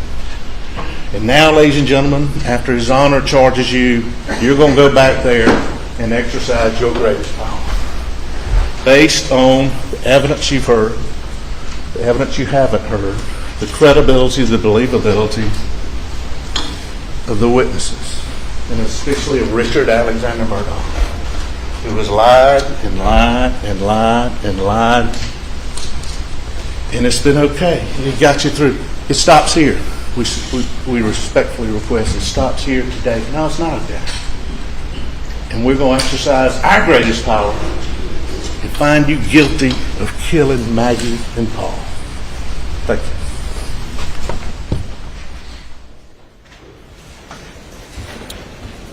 Ladies and gentlemen, you've now heard the evidence and you have heard the closing arguments. Next up will be jury charge and then your deliberations.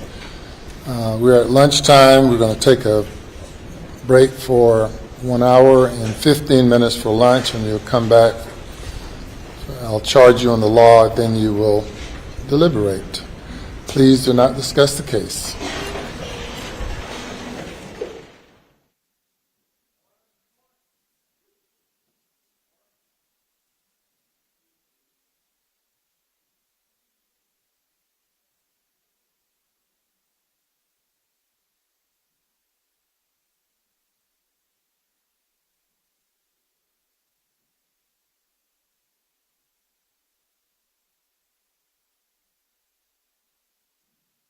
Seated.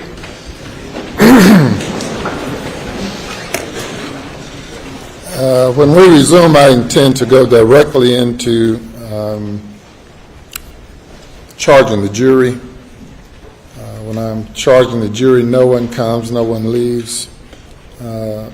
Before we break for lunch, are there any matters to discuss regarding the jury charge?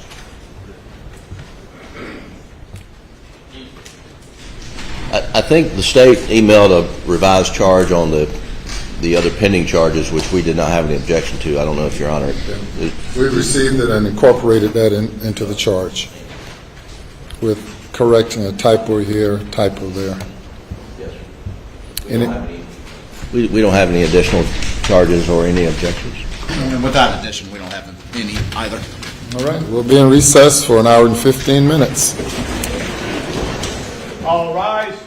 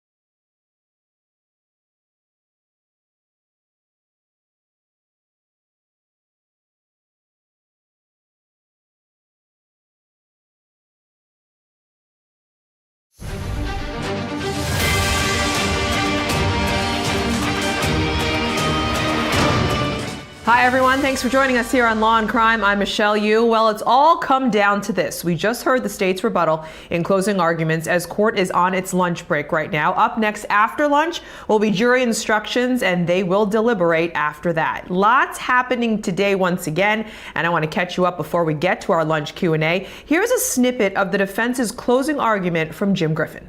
I want to just play briefly a clip from Blanca testimony about Alex's relationship with Maggie. You've also, I think, in multiple interviews with Sweat and other folks, described, I think the words were... Please continue, Doug. All. Isn't that what you told Sweat? Yes, sir. What does that mean, Maggie was his all? He adored her. He loved her. He adored her. Worshipped her. I mean, just treated her as somebody he adored, correct? Exactly, yes, sir. Now, this was her testimony from the witness stand. And then, in every trial, there's you hope you find, some very authentic witness, part of the fabric of America that comes in this courtroom. And we had it in this case, and it's Dale Davis. And I want you to remember what Dale testified about Alex's relationship with his family. We played Dale Davis's. Me? When you use the phrase lovey-dovey about Alex and Maggie, what does that mean? It means they loved each other. What, in your presence, you described them as being lovey-dovey, didn't you? Yes. And tell the jury what you meant by that. Oh, every time I always say them, I've never seen that man even raise his voice at his wife or kids. Or his wife. I've never seen him even, none of them argue. But he always, anything she wanted or the boys wanted, he would try to get it.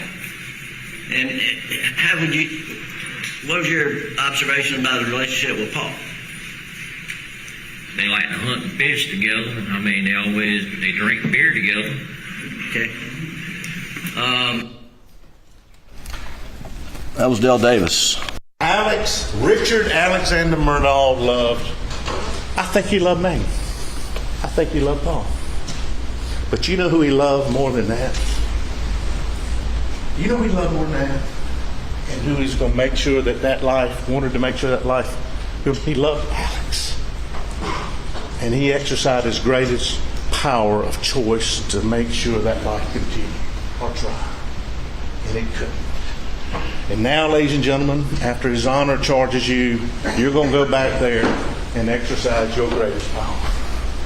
Based on the evidence you've heard, the evidence you haven't heard, the credibility, the believability of the witnesses, and especially of Richard Alexander Murdaugh, who has lied and lied and lied and lied, and it's been okay. He got you through.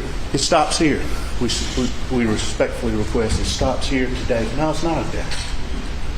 And we're going to exercise our greatest power and find you guilty of killing Maggie and Paul. Thank you. All right, with that as the backdrop, joining me right now is South Carolina attorney Tyler Bailey. Thank you so much for joining me, Tyler. Tyler, what was your immediate reaction to today's closing arguments? Well, first, I'd like to say I think the defense and the prosecution did a great job during their closing arguments, and they really are painting two different pictures. They both have admitted that Alec, of course, loved Paul, and he loved his wife, Maggie. The state saying that he loved them, but he loved himself more. That's why he killed his wife and his son when the world around him was crashing. I think John Meadows, during his closing, really tried to just go to common sense, trying to remind jurors, don't get lost in all the reasonable doubt or issues regarding two guns and a shirt or tarp and things of that nature. Don't get lost in that. Remember your common sense. So the jury has a lot to think about. I think both sides did an excellent job. The Judge Newman will instruct them on their jury charges, and they'll have to consider what version of the case do they want to believe. Do they want to believe that there's so much doubt here that they are obligated to either acquit Alec, or if they can't reach a verdict, then there's a hung jury, or if they believe that common sense is telling them that there is no reasonable doubt that will allow Alec to walk away from this and find him guilty. Tyler, do you think that anything that the jury heard today moved the needle for them? For example, do you think they've already made up their minds? Well, I think the biggest thing that jurors bring into the deliberation rooms is their life experience. So I think during this entire case, there's been a lot of expert testimony from countless witnesses. There's been a lot of attacking of law enforcement, how they investigated the crime scene, and their lack of a proper or a negligent investigation, as the defense tells it. And I think that the closing here is tying it all back in to regular experience as a regular person. What do you think about, how do you know husband and wife relationships and father and son relationship versus Blanca and Shelley's testimony, how they just regular people, and here's some things that the state is saying is a red flag. So I think closing is bringing it back to the heart of the case and what they know best, which is their common life experience. How long do you think the jury will deliberate now? There's no telling. If it's a quick deliberation, I think that's bad for the defense. If it's a long deliberation, I think they're meddling over which way to go here. So the defense is likely hoping for a longer deliberation, meaning that the jury's having a hard time coming to a decision. If they come to a quick decision, as a defense lawyer, I will be kind of worried that they just obviously, they heard enough, they've made their opinion, they've made their verdict, and they're ready to go ahead and get this case over with. Now, the jury has had a lot to think about in the past 6 weeks. They were also very busy yesterday. They went on a trip to the Moselle property. Do you think that trip made a difference at all in their mind? Certainly. I think that going to Moselle, being able to get a real life feel for the kennels, the feed room, the distance between the kennel and the house, it's different. It's a difference when you hear about something and you see a picture versus actually walking on the ground, getting a feel of the property. Seeing where the dog would have been barking at versus where Alex said he was when he went to the kennel and drove the golf cart back to the property. So I think going to Moselle, hearing closing arguments is really tying everything home for the jury. So it's definitely probably helpful for them in making their decision. And I think the defense was right in trying to, making sure that the jury had the opportunity to walk the property before deliberating. Tyler, what do you make of the juror issue that happened this morning where a juror was removed because of improper conduct? She was apparently having a convo with other people about the case, and then there was this whole weird, strange eggs incident where she took some eggs and removed them from the courtroom. What do you make of all of that? Is that going to be a distraction at all? I don't think it'll be a distraction. I think the jurors have been here for 6 weeks now, really locked in and focused on this case. I do think that having a juror excluded this late in the trial is definitely a blow that both sides likely would have hoped to be able to avoid. The defense seemed pretty adamant that they wanted this juror to remain on the jury. Unfortunately, she was talking about the case, which was a direct contradiction to the instructions that Judge Newman gave. And so by law, I believe he made the right call in excluding her from the jury. But I do think, a new decision maker is in. We don't know how this decision maker would have deliberated. Now there's another person who's stepping in her shoes. So we'll see what happens. What happens now if there is a hung jury? Do you think the judge will make the jury go back to make a decision?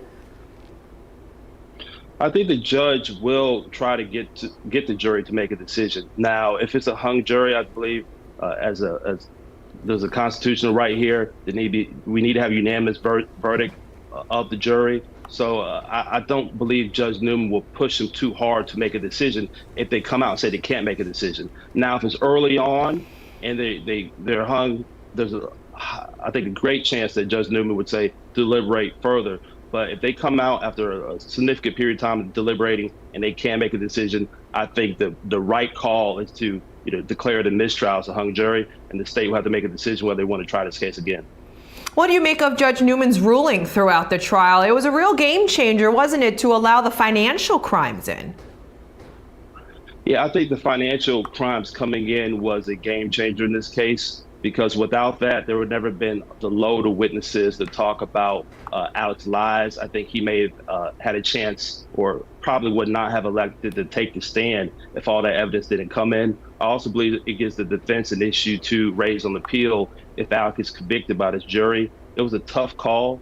I think the defense did a good job handling all of the overwhelming evidence of financial crimes that came in, and Alex tried to get ahead of it by admitting, taking the stand and saying that he lied, admitting essentially to his financial crimes, but saying he did not kill his wife and son. It's a tough call. This trial would have been completely different if this evidence was not allowed in. The state loaded their witnesses of financial crimes, and it may turn out to distract the jury too. We'll see. All right. Well, our lunch Q&A is coming up with Anjanette Levy. Tyler Bailey is going to be on that, as well as Gigi McKelvey and John Glatt, author of The Murdaugh Family. So stay with us. Get your questions ready. You're watching Law and Crime.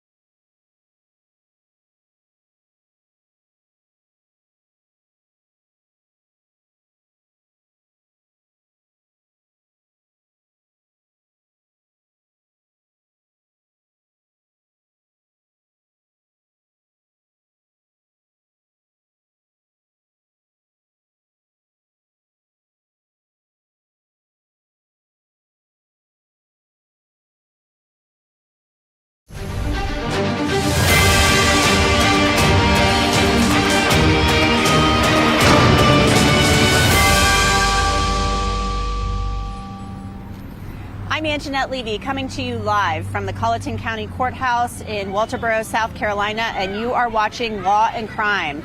Closing arguments have concluded in the trial of Alex Murdaugh. We are on a lunch break now, and we'll be taking your questions. So keep them coming to us on Twitter, Facebook, and in the YouTube chat. We'll get to as many of them as we can.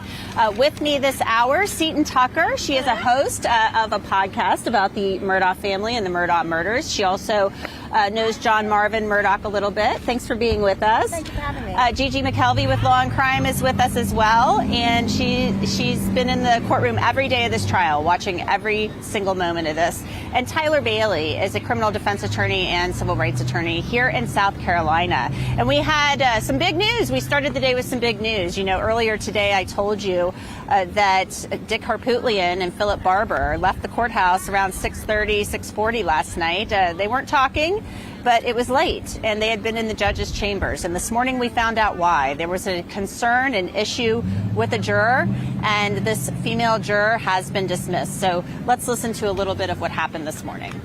First off, this morning we have to deal with the issue involving the removal of a juror. A few days ago I received a complaint from a member of the public indicating that a juror had engaged in improper conversations with parties not associated with the case. I communicated and provided a copy of the communications to the defense counsel. After court, we then met with the juror on the record, and the juror denied discussing the case with anyone not on the jury or with anyone on the jury. She provided information that led us to the court to contact the persons that she was suspected of having conversations with concerning the case. Those individuals were interviewed and provided an affidavit regarding the contact that the juror had with them. We then also brought those two individuals in and had a hearing in chambers on the record in the presence of counsel yesterday.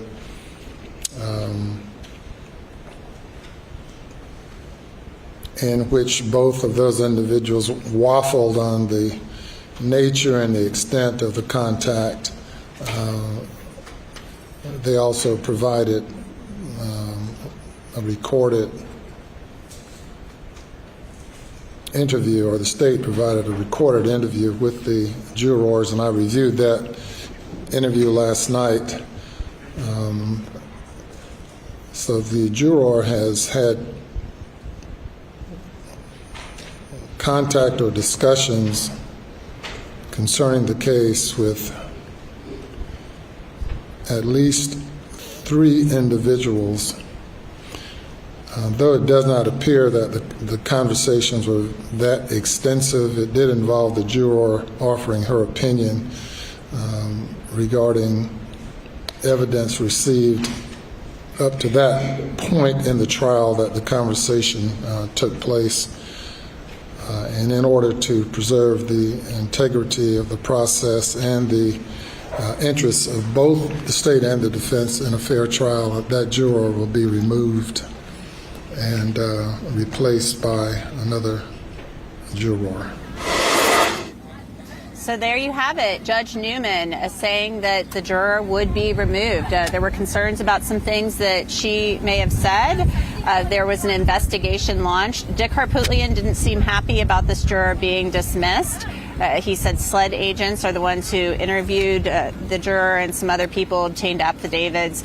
So, Gigi, we'd actually, even though this was incredibly serious, there was a little bit of levity this morning. This juror had actually brought a dozen eggs. No, one of the other jurors had brought the eggs. Oh, she wanted to take her eggs home with her. I am so sorry. Thank you for correcting me, Seton. Okay, so Gigi, she wanted to make sure she got her dozen eggs. So what was your take on this juror in particular? Do you think she might have been more favorable to the defense, and that's why Dick Harpootlian objected? Yeah, she's one of the 2, maybe 3 that I've pegged as potentially more favorable to the defense. So that's definitely why he did not want to let her go, for sure. Yeah. She was the main one for me, Tyler actually. Bailey. Oh, okay. So you thought she was like a pro Murdaugh juror. What were your feelings? Did you have any feelings, Seton, on this particular juror? I did. Gigi and I sit next to each other in court most days, and we have discussed this particular juror, thinking that she definitely seemed sympathetic to the defense. Well. Is she the one that handed the Kleenex to him, the tissue? No, I did not see that. Gigi, did you happen to see that? I didn't see it with my own 2 eyes, Gigi, but I heard. It was not her, okay. though, I don't Tyler, it was not her. Okay, so Tyler, what do you make of this? Judge Newman removing this juror. Obviously they did an investigation because we know this email came in 2 days ago. So stuff has been going on behind the scenes about this juror. I think Judge Newman made the right call in excluding her. I understand the frustrations that Dick Harpootlian had in having a juror who seemed to be a pro-defense juror excluded. But I think it's the right call that needed to be made. But one thing I think that Dick, rightfully so, had an issue with was SLED leading the investigation into this juror's alleged conversations about the case. Given that SLED's credibility is somewhat on the line here because it's been attacked pretty vigorously by the defense about their lack of a proper investigation and evidence that they didn't collect, you would think that SLED may have something to gain here in their investigation and swaying things their way. I'm not implying that. I don't have any reason to believe that SLED did anything that was not above board, but I understand Mr. Harpootlian's concerns about SLED leading the investigation and coming to that conclusion. Especially since that's one of their themes in this case, is that SLED dropped the ball in the investigation. That's what they're arguing to the jury. All right, let's get to some of your questions and keep them coming to us on Twitter, Facebook, and in our YouTube chat. We'll get to as many of them as we can. First question, Tyler, I think I'll stick with you on this one since you're the lawyer. Why does the state get 2 closing arguments? This comes from Mary from YouTube. So they get the closing, they get the rebuttal, and the defense is sandwiched in between. Why is that? Well, by law, the state has the burden of proving in getting out convicted here, so they're allowed an opportunity for rebuttal. There is not the same opportunity for the defense in closing arguments. That's just the way it is. All right. And our next question comes from Jim Claxton 1 from Twitter. Why weren't Paul and Maggie armed so they could defend themselves from 2 intruders? Gigi, I'll toss that one to you, but we did hear testimony that Paul typically, if you're out there at night, you're going to have a rifle with you. So we don't know if Paul happened to have his rifle with him that night.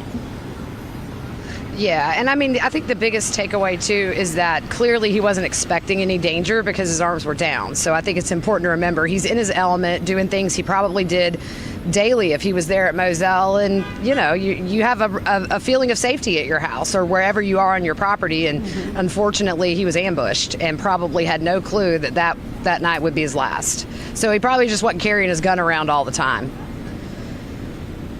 Most certainly. And if he was carrying it, it could have been sitting outside the feed room for all we know, because you would carry it at night because of hogs. Seton, our next question, right. And I guess I should really ask everybody this question. This comes from WAW Pills from Twitter. Or actually, let's get to this other one first. Sorry about that. Cayenne8113 from Twitter. Do you feel the defense kept the jurors' attention during closing statements? Seton, how did you feel the defense went? Obviously, 2 different styles here. Dick Harpootlian, more of a showman. Jim Griffin, they said, he was going to do the closing, so he did the closing. What did you think of the defense closing, and do you think the jury was paying attention? I think absolutely. I saw every juror being very engaged and paying attention to his every word from what I saw. And I think it probably helped that it was first thing in the morning. Everyone had had their coffee, and they did seem to be engaged and listening to what he had to say. I don't know if they believed it, but they were listening. Gigi, what did you think of Jim Griffin's closing argument? Did you think that the jurors were paying attention, and do you think it was effective? They definitely were paying attention. They have their poker faces on today, so it's been a little hard to tell what they're thinking. I think he hit on all the main points that jury needed to hear. I don't feel like he wasted too much time. It wasn't kind of an on and on repeating himself over and over, so we'll see if it's effective. But I thought he was to the point and not too short, not too long, and very attentive from what I could see. Tyler, what were your thoughts on the closing? It felt a little, it was long, but you're going to have a longer closing when you have a lot of points to make in a trial that's been 6 weeks. Yeah, I think the closing was a little long, but he really hit on all the points. I think he did a great job when it came down to pointing out and reminding jurors of how SLED investigated this case and what evidence they did not collect versus what evidence that was collected. And I also think it's important for viewers to remember that the defense is posturing their case to the jury. This is not like you see on movies where the most flamboyant or the person who seems the most animated means that they have the best delivery for closing arguments. I'm pretty sure they have a lot of money behind this with jury consultants, and they've been looking at this jury this entire case. They probably made a strategic decision thinking that Jim Griffin would be the best person to deliver close for the defense. Let's get to our next question. This comes from KG from YouTube, and I'll take this question. Where is Bubba now? Bubba, the chicken murderer, people are kind of, Bubba's gotten a bad rap, but he's a dog. That's what dogs do. Like, my dog has brought me, like, a dead bird before. It's weird. But Bubba is with Blanca Simpson now. Yes. So he has a nice home, and she seems like a very nice woman. Tanya S. from YouTube, why would you bring eggs to court? I don't know. Maybe somebody's got some chickens and there's eggs are expensive right now. I was at the grocery the other night. The eggs I like are $6.50 a dozen. It's maddening. So maybe somebody's got a chicken and they're spreading the love. That's I think so. My neighbor actually has chickens. Mine does too. He leaves a box on his front yard, on his front porch, and you can he donates the money to charity and you just pay for that. That's sweet. Yeah, chickens for everyone. My neighbor has like 9 chickens, and it's something. She's got quite the coop, and we don't live in a rural area. All right, Jane Carmine from YouTube. What happened to the evidence that Maggie had under her fingernails? That's a good question, Gigi. Along with Jim Griffin brought up the infamous hair today, the brown hair in Maggie's hand. So what happened with the DNA under Maggie's fingernails, and what's up with the hair? Well, we never got an answer to the hair, so that's going to be one of those questions we may never know the answer to. As far as the DNA under her fingernails, correct me if I'm wrong, did they not find trace DNA from C.B. Rowe, who was eliminated as a suspect, I might add? He was in North Augusta at the time of the murders, but I thought there was some transferred DNA they thought from C.B. Rowe.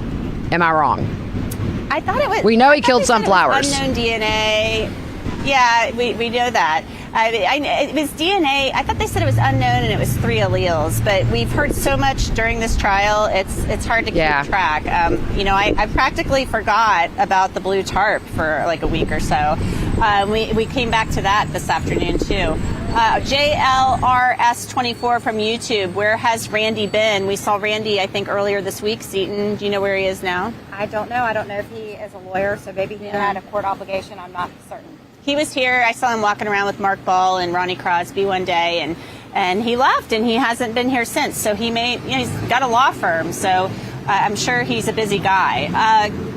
Can the verdict come today? Jeremy Bryan from YouTube. Tyler, the verdict could come today, but what do you anticipate from this? How long do you think we'll have for deliberations? It could come today. I think if the jury deliberates very quickly and they have a verdict today, I think that's a bad sign for the defense. I've learned over the years not to try to be moved about how long juries deliberate, but we never know. They could come back today. I think the longer deliberation, the more the odds are in the defense's favor, either for a hung jury or optimistically acquittal. So we'll see. But technically, yes, it can come in today. We'll see.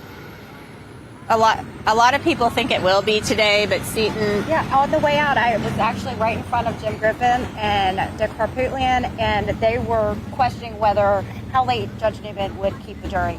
Oh. He does not know that information yet, so it depends if they keep them till 10 or they tell them typically they release around 5:30 or 6.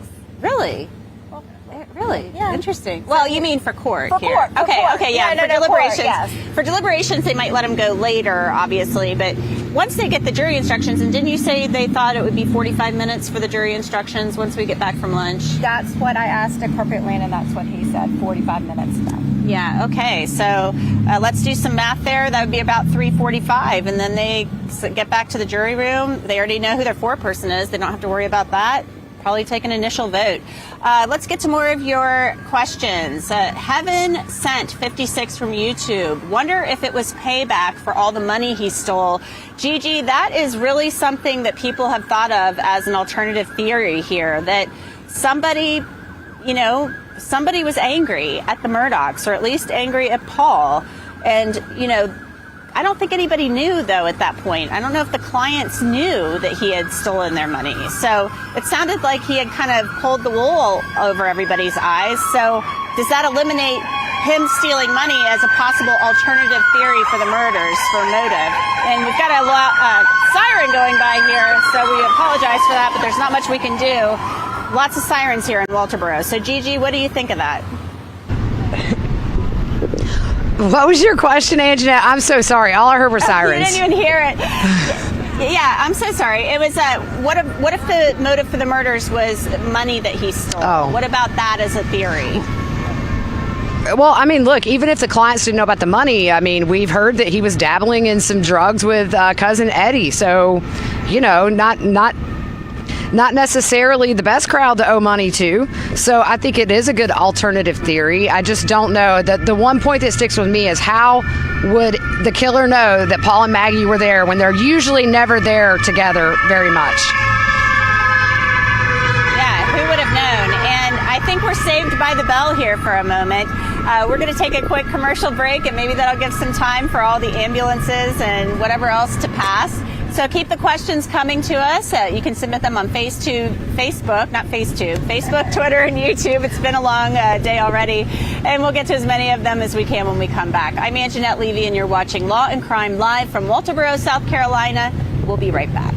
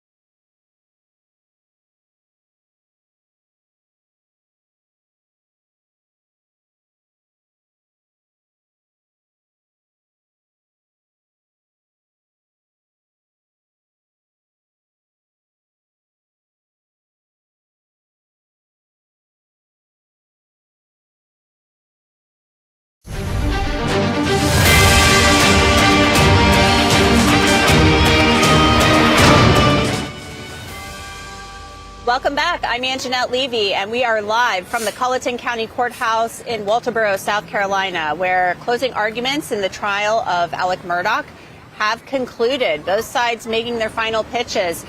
With me this hour, Seton Tucker. She hosts a podcast about the Murdaugh murders. Also, Gigi McKelvey with Law&Crime. And joining us, John Glatt. He is an author who's written a book about the Murdaugh murders, and Tyler Bailey, a criminal defense attorney here in South Carolina. So let's take a listen, everyone, to some of the closing arguments from Jim Griffin, making the case for the defense. Now, you've heard a lot of testimony about these financial crimes, misdeeds, and he told you he did it. He told you he did it to support a very expensive drug habit, and none of that's an excuse, but he is an addict, and addiction is real, and addicts lie, addicts cheat, addicts steal to keep getting their drug. The evidence was permitted in this case for you to hear solely to consider, did he murder his wife and son because he had this storm coming, that he was going to be exposed? Is that why he murdered? That's what they say. That's why he murdered. And that's why you're allowed to consider it. Now, Judge Newman in his jury instructions will tell you that's all you can consider it for. You can't consider it by saying, man, I never knew he could do that. So if he could do that, he must be able to do the most heinous crimes in the world. Kill his wife and son, execute them style. That's a no-no use of that evidence. The only permissible use of the evidence is that sufficient provocation, motive for him to kill his wife and son? Was it sufficient motive, not provocation? And the evidence in the case is that there was no impending financial doom on June 7th. June 7th was a day which frankly was no different than any other day in the frenetic lifestyle of Alex Murdaugh.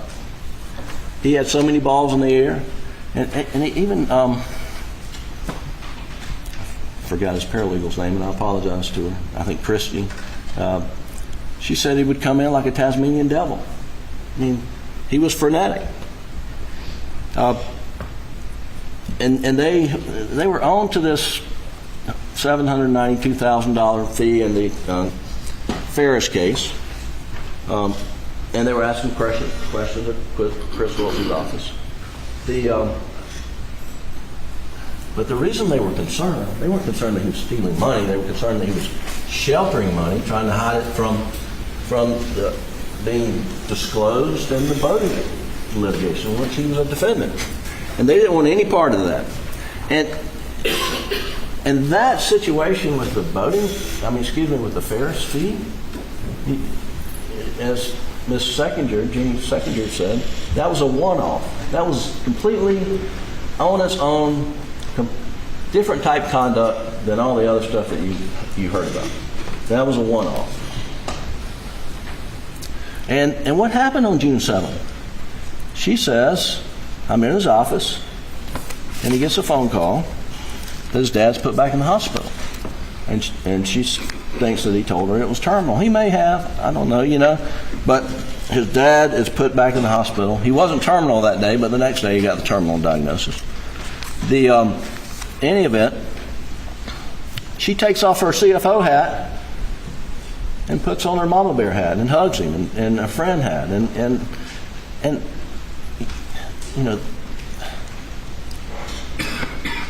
their theory is he slaughters Maggie and Paul to buy time from her investigation. That is it. That is their theory. That is their theory. And it's totally fabricated. They've got no evidence of that. There's no evidence that Maggie was on to his financial misdeeds. There's no evidence that she was about to blow the whistle on him. There's no evidence that he had a $20 million life insurance policy on her, and that if he murdered her, that he could get out of financial bind. None of that. And I asked Ms. Seckinger, how long of a delay did that buy Alex? Well, month maybe? A month? That's their theory. That's what their case is built upon. right. So there you had it. Jim Griffin making the closing argument for the defendant, Alex Murdaugh. They say he didn't do this. So let's go around and see what everybody thought of that. I'll start with you, John, since you're just joining us. What did you think of the closing argument from Jim Griffin? Oh, I thought it was, it was very well done. It was very persuasive. I like the way he was very folky, and he kind of connected with the jury, I thought. I couldn't imagine Dick Harpootlian doing it quite that way. It's very, very different demeanor. But I thought he did a very, very good job. But for me, everything goes back to the kennel video. And although, the defense closing was very persuasive, that's just ringing in my head the whole time. That's interesting that you say that, because I think Jim Griffin even said at one point in time that basically that's their case, that their case is the kennel video and how he lied about that. So, Seton, what did you think of Jim Griffin's closing? I thought he did a good job questioning SLED's credibility in their investigation into the crime, and also the fabrication of evidence. They brought up this fabrication of evidence, and I thought that was pretty successful. Yeah, manufacturing evidence. They said the state says he manufactured an alibi, Gigi. Jim Griffin says they manufactured evidence, and he brought up the T-shirt and the blood spatter that apparently didn't exist.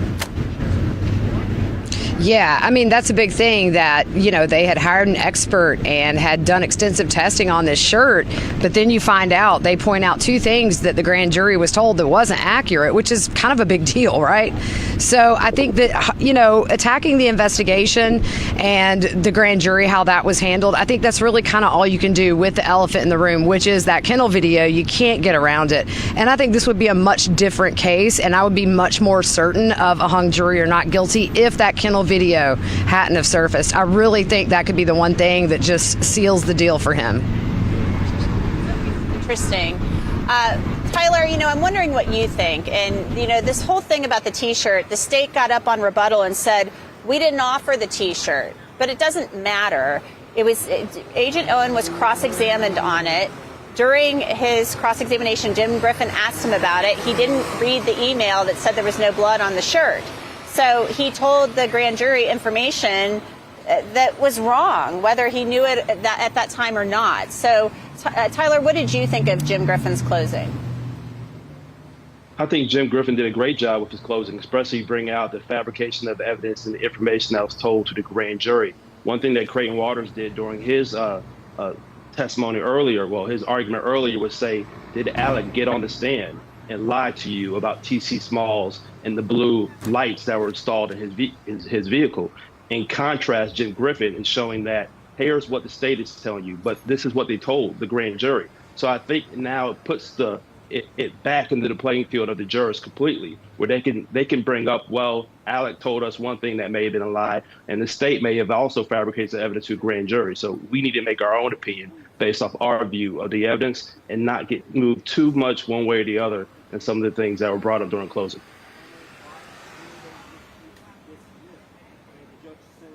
One thing that Gigi and Seton and I were chatting about up in the courtroom was the fact that they explained the steps, the 200 and some odd steps between 906 and 907. And we thought that was interesting because he was like, he wasn't really that big of a deal. Yeah, they said that the prosecution said that he had this flurry of steps, and then when they did the math, he was taking one step per second. And Jim Griffith, he did that. He did that in front of the jury. Yeah, 1,000, 1,000. It did seem like it was a pretty slow-moving pace. Yeah, it was interesting. All right, let's get to more of our questions. Pallid in for Justice from Twitter. I'm shocked by the voluntary intoxication instruction. How will the defense integrate diminished capacity with residual doubt into their closing? Oh my gosh, that's a big legal mouthful. Tyler, do you want to handle this one? The voluntary intoxication instruction. How will the defense integrate diminished capacity with residual doubt?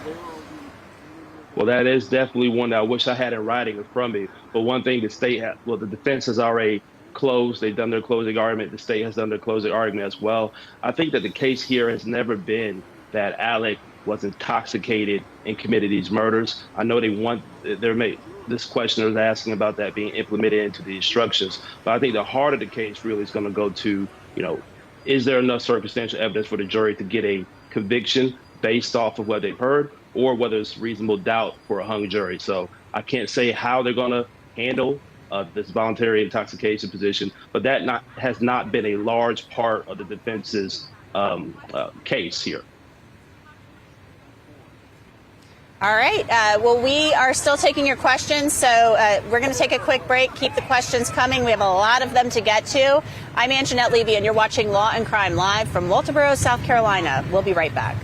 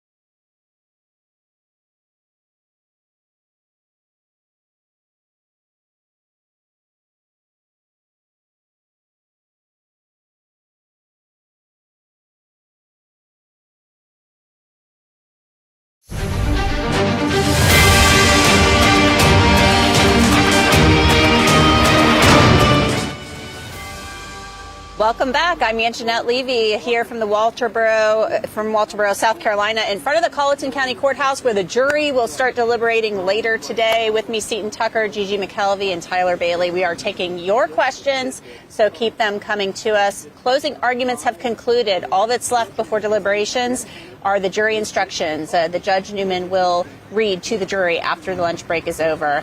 Let's get to some of these questions. Beth Carville from YouTube asks Gigi, would Paul and Maggie move toward a random killer, or would they run away from a random killer? They moved toward the person shooting them. Creighton Waters said yesterday that Maggie was running toward her baby and that Paul walked toward the door. So what do you think about that question? Yeah, well, Jim Griffin kind of touched on that in his closings today, saying that there's no proof that she was running towards her baby, although I think as moms, we all like to think that's how, she spent her final moments, was being a mom. But, I don't know that really at the end of the day, is that the biggest issue? You know what I mean? I think that this jury's got so much to consider, and I think the lies are just, to pour through those lies. I think one of the best things that the state said yesterday is talking about the pills. When Alec was on the stand, he said he took 1,000 milligrams a day, and they said, did he look at you in the eye and lie to you? They made it personal. I think the lies are going to be the big thing here, more than was somebody running away. But I think they would run away from anybody with a gun, whether it's Alec or a stranger. I think that's just, if you see he's using that gun against you, you're not going to stick around to see what happens next if you can help it. I'm a little surprised the state didn't call an addiction specialist to kind of talk about what that would be like, if a human being can actually survive 1,000 milligrams a day. I remember my dad just had cancer years and years ago, and they were giving him OxyContin. It was 80 milligrams a day, and he was like, "Wow, this makes me feel really weird." So 1,000, yikes! All right, another question. We'll send this one to you, Seton. OG Master 8 from YouTube. What did the juror do? We had heard some rumblings that there was an issue with the juror. We couldn't quite confirm it, but this morning the judge confirmed it. Yeah, I guess the judge tells the jury every day, do not discuss the case. And I guess this juror did discuss the case. Yeah. And the extent of how much she discussed was kind of in dispute, but the judge clearly tells everyone, don't discuss the case. And there was an ex-husband involved. We heard that. And yes. when he mentioned that, she kind of went, yeah. She didn't look real happy. I think she was kind of embarrassed. Let's get to our next question. D. Miller, Tyler Bailey from YouTube asks, why didn't the state hammer the point home that Alex invited/lured them both over that night, Paul and Maggie? No one else was invited. Why didn't the state really touch on that more, Tyler, in your opinion? I don't think it would have been the most effective use of the state's time in presenting their case against Alec. This is Moselle. It's a family property. It's not uncommon for the just be family there or family and friends hunting. So I don't think it was like a vacation where he convinced his family to come to Moselle, like he was going to Myrtle Beach or something, and told guy's wife and son to come, and it didn't invite anybody else. I think it could have been easily worked around by the defense. So that's my assumption as to why the state did not do that more in their presentation of this case. Yeah, but nobody, only a few people knew they were there. It was like Blanca, a couple of his friends, stuff like that. So, and Marion Proctor, Maggie's sister. So it's interesting. John, I'm going to get a question over to you. PLS Carney from YouTube asks, couldn't the drug paranoia cause Alec to shoot his family? I don't know about the drug paranoia, but how do we know that, hypothetically speaking, he wasn't going through withdrawals and he snapped, and he had a horrible day at the office where he's being asked about $792,000 in missing money.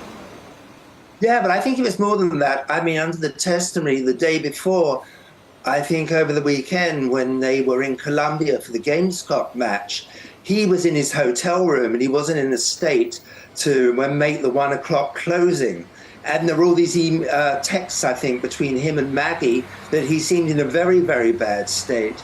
And then the very day on the 7th, on the Monday, Maggie's texting Blanca saying something like, I'm really worried about Alex, that he's going to die. So I think there was a lot more going on there with the drugs that has come out.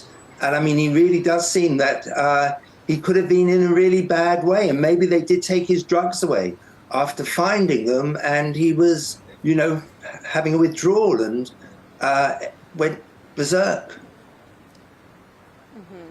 And I've talked to addicts who say in the morning they have to they have to get a fix, or else they feel sick. They feel like they have the flu. It's called dope sick. So we don't know what was going on. We know what was going on in Colombia the day before, but that morning we don't know what was going on as far as the medication goes. Let's get to our next question. Tyler, Kitty Kisses 1274 from Twitter asks, if this case ends with a hung jury, do the exact lawyers for the prosecution and defense have to retry, or can counsel be changed? I think it's possible Dick and Jim could do it again. They may have to. It depends on the contract that they probably signed with Alex Murdaugh, or the retainer agreement, right? Right. It's possible. I mean, they're not required by law to try it again. Alec has the right to choose defense lawyers that he sees fit to choose. He could either decide to handle the case entirely himself with a free trial. I doubt he would do that, though. Now, as far as the prosecution team, the state would have to figure out, what resources they want to devote towards retrying Alex. So it's really up to all parties involved, but there's no requirement that the same lawyers try it again. Gigi, I'm going to throw this next question over to you, and if anybody else knows the answer, feel free to jump in. I think I may sort of know the answer, but I'm not sure.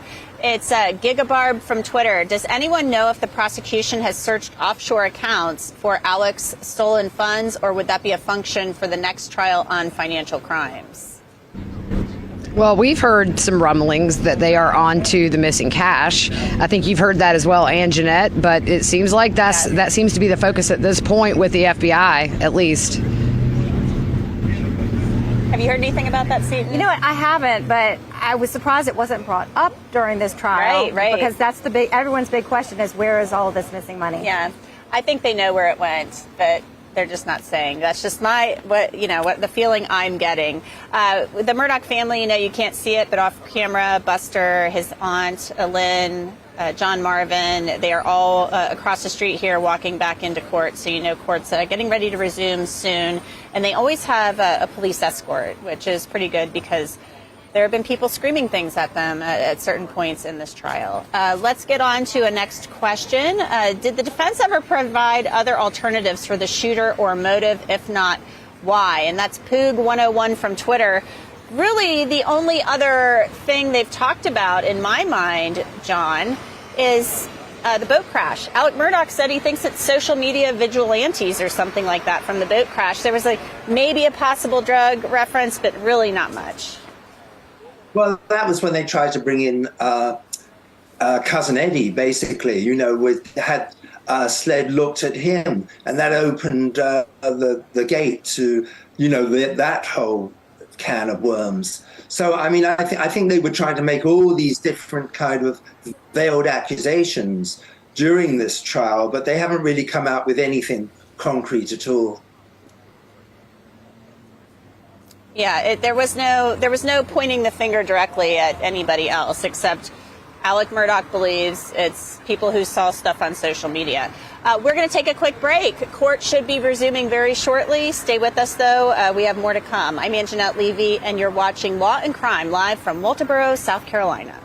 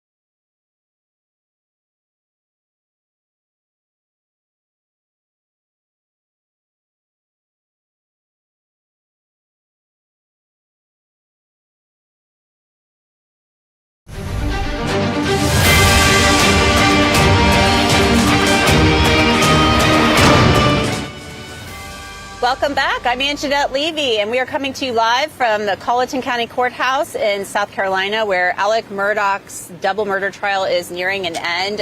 All that's left before the jury deliberates is they will be read jury instructions by Judge Clifton Newman. So we're going to take the rest of your questions until the lunch hour ends, which should be in just a few minutes, and then we'll take you back into court. So let's get to some of those questions. Jackie B. from YouTube, do you think Maggie's sister will be there during the verdict? I haven't seen her in the courtroom since. Seton, she testified. I mean, it was like you just felt for her, but we haven't seen her in the courtroom at all, even though she could come. So do you think that Marion Proctor and her husband will come for the verdict? You know, my sense is no. You saw, actually, she hugged Buster on her way out of the courtroom. I know that this has got to be really difficult for her, but my sense is no, she's not coming back. You could be very right about that. Cunningham Love from Twitter. How did the judge learn that the juror had spoken to somebody outside of the trial? I'll take that one quickly. It was an email. Somebody's boss emailed into the court, and an investigation was launched from there. SS from YouTube. Well, if he was always the number one suspect, how come they didn't search the entire property the day of the murders or the very next day? That's been a question that we've asked many people many times. You know, they didn't search Moselle, John Glad, even though they had a search warrant on June 8th. So what do you think of that? That's the problem, because, you know, you're talking about the family of the 14th solicitor, and there's a lot of respect for the Murdaughs. And I think the agents didn't want to interfere with them. I mean, they gave them the run of the house, basically. They gave them the run of everything. They could walk into the crime scene. And I mean, right after, you would have thought they would have closed down Moselle, the whole house, as a crime scene. But they didn't. I mean, Alex was going in and out. And then he goes to Almeida. They come back the next day. And they haven't really searched anything. And I think a lot of it is they didn't want to tread on anyone's toes. There's a lot of fear about Murdaughs. And they have very, very strong connections with law enforcement in the Low Country, and I don't think people want to upset them, and that's probably why nothing was ever done. Yeah, it's very strange, you know, because they had the warrant. They could have asked the family politely to leave, since Alex Murdaugh said he understood what they needed to do, but they didn't do that. B Pro 717 from Twitter. Why didn't the prosecutor outright ask where the blue shirt and khaki pants were? Gigi, we kind of, I think, discussed that between ourselves. Like, it didn't seem like there was ever a formal request. There was no search warrant for the clothes issued. I mean, what gives? Yeah, and I mean, that's what the defense has said, is that they never asked for it, and it wasn't a question until after they found out there was no high-velocity blood spatter on that shirt, on the T-shirt he was wearing when cops first showed up to the scene that night. So it's a little too late to ask for it now. I mean, what are we going to do? It's the day of jury charging. That baby's put to bed. But it's a missed opportunity. I mean, really, because the T-shirt was a bust, essentially. Yeah, I feel like if I'm a cop, if I'm a SLED agent, I interview you, you're not forthcoming about it, I'm going to get a warrant. I'm going to be like, I need the shirt. I need you to produce it, even though he says he leaves clothes all over the, everywhere where he's staying or whatever. Tyler Bailey, I have this question for you. Sedition Track 1 from Twitter. If there's a hung jury, what are the chances Murdaugh will get bail? He said he was no longer suicidal. And we only have about a minute left, Tyler. So what are the chances he gets any type of bail? He's a definition of a flight risk, unless the state knows that he does not have access to his cash or any of the money that he's embezzled and stolen over the years, and they would not argue too hard against a bond being granted. But I don't see any judge in South Carolina giving Alec a bond, given the nature of the charges that he's facing and the 99 other alleged financial crimes that he has. Yeah, I don't see it either. He's already being held without bail, and I don't think anything's going to change. Let's get to our one last question. John, I'm wondering, where does the money from Moselle go? Do you know if it sells? We have about 20 seconds left. No, I thought it was all tied up with his creditors, boat crash people, because it's still, the boat crash civil case is still on. I'm sure it doesn't go to Alex Murdaugh. I think it goes to the people he's going to owe. All right. Well, that does it for us from South Carolina. Gigi, Seaton, John, and Tyler, thanks for being with us. We want to thank you for being with us as well. We're getting ready to head back into court, so stay with us. You don't want to miss a thing, and keep watching on our YouTube channel. I'm Anjanette Levy, and you've been watching Law and Crime.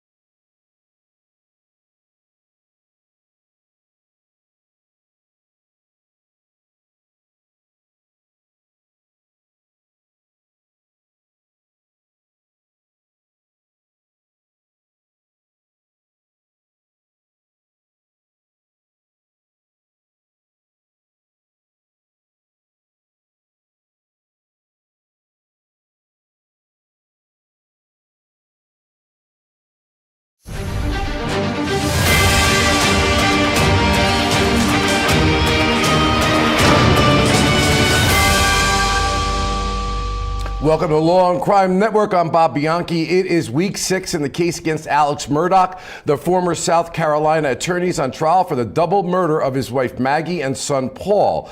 Both sides have ended the closing arguments, and the jury will soon receive their jury instructions from the judge. And while we're waiting for that, I want to talk with a jury consultant, Alan Turkheimer. Now, Alan, thank you for being on the show, because as a trial consultant, you know this stuff inside and out. And I got a great guest that we're going to have on a little bit later. And as trial lawyers, you know, we know that there's a heavy responsibility on jurors. They sit there, have to listen, breaks, they have to do what the judge tells them to do. And after 28 long days, they're all going to be thrown into a room and basically have to try to come up with a format that they're going to have to decipher this evidence. Talk to me about what you think the stresses on this jury are.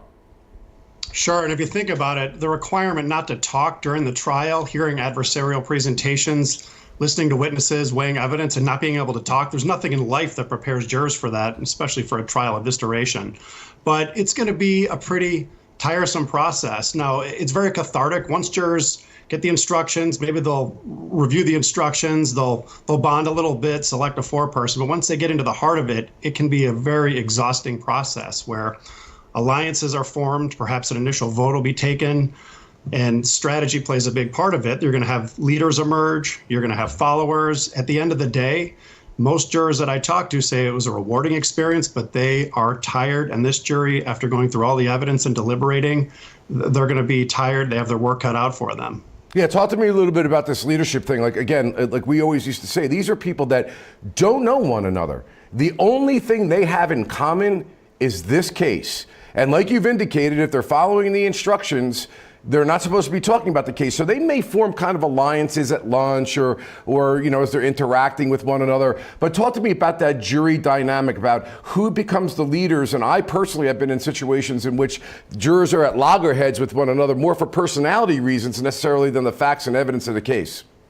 Right. You might have a contrarian, and you might have a juror that sides with another juror. And then if that juror rubs people the wrong way, a juror might think, ooh, it's hard for me to imagine that I think the same way as this guy over here who was a little bit crazy. So it's such an interesting process with the dynamic.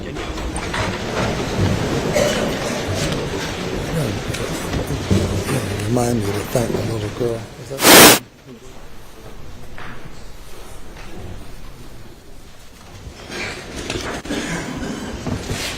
If you would bring the jury.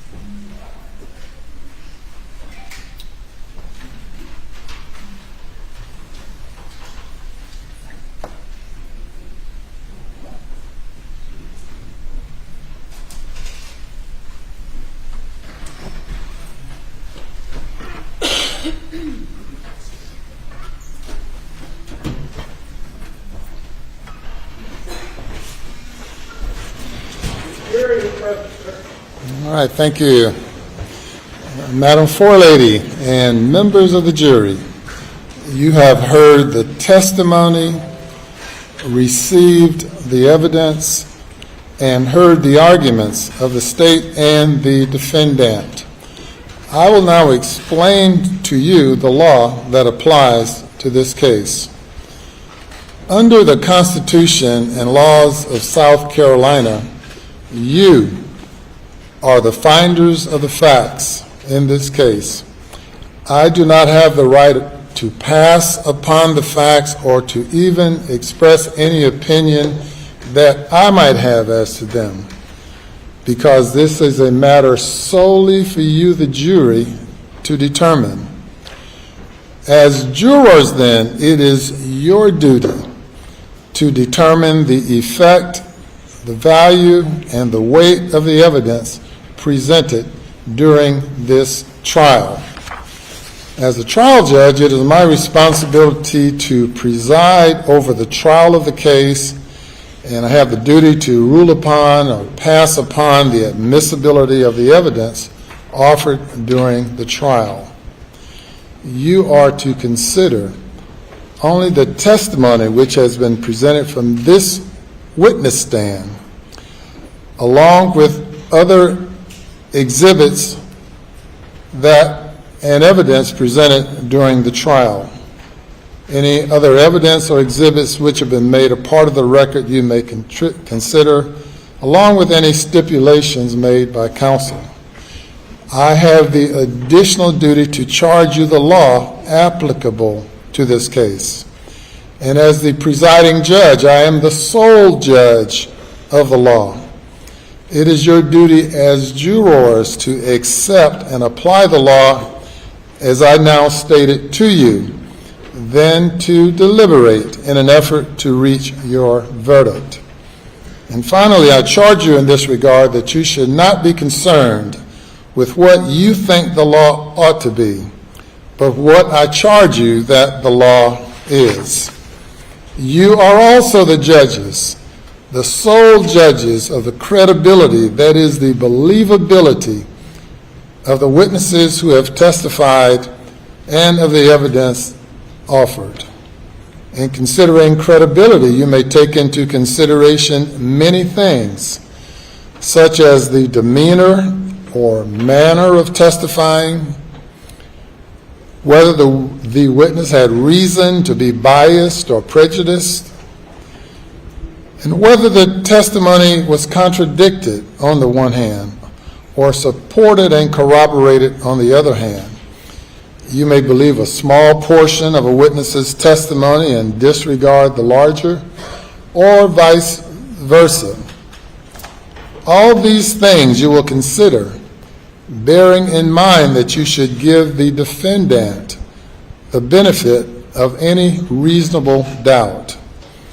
It becomes your duty as jurors to analyze and to evaluate the evidence and determine that evidence which convinces you of its truth. There are two types of evidence which are generally presented during a trial: direct evidence and circumstantial evidence. Direct evidence directly proves the existence of a fact and does not require deduction.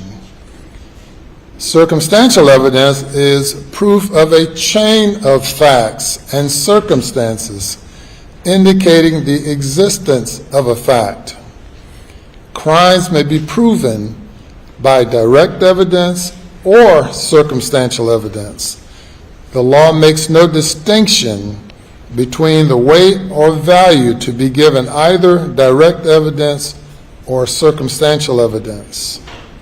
However, to the extent the state relies on circumstantial evidence, the circumstances must be consistent with each other, and when taken together, point conclusively to the guilt of the accused beyond a reasonable doubt. If these circumstances merely portray the defendant's behavior as suspicious, the proof has failed. The state has the burden of proving the defendant guilty beyond a reasonable doubt. This burden rests with the state, regardless of whether the state relies on direct evidence, circumstantial evidence, or some combination of the two. The rules of evidence ordinarily do not permit witnesses to testify to opinions or conclusions.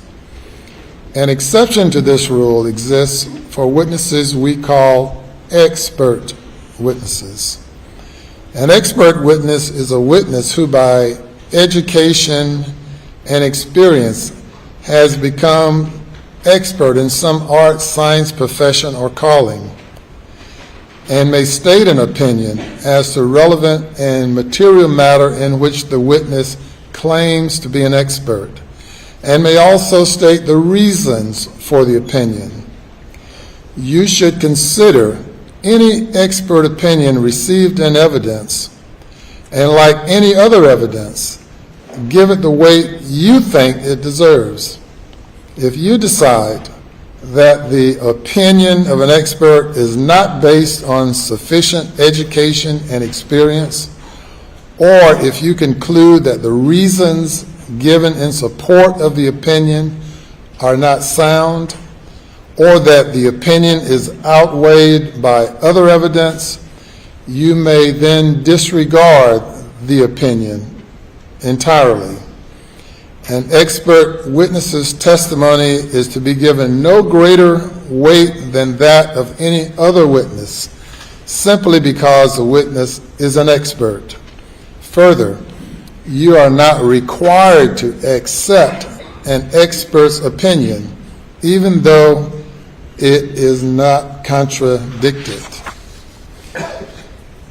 In regard to evidence of other crimes and evidence of alleged bad acts on other occasions, this evidence is limited to consideration by you as it relates to the motive of the defendant for the offenses charged in this case. This evidence cannot be used for any other purpose. This type of evidence must not be considered in any other fashion. In particular, the South Carolina Rules of Evidence provide that evidence of other crimes, wrongs, or acts is not admissible to prove the character of a person in order to show action in conformity therewith. Put another way, evidence of other crimes or bad acts cannot be used to show that the defendant is a bad person and therefore is more likely to have committed the crime for which he is accused. You may not consider evidence of other crimes and bad acts for this purpose or for any other purpose other than it as it relates to the motive of the defendant.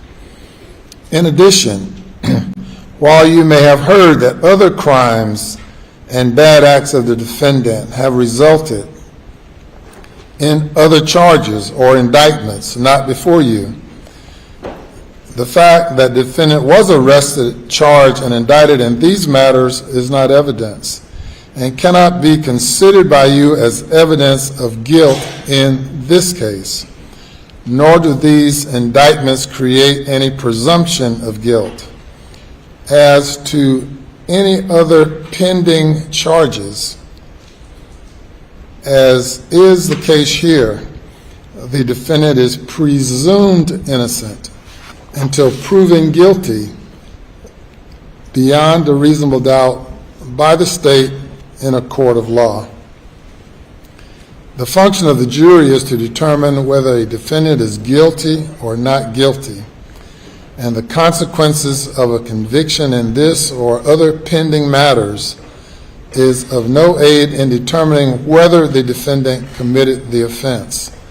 You should not consider nor speculate about sentencing consequences for this or any other crimes, as those issues are not before you. The fact that the defendant was arrested, charged, and indicted in this case is not evidence and cannot be considered by you as evidence of guilt. Nor does it create any presumption or inference of guilt. The indictments are simply the formal written instruments which contain the charges made against the defendant. The indictments are the formal documents by which this case is brought into this court. The defendant, Richard Alexander Murdaugh, has pled not guilty to the indictments, and that plea puts the burden on the state to prove the defendant guilty. A person charged with committing a criminal offense in South Carolina is never required to prove himself innocent. I charge you that it is an important rule of the law that the defendant in a criminal trial, no matter what the seriousness of the charge may be, will always be presumed to be innocent of the crime for which the indictment was issued, unless guilt has been proven by evidence satisfying you of that guilt beyond a reasonable doubt. This presumption of innocence does not end when you begin your deliberations, but it accompanies the defendant throughout the trial until you reach a verdict of guilt based on evidence satisfying you of that guilt beyond a reasonable doubt. The presumption of innocence is like a robe of righteousness placed about the shoulders of the defendant, which remains with the defendant until it has been stripped from the defendant by evidence satisfying you of that guilt beyond a reasonable doubt. The presumption of innocence is not a mere legal theory. It's not just a legal phrase.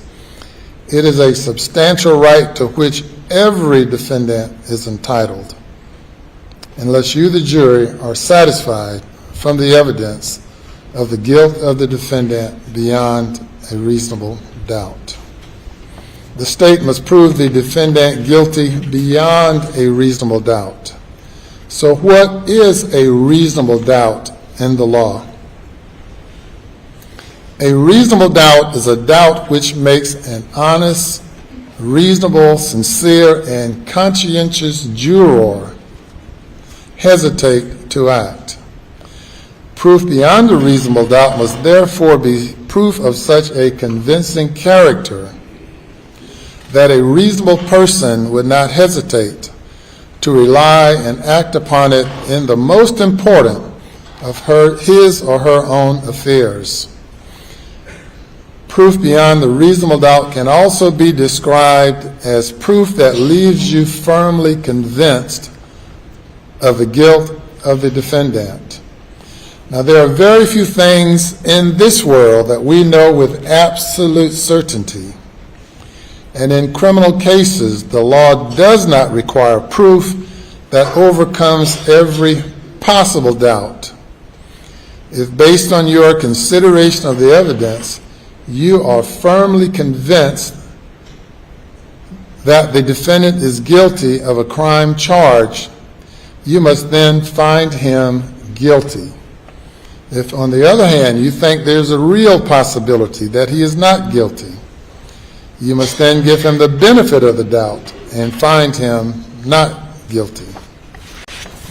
The indictments in this case allege 4 separate offenses against the defendant. The indictments are murder of Maggie Murdaugh, murder of Paul Murdaugh, possession of a weapon during the commission of a violent crime involving the murder of Maggie Murdaugh, and possession of a weapon during the commission of a violent crime involving the murder of Paul Murdaugh. Each indictment charges a separate and distinct offense. You must decide each indictment separately on the evidence and the law applicable to it, uninfluenced by your decision as to any other indictment. The defendant may be convicted or acquitted on any or all of the offenses charged. You will be asked to write a separate verdict of guilty or not guilty for each indictment. The defendant, Richard Alexander Murdaugh, is charged with the murder of Margaret Murdaugh and Paul Murdaugh. The state must prove beyond a reasonable doubt that the defendant killed Margaret Murdaugh and Paul Murdaugh with malice aforethought. Malice is hatred, ill will, or hostility towards another person. It is the intentional doing of a wrongful act without just cause or excuse, and with an intent to inflict an injury, or under the circumstances that the law will infer an evil intent. Malice aforethought does not require that malice exists for any particular time before the act is committed, but malice must exist in the mind of the defendant just before and at the time the act is committed. Therefore, there must be a combination of the previous evil intent and the act. Malice aforethought may be expressed or inferred. These terms, expressed and inferred, do not mean different kinds of malice, but merely the manner in which malice may be shown to exist. That is, either by direct evidence or by inference from the facts and circumstances which are proven. Express malice is shown when a person speaks words which express hatred or ill will for another, or when the person prepared beforehand to do the act which was later accomplished. For example, lying in wait for a person, or any other acts of preparation going to show that the deed was within the mind of the defendant would be expressed malice. Malice may be inferred from conduct showing a total disregard for human life. The defendant is also charged with possession of a weapon during the commission of a violent crime. 2 counts. The state must prove beyond a reasonable doubt that the defendant was in possession of a firearm during the commission of a violent crime. A firearm means any weapon which is designed to or may readily be converted to expel a projectile. In order to find the defendant guilty of possession of a weapon during the commission of a violent crime, you must first find the defendant guilty of committing a violent crime. Murder is a violent crime. The state must prove beyond a reasonable doubt that the weapon furthered, advanced, or helped in the commission of the crime.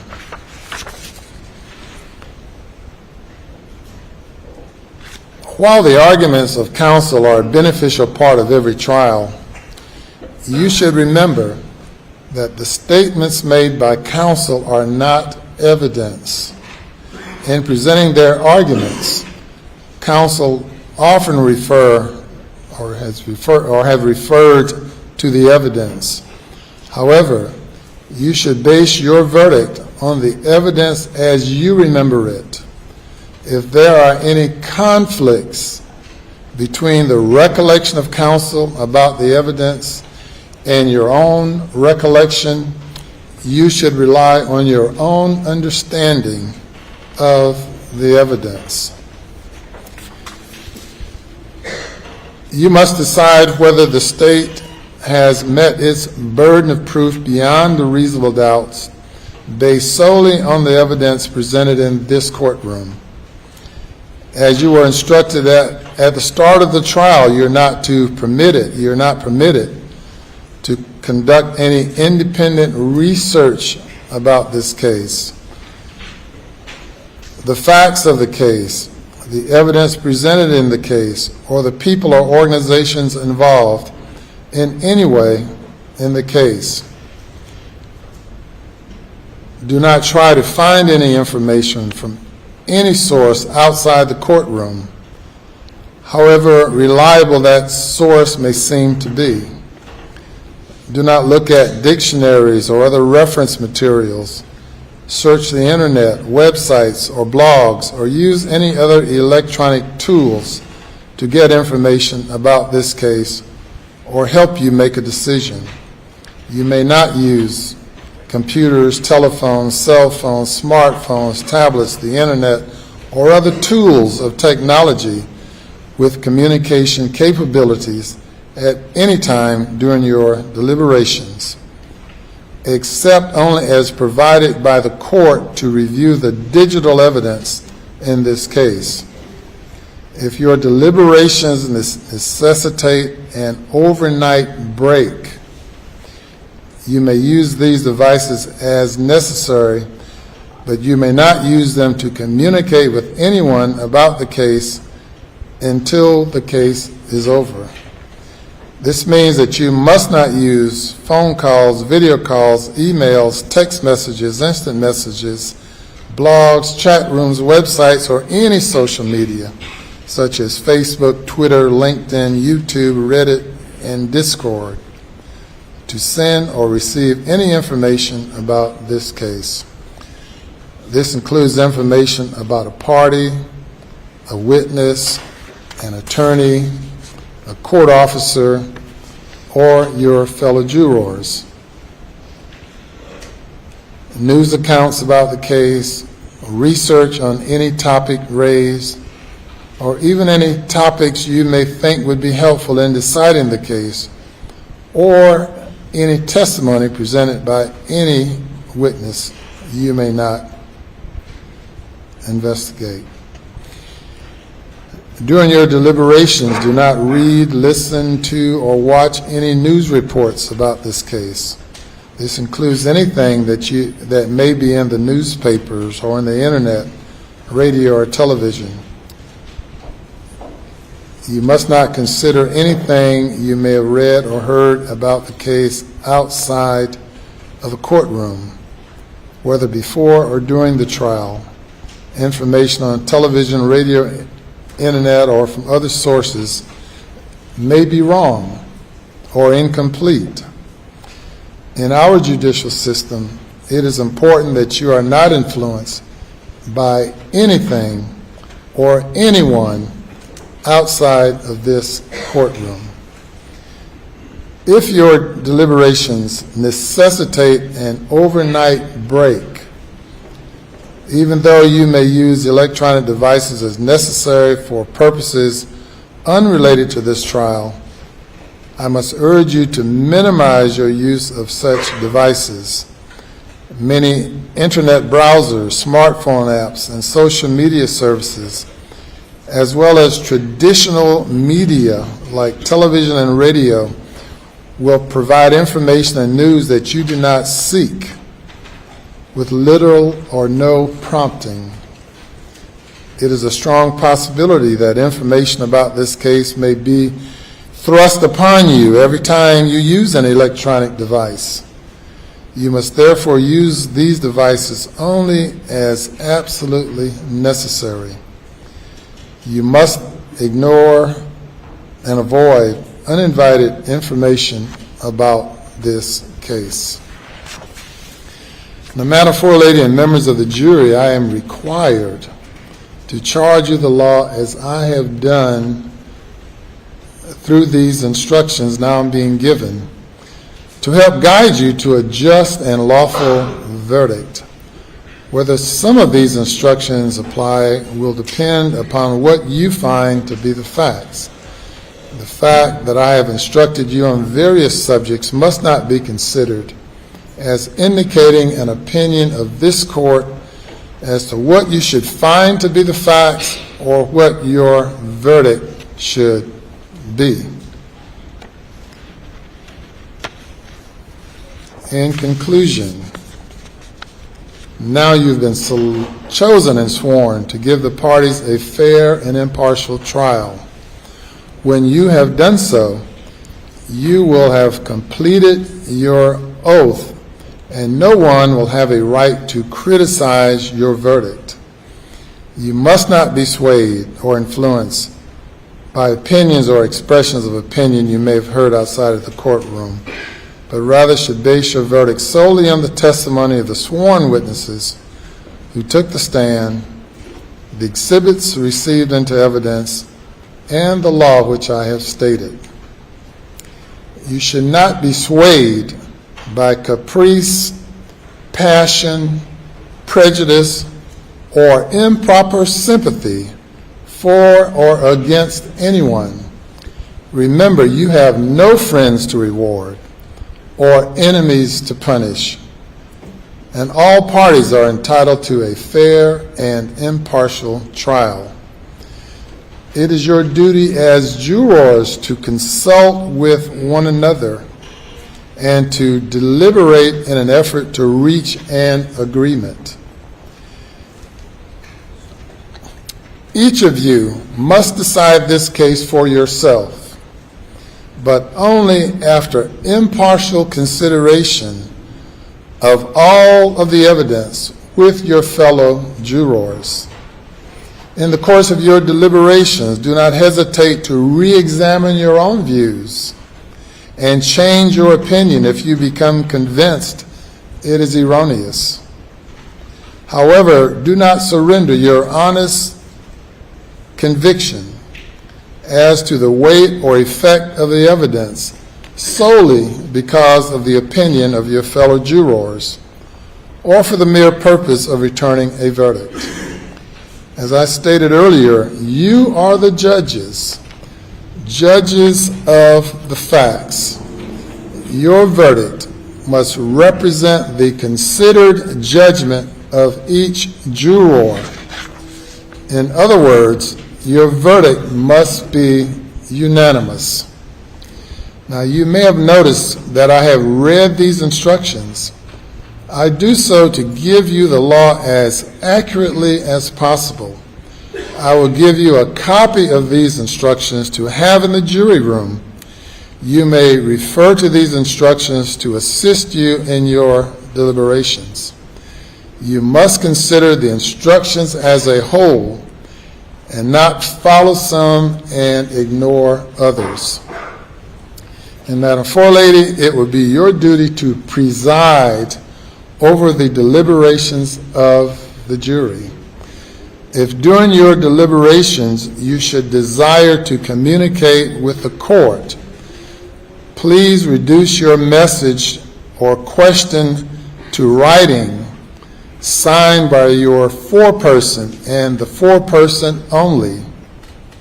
Do not address any questions to anyone other than the court, and reduce it to writing and pass it to the bailiff, signed by the foreperson and the foreperson only. It will then be brought to my attention. I will then respond as promptly as possible, either in writing or by having you return to the courtroom.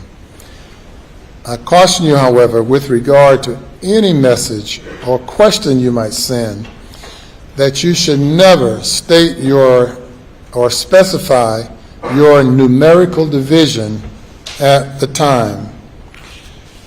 Now, you've heard the testimony and you have heard the law. Whatever your verdict, Madam Forelady, you will indicate the verdict on the back of each indictment and then sign and date your verdict. You will have these 4 indictments, and on the back of each indictment is a place for verdict. And each one, as to each one, you write your verdict, either not guilty or guilty, then sign and date the verdict. You're not authorized to write the verdict until all of you have agreed on the verdict. Now, in just a minute, I will send you to the jury room. But prior to doing so, I want to ensure that from the 12 jurors we have remaining, if there is any reason that any one of you cannot continue deliberating, please let me know at this time. We have 13 jurors. Only 12 can deliberate. So out of the first 12 jurors now on the panel, if there are any reasons why you cannot continue, please let me know at this time before I excuse the alternate. Show of hands as to anyone who cannot continue deliberating. All jurors then seem to be in good shape and good to go. So when the jury leaves the courtroom, the alternate will remain. And the alternate is.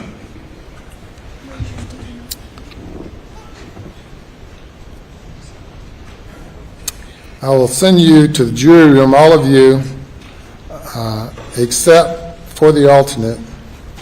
But do not begin deliberations until you have received a copy of this jury charge, the indictments, and the exhibits. Once you receive these things, that will be your signal to begin your deliberations. Once you begin deliberations, you will deliberate until you have reached a verdict, at which time you will knock on the door, advise the bailiff, and we will bring you out to receive your verdict. So if all of you will now go to the jury room except for the alternate, juror number 741, who will remain with us while the others go to the jury room.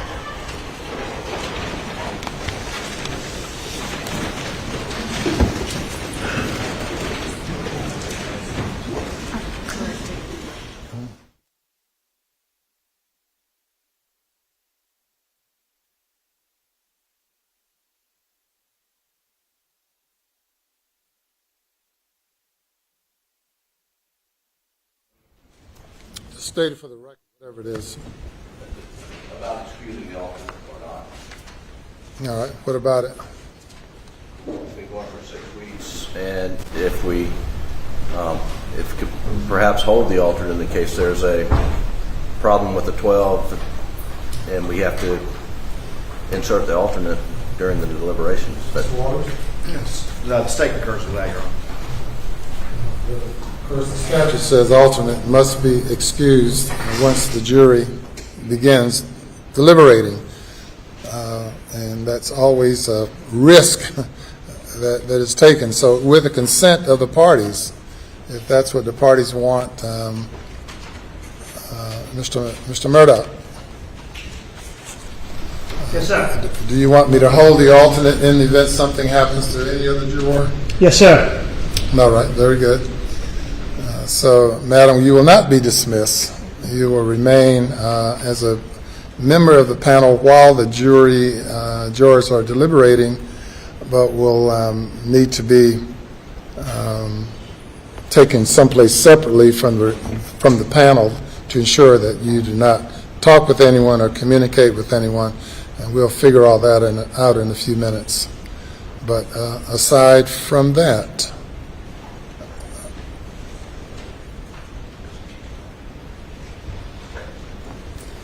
if you all will review the exhibits with the court reporter and the bailiff, you can take the charge and the indictments in, and the jury may begin deliberating. Your Honor, for the record, we have no additions or exceptions to the charge. Okay, thank you for reminding me on that. Any additions or exceptions to the charge?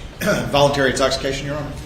Yeah, voluntary intoxication was not charged. It was not raised. I cited with the fact that it was not raised as a defense and would not be appropriate to charge. Yes, sir, Your Honor. Okay. Why is everyone standing?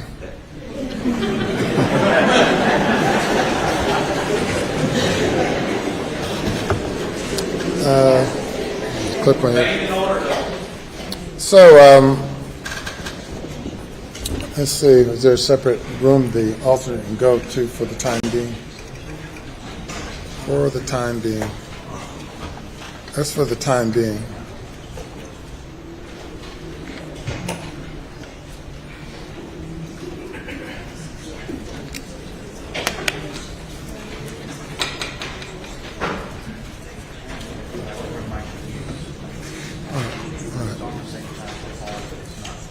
Down there. 741, if you will follow court officer to a place.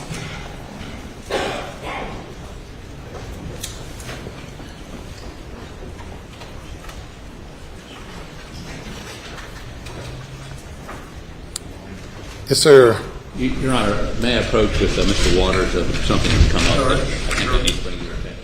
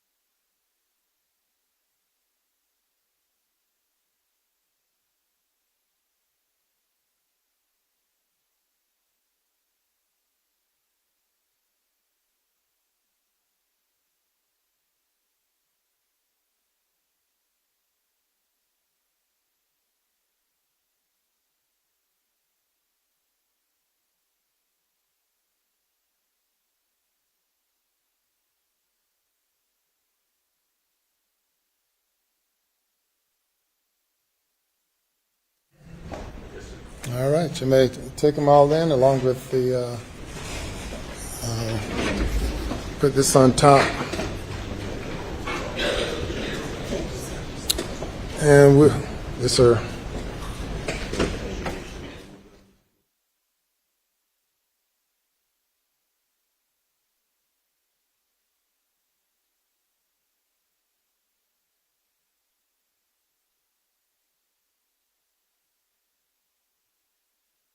All right, we'll be in recess waiting for the verdict.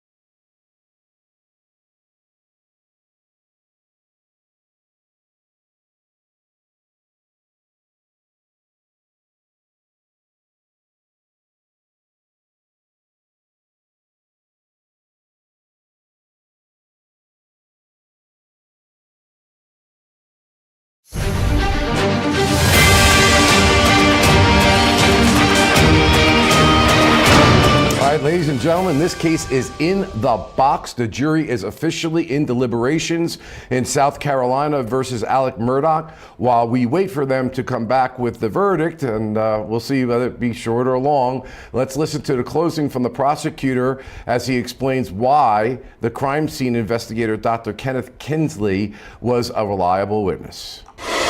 So what did Dr. Kinsey say? Again, he took issue with an expert coming in and trying to tell you that he can determine the location or the height of the shooter in this manner. He told you the cardboard, that cannot be relied upon. And while he did agree with the angle on the doghouse, he showed you how changing the aspect of the shooter could easily fit with Alec. And that it is too far and way out over its skis to try to assert that you can determine from such information that the shooter had to be 5'2". That's not what you can do. Dr. Kinsey is a crime scene analyst. How many crime scenes did he say he'd done? Hundreds of homicides, thousands of pieces of evidence, real world stuff. That's what he comes and talks about. And you simply can't make those determinations in a real world environment to come in here and try to tell you that from that sort of thing the shooter had to be a particular height. You just can't do it. You can't do it. I submit to you that Dr. Kinsey knows what he's talking about, and Dr. Kinsey has the years of experience in real world applications of crime scenes to make those judgments. And I also submit to you that Dr. Kinsey isn't going to get out over his skis and try to make assertions to you in absolutes. The guy with the 5'2" people refused to even concede the possibility of variables. But Dr. Kinsey knows that that's how reality works, and he's not going to get out over his skis and try to tell you something that simply cannot be supported by the evidence. And that's what the defense expert did.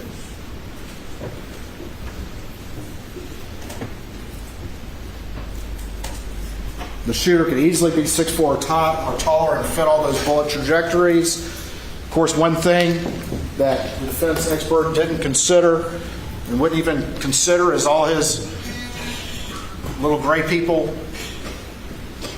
are holding the guns down like this. No consideration of kneeling, of sitting, of being in any sort of different position. But the reality is, these are fluid. Maggie is running to her baby. She's moving. And when she gets hit, it's most likely when she hits her leg against that Polaris. There's biological evidence on that Polaris. And she comes forward and collapses as Alec is moving around her, firing.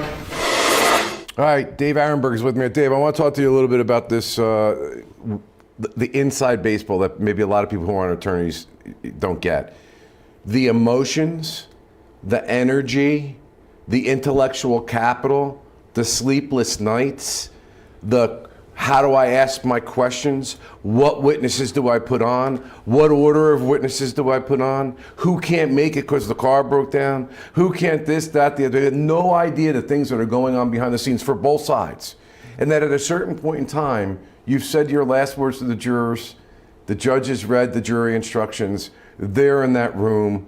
Talk to us about what the feeling is like when you've no longer have any control over what happens. Yeah, Bob, the only thing predictable about juries is that they are unpredictable.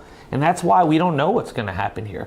I think one of the surprises in the case is that the defendant testified. I don't think the prosecution expected Alec to testify, but Alec had to because his whole alibi was blown up. And that's why I thought that the cross-examination of Alec was not as strong on Thursday as it was on Friday, because the prosecutor was surprised. He went home that night, was able to prepare, and then on Friday was like a new man. I mean, and Alec was a different guy himself. He was combative, he was defensive, he wasn't as prepared as he was when he had an advantage. He had the element of surprise over prosecutors by testifying on Thursday. But Friday was a different matter, and I think that may have changed the outcome of this case. Nima, I'm going to need an adjective from you because we only got 20 seconds. What's it like when it's all over and you just sit there waiting for those 12 people to make a decision? Yeah, relief, because as you said, you know, you're trying the case during the day, working it up at night, and then you have that angst because until those jurors come back, you have no idea how they're going to return their verdict. Angst is it, boy. We look at every little sign and we know it's a folly to do it because, like Dave said, you never know what's going to happen. Dave, I want to thank you very much for being here. It was great to have you in studio and get your perspective. We've got a lot more to go, so don't go anywhere. We're going to take a commercial break. We'll be right back.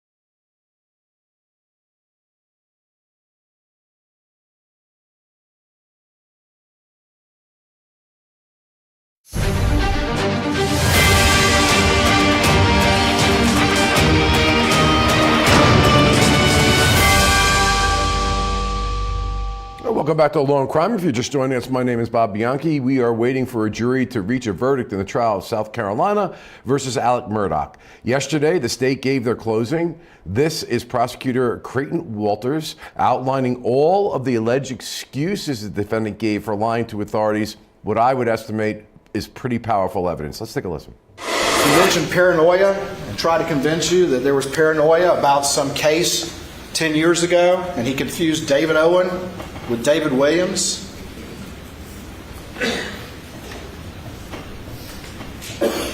He got on the stand, ladies and gentlemen, and as he got confronted with things, as he was allowed to keep talking, he kept adding a new factor and a new factor and a new factor to justify why he's lying to you, why he had lied to law enforcement, and to justify why he's telling you what he's telling you now.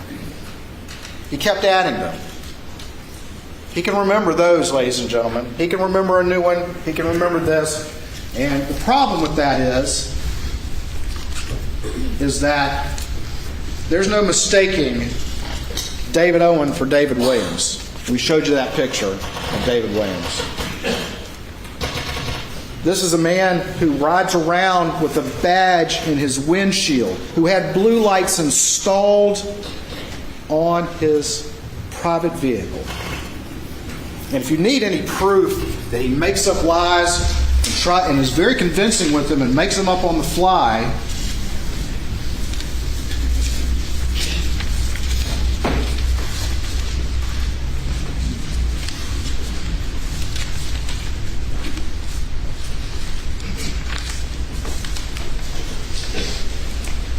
he got caught flat-footed with the badge hanging out of his pocket. He tried to assert to you that sometime it was an accident, that this badge is hanging out of his pocket. How is that an accident? See how quickly he was able to lie? But more importantly, the blue lights. He sat there and told you 3 times, I think he said his name 3 times, that Sheriff Smalls, the former sheriff of Hampton County, gave him permission to put blue lights in a private vehicle for a part-time assistant solicitor. And blue lights in a private vehicle.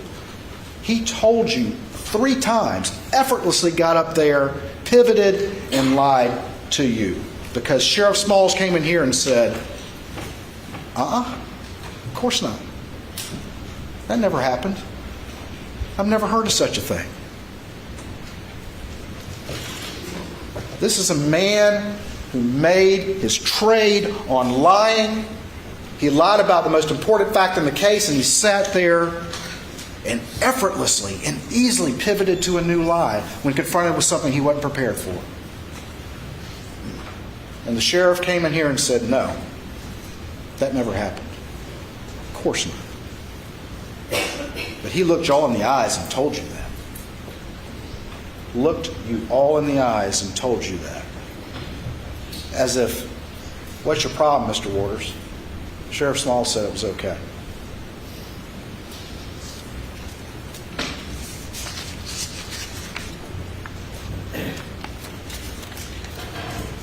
He tries to tell you that he was paranoid about having a bag of pills in his pocket. The man who had blue lights in his car and had a badge, rides around with a badge in his windshield. That's what he thinks of his power and prestige, and that's what he thinks of appropriate use of authority, is to put it up there. It only serves him. It's only there to serve him.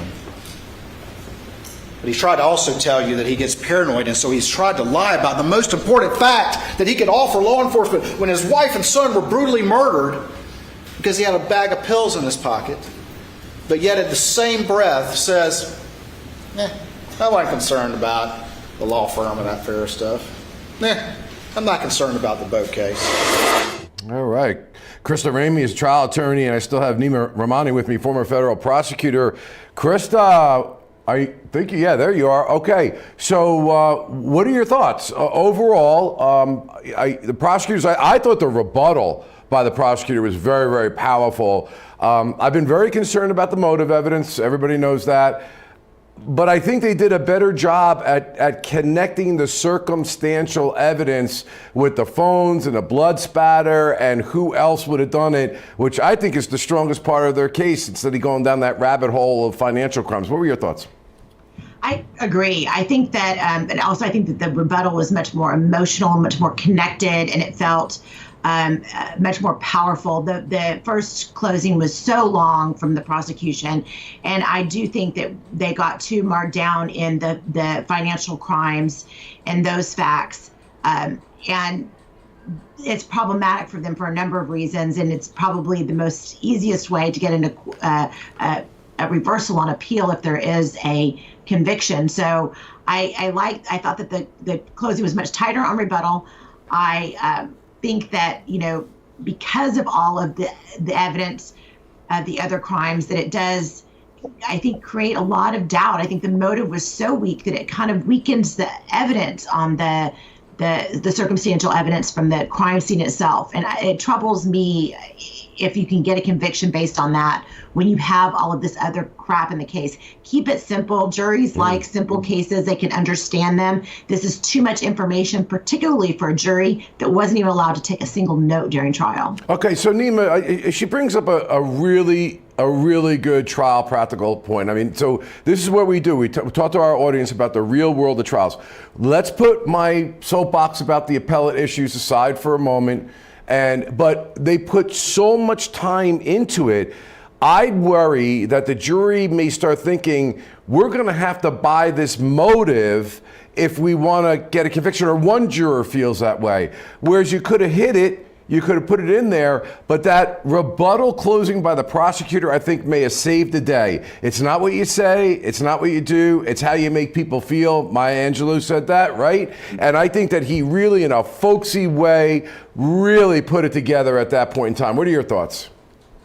Yeah, no, I agree. I mean, motive is something that favored the defense. So I know the prosecution had to address it to try to pigeonhole this 404B evidence, this other bad acts evidence in. But really, what Krista talked about and what you nailed, Bob, is, that rebuttal, right? That's the prosecution's last chance to talk to their jurors. So there's a huge advantage to have the last word. And what is the great evidence that they have? The lie, the Snapchat video, is that consistent with someone who is innocent, right? Mm-hmm. So, you're talking about a very sophisticated criminal defendant. You don't typically have lawyers being prosecuted for murder, especially someone with as much experience as Alex Murdaugh. But he made a huge mistake by lying to law enforcement, getting caught, and having to try to explain that away, both during his direct examination and cross, but really, during summation. I mean, the defense had to spend a lot of time talking about, how someone under the influence of opioids and an addict would lie. But I think the state did a very good job of saying, listen, Alex Murdaugh is a liar. If he really cared about his wife and kids, he wouldn't have lied to law enforcement, and that's why you should find him guilty. Yeah, the timeline was really good for them, and you just brought out a point that I thought not only was the prosecutor's rebuttal folksy and emotional and resonating, he used common sense. Like, who else went down there to do something like this and use their guns to do it? I mean, he brought out really good common sense arguments. Okay, let's listen to a little bit more of the first closing prosecutors gave, and we'll come back on the other end to discuss it. This man is trying to sell you on an idea that he was at the kennels, that he jetted back, that he went inside so quickly and quickly dozed off in the shortest nap in the history of the South. And then he got in his car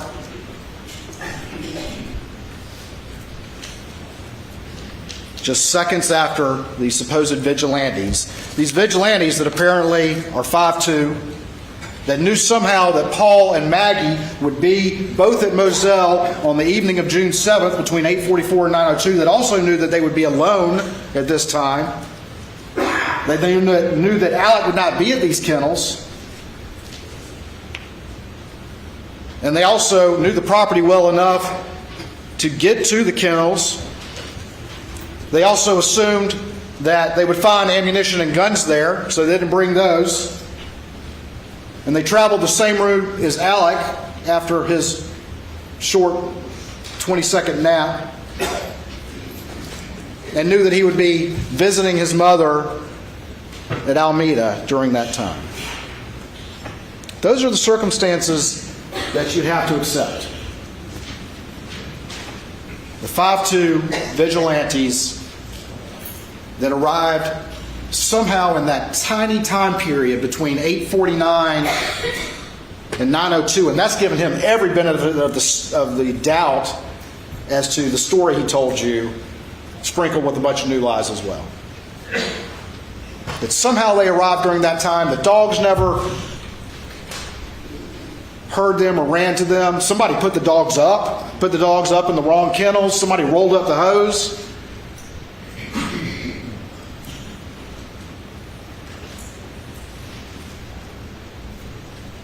And these vigilantes were just lucky enough to find these family weapons there. Which he's clear on the other side of it that he says were never there. He's so clear. Oh, we never had the blackout. We never rode around with the blackout. No one knew who he was.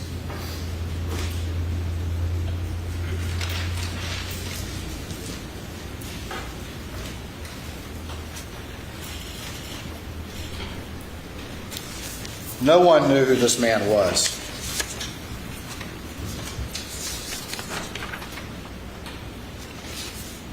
He'd avoided accountability his whole life. He had relied on his family name. He had a powerful family. He carried a badge and used that authority. He lived a wealthy life. But now finally, he was facing complete ruin. His father, who he idolized, who I worked with on occasion, was dying. His son was facing charges for the boat case. He was facing a civil action that not only could potentially ruin him, but expose the reality of what he'd been doing for years. He had an opiate addiction. The entire illusion of his life was about to be altered. He couldn't live for that. He's the kind of person for which shame is an extraordinary provocation. Shame is an extraordinary provocation. His ego couldn't stand that,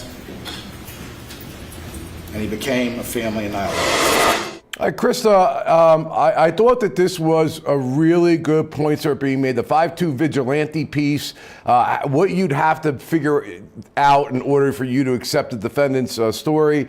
And I think that he did a better job with the motive when he tied it up in summation in talking about shame and the family history. His personal comment about Alex Murdaugh's father, which is not evidence. I'm surprised to not get screamed and yelled at, but nevertheless, he did a good job because you're talking common sense. Thoughts? Well, I thought when you particularly talk about the cleaning up of the crime scene, really putting the dog away. What criminal does that? Let's put the dogs away and tidy up the hose and everything before we leave.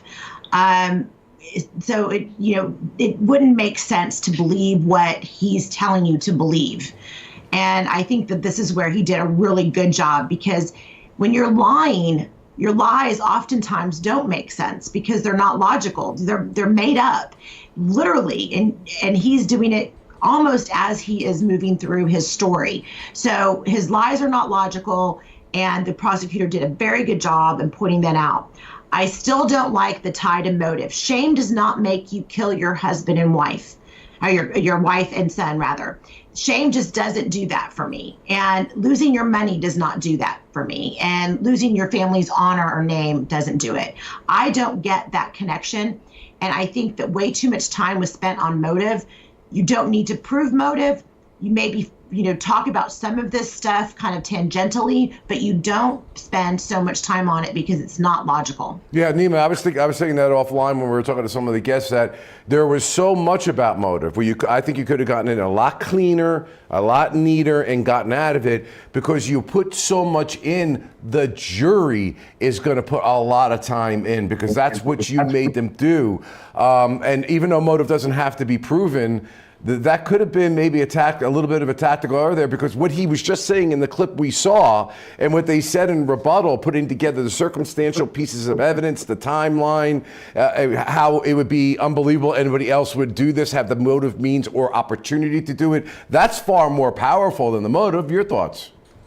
Well, I agree. And sometimes as a prosecutor, you want to be aggressive, but when you feel like you're on your heels and the defense is pounding, I mean, we know that this was the defense theory of the case. There's no motive, right? Why would Alex Murdaugh, who by all accounts, every witness that got up there, they talked about, all the financial crimes and other things that we've discussed, said that Alex had a good relationship by all accounts with his wife and his kids. So I think the prosecution was reacting too much to that strong defense argument. That's why they spent much too much time on motive when they really should have focused on the strong evidence that they had in this case. It's things that Krista talked about, right? There's no reasonable alternative story, right? You're talking about these other vigilantes, folks that might have been upset at Paul, potential drug dealers, but really none of those other stories really made a whole lot of sense. And if I were the prosecution, I would just hammer that. Look, there's doubt and there's reasonable doubt. Is the defense story reasonable? Does it make sense? And since it does not, you got to return a guilty verdict. Wow, how interesting. We are 30 minutes and 59 seconds on Verdict Watch, and we're going to take a quick break. We'll be right back.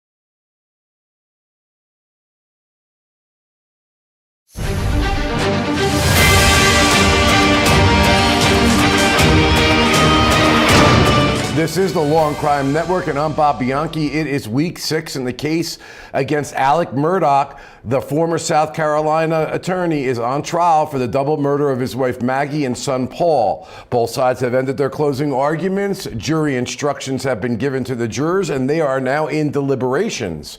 While we are waiting for them to come to a verdict, I want to bring our very own crime correspondents here at Law&Crime, and of course, as I always say, the Renaissance woman of Law&Crime, because she's doing it all, Anjanette Levy. I've been listening to you out there, Anjanette. You got buses going by, people going by, but you're hanging strong, giving us the day-to-day, moment-by-moment breakdown. What's the feeling like out there? Because I can just tell you as a trial lawyer, this is the most nervous time when I no longer have any control and it's into the fate of 12 people. I really don't know. Yeah, Bob, I think people are just waiting. I just kind of was looking over. I saw Dick Harpootlian and Jim Griffin walk by. They're just kind of walking over across the street. And I think everybody's just waiting. They're probably a little nervous. And there are people who came here to watch the closing arguments, and they are kind of just milling about a little bit. So everybody's in a holding pattern. You know, Anjanette, we were talking with our other guests, and these are really, really experienced trial lawyers. It was great to have them on. We were talking about that motive evidence. I'm not going to go there. I'm not going to go about the appellate issues with it. But the prosecution put so much emphasis on the motive evidence that, to me, it's hard to think that the jury's not going to put a lot of emphasis because it was a major part of the state's case. Well, I think they should have done less. I think they did a very good job, especially in rebuttal, bringing home folksy, common sense, you know, getting away from motive and talking about how the rest of the circumstantial evidence shows he did it. What were your thoughts? Yeah, I think it's interesting because they're telling the jury, the judge is telling the jury, you can only consider this for motive. Okay, but then in the closing argument yesterday from Creighton Waters, we heard so much about it. He went so into the weeds about it. In rebuttal, it was a different story. So it's interesting to me that they focused so much on it throughout the trial when it's only supposed to be considered for a limited purpose. And, you know, the rebuttal focused more on things that they said were solid pieces of circumstantial evidence, things that may or may not have happened.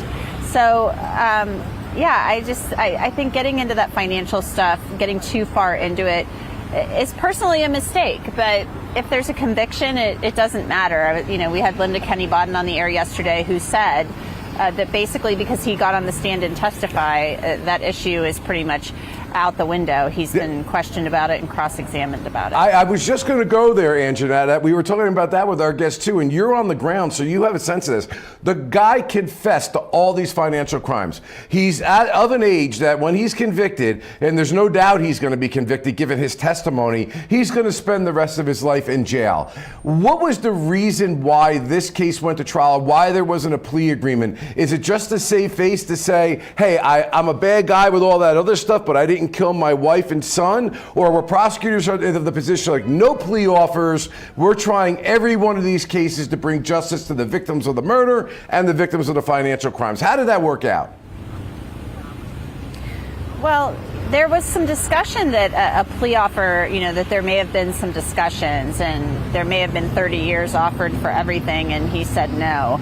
So I don't know exactly why this case went to trial. There could be any number of reasons. Alex Murdaugh could have said, you know, I'm demanding a trial. Maybe he felt that he looked at the discovery and that he could defend himself in this case. His attorneys may have felt that way as well. I'm not so sure. I'd like to know how they felt his testimony went, because there were some things floating around out there, you know, a week or two before he took the stand, saying that they were planning to put him up.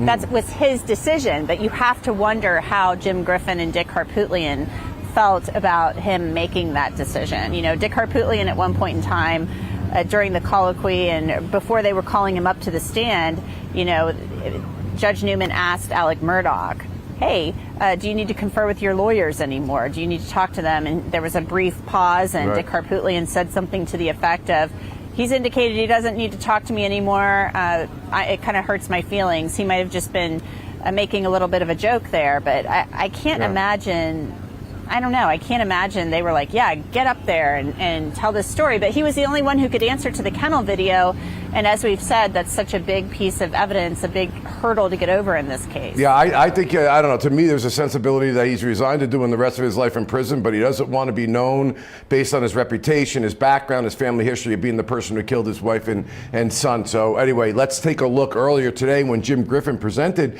the jury with his closing arguments and speak on Alex's innocence. In his opening statement, Mr. Harpootlian explained to you that the law governing your service requires each of you to engage in an unnatural task. In every criminal case, jurors are required to begin the process by presuming the defendant innocent. In this case, you were required, under your solemn oath as we began, to presume Alex Murdaugh innocent of these charges.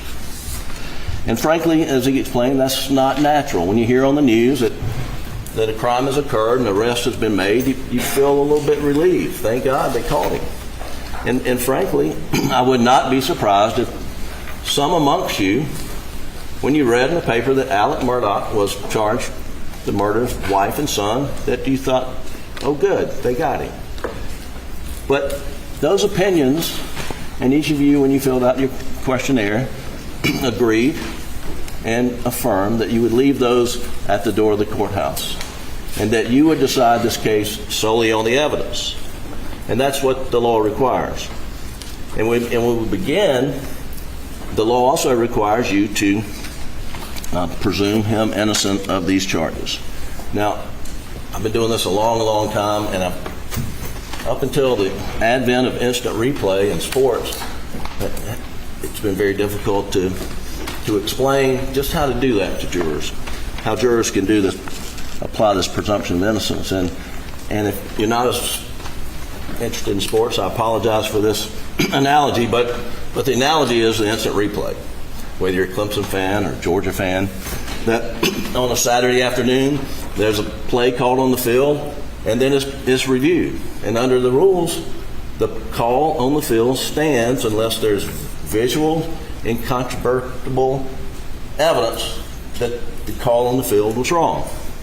We see that every weekend on sports. Here, the call on the field is that Alex Murdaugh is innocent of these charges. That's what the law requires. Krista, so let's break this down a little bit. The defense, I mean, look, they did a good job. I mean, we always say that, when you're a defense attorney, you have to dance with the one you brought, okay? You don't get to pick and choose the facts, and a lot of times your clients. Do you believe that they are shooting for a straight out, not guilty acquittal across the board? Or do you think they're looking for that one juror where they can hang them up on that motive evidence argument that's a little weaker for the government? Where's he going with this? Well, first of all, go Dogs. And I loved that analogy for reasonable doubt. And I hadn't heard the instant replay before. I think they're going for for that one juror. I think that this was a reasonable closing argument to an extent. I thought that it was a police cover-up was so far-fetched, and without giving any reason to this jury as to why the police would manufacture evidence in order to get a conviction on Murdaugh is beyond me. And I think you have to present the jury with a reason why they would do that. So I think that they're just looking for that one juror that's going to hang on to some kind of conspiracy theory, to some kind of crazy idea that there are these, 5'2" vigilantes out there. And that's what they've done. And I think that they did a really effective job at it. Nima, how does the defense get around this kennel video? I mean, this is not only a lie, it's a damning piece of evidence in the timeline, especially when you add it up about the 5'2" vigilantes that just happened to sneak on in there. Is that really the strongest piece of evidence they have in your mind? Did the defense do an effective job at countering it? Bob, it's by far the strongest piece of evidence for the prosecution. And, when we started this case, I mean, we've been, building up to this for months, and we've been covering this trial, you and I and everyone else on Law&Crime, for weeks now. And when the trial started, we're like, wow, this is a very tough prosecution case. You don't have a whole lot of evidence. We start with the blood splatter. You got into some of the ballistics and the gunpowder. But really, the case was blown wide open, in a bad analogy, but really with that Snapchat video, because it showed Alex Murdaugh lying. And I think the defense started to panic, and that's why they put Alex on the stand. Obviously, it was his choice, but again, he's someone who's sophisticated, he knows the law. So the defense said, look, we're losing, even though we started out ahead. I don't care what analogy you use. I mean, you got the presumption of innocence or reasonable doubt, but the defense, it was clear that they were losing. So they first put on Buster, then they put on Alex to try to make a comeback. And I agree with Krista that I think the defense is hoping for a hung jury here. I don't think they're going to get a straight acquittal. And Jeanette, you may know the answer to this and you may not. You've watched so much more of this trial than I have, but I was thinking to myself in my own experiences, I love investigating murder cases, especially ones like this. And then there had to be some detective or forensic guy that came onto this kennel video from Paul's phone and said, holy cow. Do you know anything about how that occurred? Because it's just a little piece of evidence like that I bet changed prosecutors and police perspective on this case. Well, keep in mind, Bob, that Rogan Gibson had talked to Paul Murdaugh on the phone minutes before this kennel video was taken. And he said that he was 99% sure that he heard Alex Murdaugh's voice in the background on that call with Paul. A short time later, Paul took that video of the dog's tail. So they had confronted Alex Murdaugh with that information in that August of 2021 police interview. They said, they asked him if he was down there, and he, Alex said, well, Rogan told me he heard my voice or thought he heard me there. And, he kind of danced around it.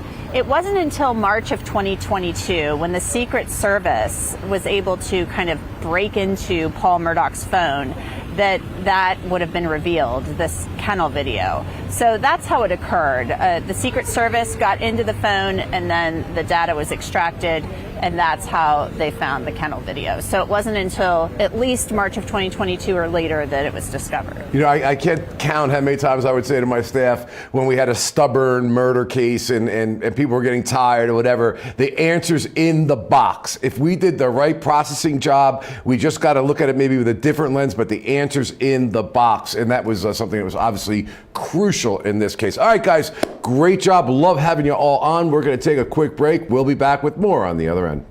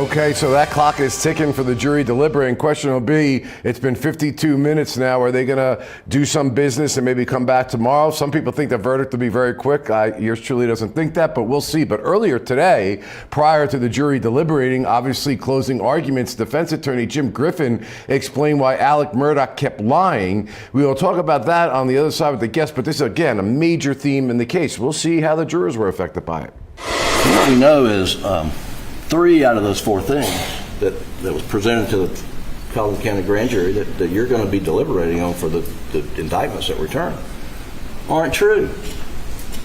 No blood spatter, no GSR rain jacket that's ever been connected to Alex whatsoever, and there's no loaded gun. So we're left with the lie. We are left with the lie. Now, Alex lied about being down at the kennels in Alameda. And why did he lie? And that is certainly a fair question. And that's, and frankly, I probably wouldn't be sitting over there right now if he had not lied. But he did lie, and he told you he lied. And he told you why he lied. He said he lied because, I'll tell you, he lied because that's what addicts do. Addicts lie. He lied because he had a closet full of skeletons, that he didn't want any more scrutiny on him, which is the most ironic thing in the world because depending on which day of the week, their theory is that he slaughtered his wife and son to distract from an impending financial investigation. But he puts himself in the middle of a murder investigation, and he puts himself in the spotlight of a media firestorm. That's their motive evidence, and we'll get to that. But he lied. He lied because of his drug paranoia kicked in, and he was clearly in the throes of addiction. He lied for all those reasons. But what he didn't lie for is because he was covering up the fact that he killed Maggie and Paul. That is not the reason he did it. Nima, like I said, you danced with the one you brought, and I think that the lawyer himself was even stumbling over his own words as he was trying to, explain the lie. Did he do a good enough job? Because this was, look, I've had cases, to be honest, I've had cases where the significant other has lied and it turned out that they weren't the person who did it because they were worried about being accused or they had other things going in their lives that they didn't want to have exposed. But is this the case with the guy who somebody's wife and kid were killed, that you lie for this? Did the defense make the point there, or did it seem choppy to you?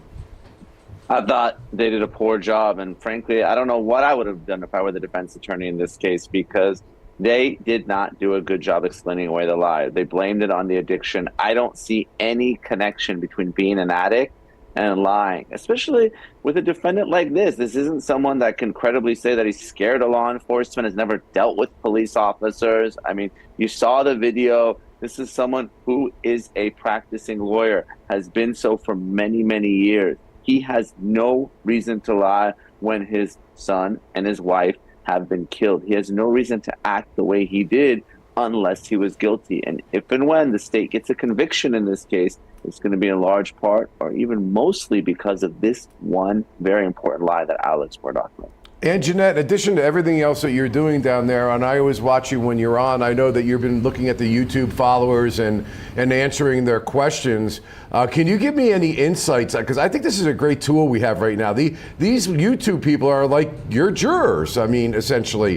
What did they think about the lie, and did the defense explain it? What was the general sentiment in your mind? I don't think people are buying the reason for the lie. I think that a lot of people could have maybe bought more. I freaked out. I was just there, I felt like I had to keep it going or whatever. But the paranoia was sled suddenly. I'm not so concerned about him telling Sergeant Green on the body camera when he first arrived about him not telling him about that. That doesn't concern me, But just all this. It was Sled. I didn't trust Sled, and maybe he had reasons to be distrustful of Sled because of Paul being charged in the boat crash. That's what he said. And something having to do with some police chief friend of his. But I don't know. I mean, I know addicts can kind of feel skitsy and paranoid, and we heard that he was very frenetic and very much like a Tasmanian devil when he would come into the office. But I don't know. And there was one snippet I put on my Twitter feed over the weekend on Sunday where he got very quiet when he was cross-examined on this issue of, well, what did you say to Maggie? And he, he took the chicken out of Bubba's mouth and then put the chicken up, and he got back on the golf cart and left. Well, what did you say to her? And he's like, well, I would have said, and things like that I would have said. And I'm thinking to myself, no, you either said something like, hey, I'm going to the house, I'm too hot, or something like that. I'm not expecting him to remember every second of the day. I think that's unreasonable. But I would think you would have replayed the last time you saw your wife and son alive. You would have replayed that in your head many, many times, knowing what had happened after you left. Yeah, I mean, that's like so many interesting observations. And Krista, I mean, when you've been doing this long enough, you start to learn a lot about human nature, and people do some really dumb, stupid things and lie about things that are stupid, and then it makes them look guilty. And then, of course, people lie because they did it. Where do you fall on this? I think he probably lied because he did it. I mean, you want to find who killed your wife and son, then you make sure you are telling everything that you know. Because if you had literally just left just moments before they were killed, the police should know this. They absolutely should know this. So the lie, seems to not make sense in connection with wanting to find out who really did this. And if you did just leave when your wife was killed, why do you have your son and his girl, your living son, Buster, and his girlfriend come over afterwards, right? That also doesn't make sense. I think that they did a good job on the prosecution and the rebuttal case talking about that. If, this is all happening this close in time, and this might be because of the boat accident, and now I'm all paranoid. It doesn't make sense to lie here. Yeah. It doesn't, and none of it fits. Well, I got to tell you guys what. I mean, I've handled a lot of murder cases. All of you guys have been around this business for a long time. If, in fact, that is the truth in the verdict in this case, and that is the reason he shot his wife and a kid, it's probably one of the sickest, most twisted things that I've heard in a murder case in a long time. On that note, we're going to take a break. We'll be right back.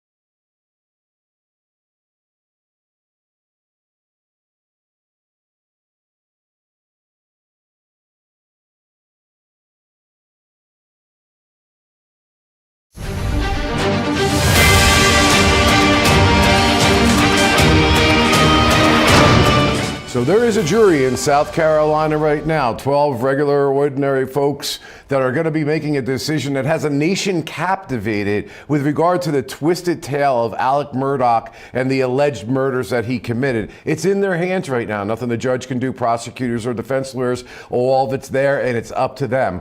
While we're waiting for that verdict to come out, let's take a listen to a little bit of the rebuttal closing argument by prosecutors early today. In my estimation, can't tell you what a jury is going to do or not do. I think that you're going to find, at least I believe, the rebuttal really resonated in the manner in which this prosecutor presented it. Let's take a watch. He killed him. He thought he could get a timeline, but it got him. Within 20 seconds, he's texting Maggie on that phone when he's passing the location of her phone. Is it common sense? He threw that phone out, called her, and threw it, and the orientation didn't go on. They said, if you pick it up, yes. Yeah, we had somebody come in here, you throw it rough, and it doesn't come on. And one of the chances is anything else. He'd almost had to bump into him. And you take this new story, I was down there till 8:50, whatever, go and take a quick nap, come back, he didn't hear the shots, just happens to come back. And common sense, don't leave it with you. Take it back there with you. I'm down there now, my wife told me this. I'm down there under this new story, and the deal is to come talk, go see my mama at 9:30, and you're right down there, you've just seen them now. Well, you said before we hadn't even seen them, don't forget that. And you go up to the house, why don't you say, hey, Mags, I'm going to go see Mom real quick. It's just a few minutes later. No, you go up there, you take a quick nap, you know what, I'm going to try to call them, let them know I'm going down. Does that make any sense? And then when you get to the line, you'll see the light. When y'all went out there yesterday, those trees are much lower. Go back in and look at the way it was. And I think even Buster said when you get down there, if the light's on, you can see. Why don't you just go right over there? Hey, I ain't going down there. No, doesn't hear anything, doesn't do anything. He just takes on. Does that make any sense? We've proved that nobody else could. With that timeline, does it matter when he's rushing back? Yeah.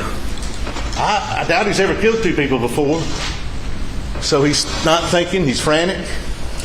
Puts the wrong two shells in the gun. Coming back, he's got Maggie's phone. It had been sitting there, that's why the steps weren't on there. He's moving. He gets it. I can't take this phone with me. He's a lawyer, so he tosses it out. That's the only thing that makes sense. And what did he say about Paul's phone when he went up there? You know, I started to get it, I didn't know I got it, and then it kind of just popped out too. Does that make any sense? You've got to evaluate everything. If you can't believe somebody's credible one thing, how can you believe them on the ultimate issue when they said they didn't? When the only thing they corroborated for you throughout the investigation, throughout this trial, and throughout Mr. Waters' cross-examination is he's a liar. And that's all you can judge people on. All right, Nima, I mean, everybody likes something a little bit different. I love this rebuttal. I thought it was needed. It was focused. It was appropriately emotional. It was folksy. It got to the common sense pieces of the argument, and they didn't get themselves tethered to the weight of this motive. What are your thoughts? Yeah, I agree, Bob. And everyone has their own style when it comes to your opening argument and rebuttal. I like to do what the prosecution did in this case. I like to keep my opening argument a little bit dry, go through the jury instructions and be a little bit more,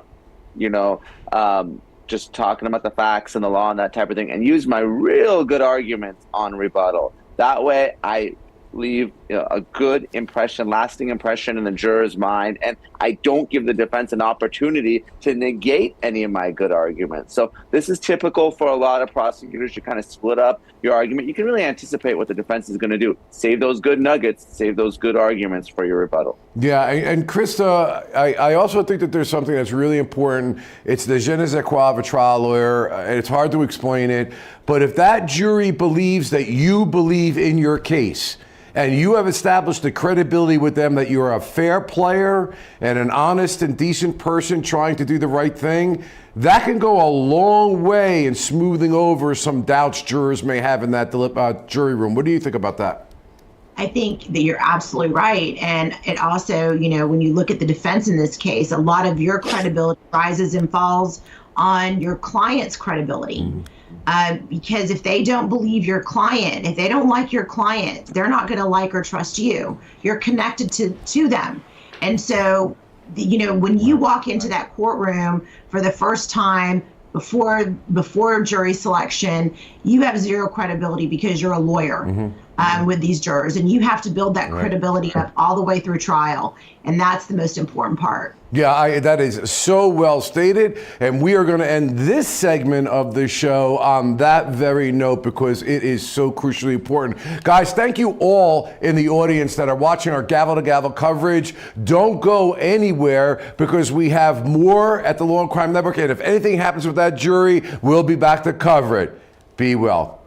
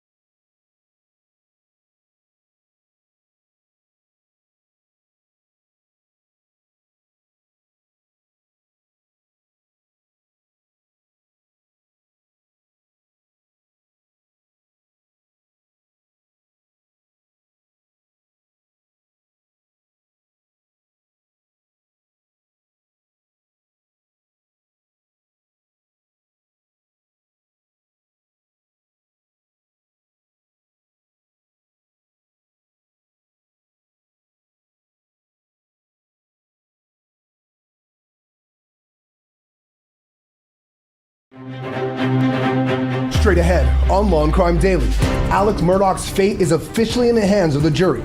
12 South Carolina residents will have to decide if he gunned down 2 of his closest family members in cold blood, or is he innocent? And the killer is still out there. Why would Alex Murdaugh on June 7th execute his son Paul and his wife Maggie, who he adored and loved? We're breaking down the defense's closing argument as well as how the prosecutor responded. My wife and son have just been butchered, and I'm worried about having a lawyer. Plus, another alternate has to step up to the plate right before the end of the case. First off, this morning we have to deal with the issue involving the removal of a juror. Law and Crime Daily, covering court cases from coast to coast.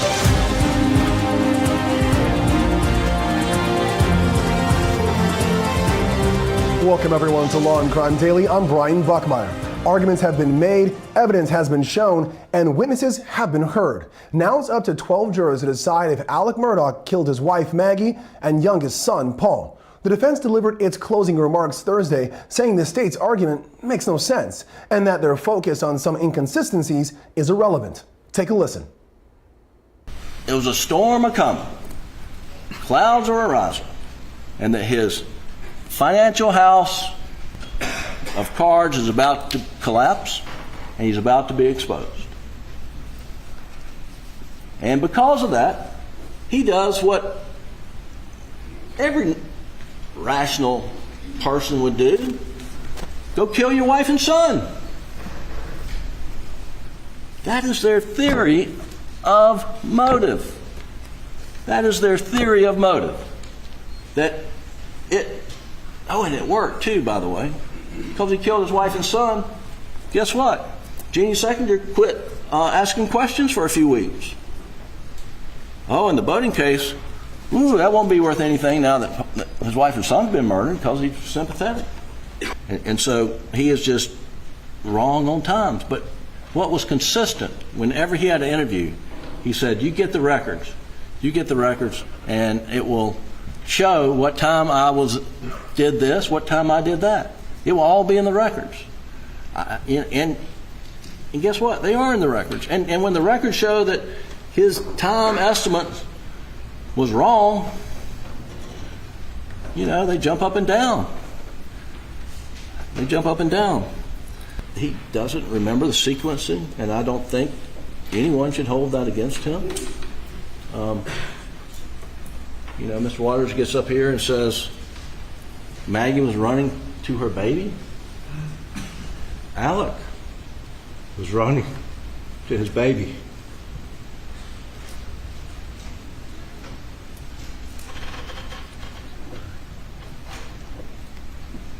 And can you imagine what he saw? And is it evidence of guilt that he doesn't remember what the sequencing was in that moment? Is that evidence? Is that evidence of guilt? Or is that evidence of trauma? The prosecution, who had the first word in this trial, also gets the last word. Prosecutors had the opportunity to rebut the defense's closing argument on Thursday and chose Prosecutor John Meadors to wrap things up. Richard Alexander Murdaugh I think he loved Maggie. I think he loved Paul. But you know who he loved more than that? You know who he loved more than that? And who he's going to make sure that life, wanted to make sure that life, he loved Alex. And he exercised his greatest power of choice to make sure that life continued, or try. And it couldn't. And now, ladies and gentlemen, after his honor charges you, you're going to go back there and exercise your greatest power. Based on the evidence you've heard, the evidence you haven't heard, the credibility, the believability of the witnesses, and especially of Richard Alexander Murdaugh, who has lied and lied and lied and lied, and it's been okay. He got you through. It stops here. we respectfully request it stops here today. No, it's not a death. And we're going to exercise our greatest power to find you guilty of killing Maggie and Paul. Thank you. I'm joined by my co-host, former trial attorney Terry Austin, and a special guest, former federal prosecutor Nima Rahmani. Nima, how did the defense do in attacking the prosecution's theory of a motive, and where are we now after hearing both sides? Brian, I thought the prosecution did a very good job on the lies, and I think the defense did not have an answer for it, frankly. I mean, they tried to blame the opioid abuse or sort of fear of law enforcement and SLED. The state law enforcement officials there in South Carolina, but they couldn't really get away from those lies. Now, with respect to the motive, I thought they did a good job, but that's something that they've done throughout the case, right? The state has no clear answer for the motive question, saying that this was all cover up or to get sympathy for the financial crimes. But I think if the state is able to get a conviction, it's because the defense didn't have an answer for those lies in that Snapchat video. Yeah, the lies are very hurtful, but I thought it was also interesting. It seemed like the prosecutor almost walked back from their motive, just saying, hey, maybe he just lost it. But Terry, the prosecution had the last word. How effective were they in the rebuttal? Oh, that rebuttal was the last word. I thought they did an excellent job. Both the closing argument and the rebuttal for the prosecution had themes. The theme for the original closing was the gathering storm, and that was behind the motive. And the theme for the rebuttal really was the power of choice and being real. And I thought he wove a story and did very well with putting the facts into that story and making those jurors feel and understand what it's like to lie, as Alex Murdaugh did, or to be real, like some of the witnesses we saw on that stand. Blanca, he mentioned Miss Shelley, he mentioned all of those witnesses who came from their heart. They were being real. And then the power of choice, how they chose to be real and how they chose to be powerful and how Alex Murdaugh chose to lie instead because he's a selfish person. So Terry, I know you gave him a B- at first and an A-. So what's the final grade for the prosecution's closing? I think the prosecution probably has a solid A. All right, there you go. Well, still ahead on Law and Crime Daily, our coverage of the Alex Murdaugh double murder trial continues as we enter verdict watch. The jurors finally get to discuss the case. We're looking at the expectations as well as how those jurors may be feeling after 6 long weeks of testimony.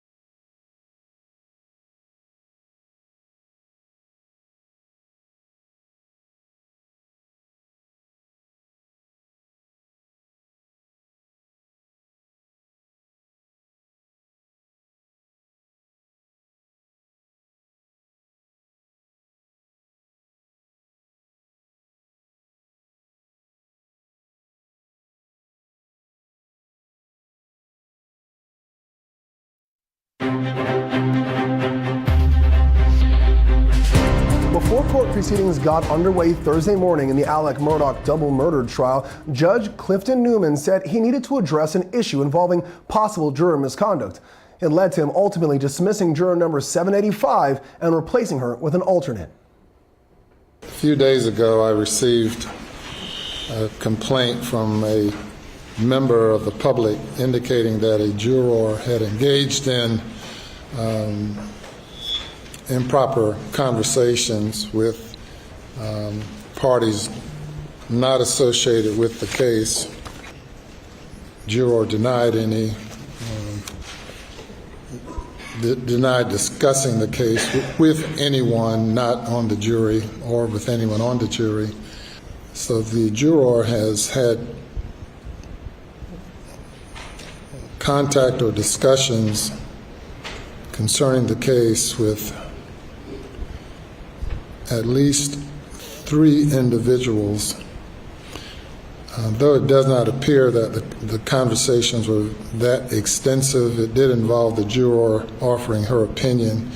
I'm not suggesting that you intentionally did anything wrong, but that in order to preserve the integrity of the process and in fairness to all the parties involved, we're going to replace you with one of the other jurors.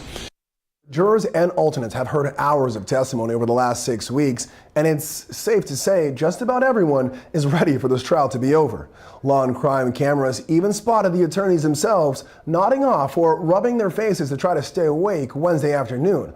Much of the case evidence has been technical, with experts explaining the smallest details about DNA, GPS tracking, and cell phone data. But now they can finally discuss all the evidence with each other. We spoke with a jury consultant to find out what's likely happening behind closed doors. Jurors often work backwards from the premise of what really happened. You might have a juror that just can't get over the motive of Alex Murdaugh and why he would want to kill his wife and son just to distract from his financial wrongdoing. So you might have a juror that, even though there's no evidence, you might have a juror that says, I think he wanted to kill his wife for whatever reason, and his son happened to be there, and he killed him too. It happens all the time in deliberations.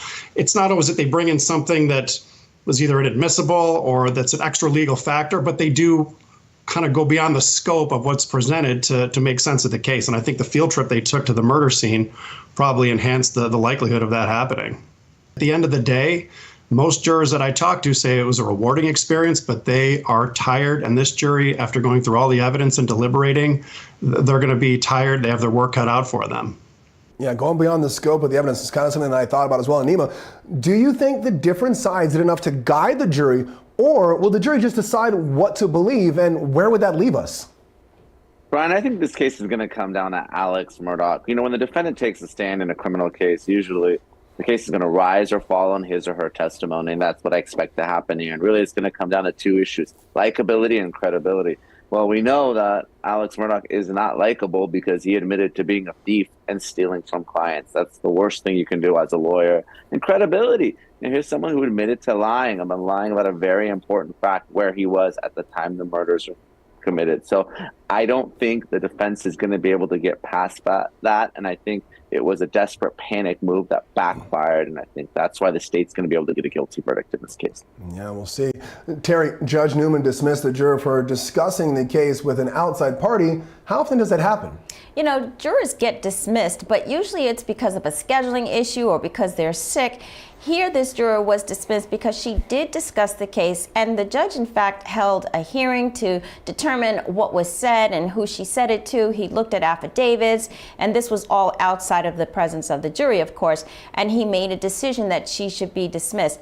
When he dismissed her, I have to say, what a Southern gentleman he is. He was very kind. He simply said, we're not saying this is your fault. We're just saying, you know, because the integrity of the trial has now been compromised, you have to go. He could have, if he wanted, he could have held her in contempt because she literally disobeyed his order. But I thought the way he handled it was perfect. Thank goodness we had at least another alternate, and we still do have one alternate, and they were able to fill her empty seat. All right, so it's a double murder case, and it's a little heavy, but there was a moment of levity when Judge Newman dismissed juror 785. He asked what belongings she had with her, and she said she'd brought her purse and a dozen eggs. A dozen eggs, my purse. Say it again? A dozen eggs. A dozen eggs? Yeah, one of the other jurors brought in eggs for everybody Okay. Eggs in my purse and not water. All right. Well, you're going to leave the eggs. You want to leave the eggs or take the eggs? You're going to take the eggs. So, Mr. Bailiff, can you retrieve from the jury room her dozen eggs, her purse, and what else? And a bottle of water. We get a lot of interesting things, but now a dozen eggs. It's certainly kind of interesting. Hey, eggs are expensive. She's taking them with her. Well, coming up on Law and Crime Daily, we'll reveal the final results from the Court of Public Opinion as Alex Murdaugh's double murder trial is officially in the hands of the jury. Plus, we're getting a new look at more search warrants related to Bryan Kohberger, the man charged in the murders of 4 Idaho college students. What was in his parents' Pennsylvania home that led to his arrest? That's next.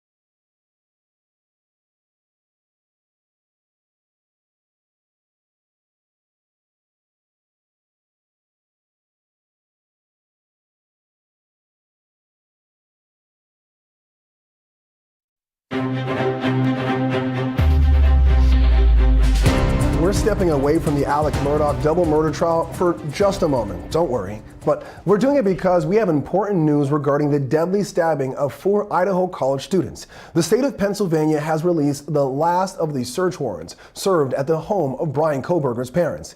He was staying with them over the Christmas holiday before returning to the West Coast. Law and Crime Sierra Gillespie walks us through what authorities found. New shocking details emerge in the University of Idaho murders as freshly unsealed search warrants shed light on the items recovered from murder suspect Bryan Kohberger's car and his parents' Pennsylvania home. Among the items officials collected, a criminal psychology book, a .40 caliber handgun, and a shovel. The Pennsylvania search warrants unsealed Thursday morning give a detailed description of the items collected when the home of Kohberger's parents in Albrightsville, Pennsylvania was searched on December 30th of last year. As Law and Crime Network first reported, Pennsylvania state troopers were contacted by the FBI and Moscow, Idaho police on December 28th for assistance in the University of Idaho murders investigation.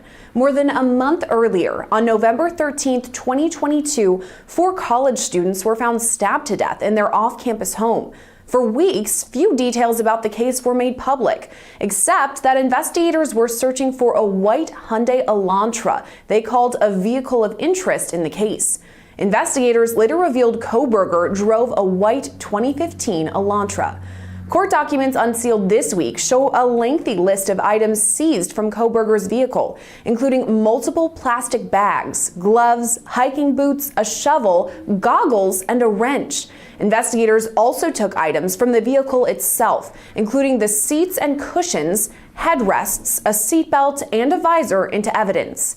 Separate documents describe items recovered from Kohberger's family's home, including a Glock 40 caliber handgun and magazines, a Smith & Wesson knife, a laptop, cell phone, and a book with underlined words, though court documents don't specify what the book was or what words were underlined. Investigators also recovered a criminal psychology book and documents from both DeSales University and Washington State University. Prior to his arrest, Kohberger received both undergraduate and graduate degrees from DeSales University in Pennsylvania, majoring in psychology and criminal justice. At the time of his arrest, he was a PhD candidate at Washington State University. That campus in Pullman, Washington, is about 15 minutes from the University of Idaho campus in Moscow, Idaho. Kohberger was arrested at his parents' home in Albrightsville, Pennsylvania, after completing a cross-country road trip with his father from Washington to his family's home. After Kohberger's arrest and an appearance in Monroe County, Pennsylvania court, he was extradited to Idaho. He's now being held in the Latah County Jail without bail. Reporting for Law&Crime Network, I'm Sierra Gillespie. When we come back, we'll answer your hard-hitting questions from home and give you the final results from our YouTube poll. Where does the court of public opinion lean? After all is said and done, that's up next.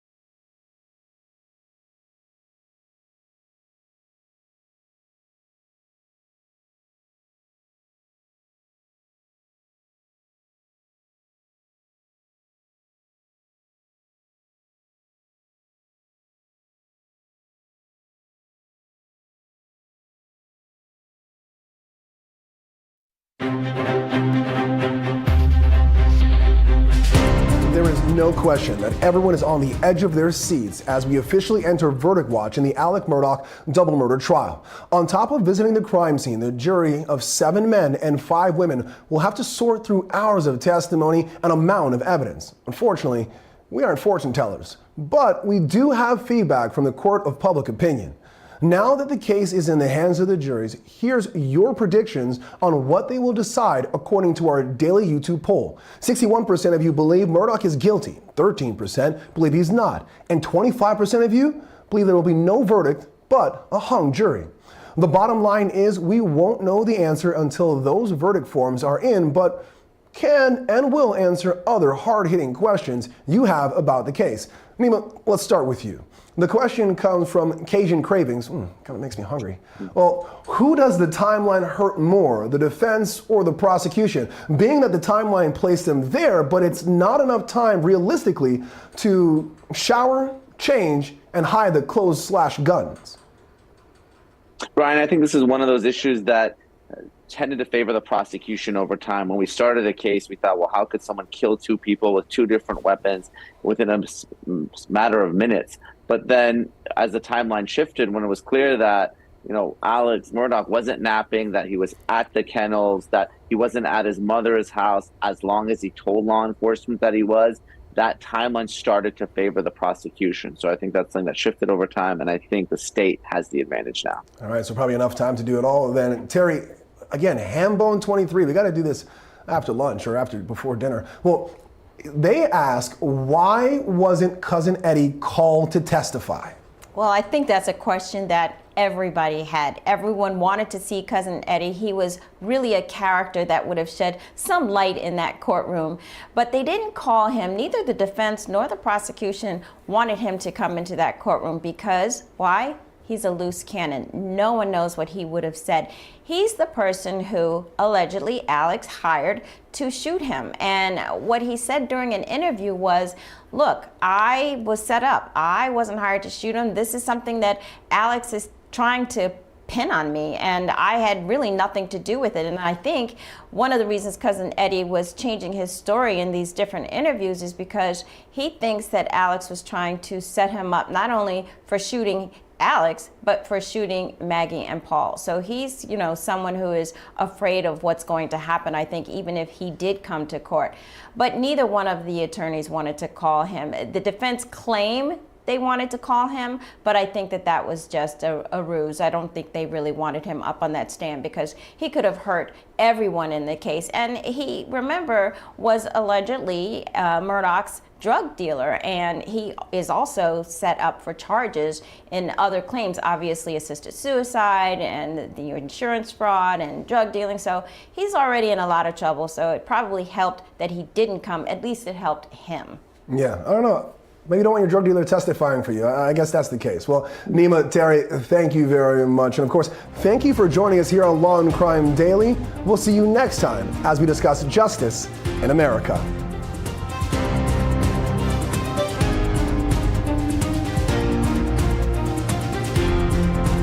Welcome to Law.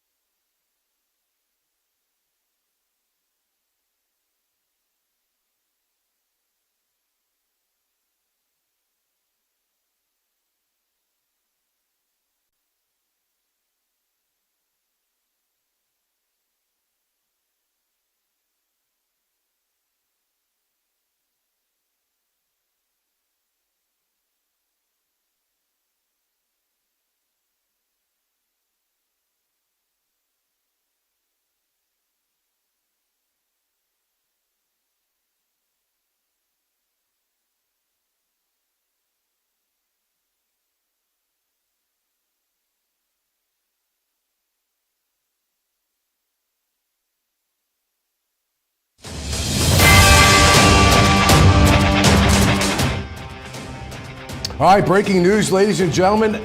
A verdict has been reached in South Carolina versus Alex Murdaugh. The Murdaugh family has arrived at the courthouse, and we are waiting to jump live. While we're doing this, I got my good friend, awesome trial attorney, and extraordinary person here at the Law&Crime Network, Brian Buckmeyer. And I know that at some point in time, we're going to have Anjanette Levy if we don't have her already. Brian, we've been waiting around for this, and me and you were both convinced that this was going to be at least, can we go home, or maybe a question, but it's a verdict, Brian, real fast, less than 3 hours. Thoughts? Bob, I was planning out my weekend. I'm like, over the weekend, you and I could talk about the closing arguments and the summations, because it has to be Monday. I was skipping over Friday altogether, but after less than 3 hours I'm getting, that there's a verdict, now it's, what is it? My mind can't go to it being a not guilty. My mind, it's too difficult, because I thought hung jury at best, so I'm thinking, gotta be guilty. Yeah, and Brian, we'll see if Anjanette's still, connected with us. But as trial lawyers, we have this little thing, we go back and forth, and I'm sitting there, and if I'm losing this case after 3 hours, I don't care what side I'm on. That means this jury was absolutely firmly convinced, because Brian, you know this from doing jury trials. They don't just go in there and say guilty, but they sit down, they go over how they're going to go through the process. There's a period of time for that. I mean, this is really a profound loss for somebody. I mean, if you're losing this case, I'm punching air all day. I'm like, what did I do wrong? And in my mind, if they came back with this verdict, your summation meant nothing. They must have decided it from some piece of evidence. Maybe there's one big piece, but in a case like this, it's not just a simple, did he or did he not? There's the lies, there's almost like 3 cases in one, there's the financial crimes, there's a 2021 shooting. They went through all of that and they just said, you know what?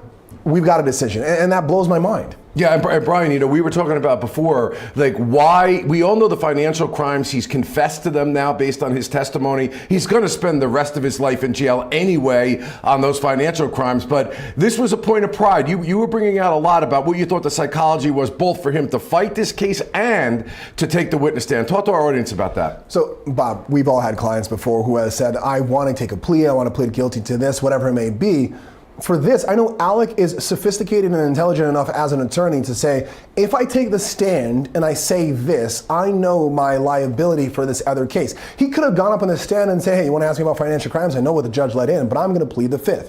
You want to ask me about the 2021 shooting? I'm going to plead the 5th. Let the jury interpret what that means, but the depth in which he went into the details of those 2 cases tells me this is not about how much jail time he's going to spend. This is about a point of pride as to what he's willing to spend jail time for. And he was not willing to go down on the murder of his wife and son, but he was willing to go down on the financial crimes.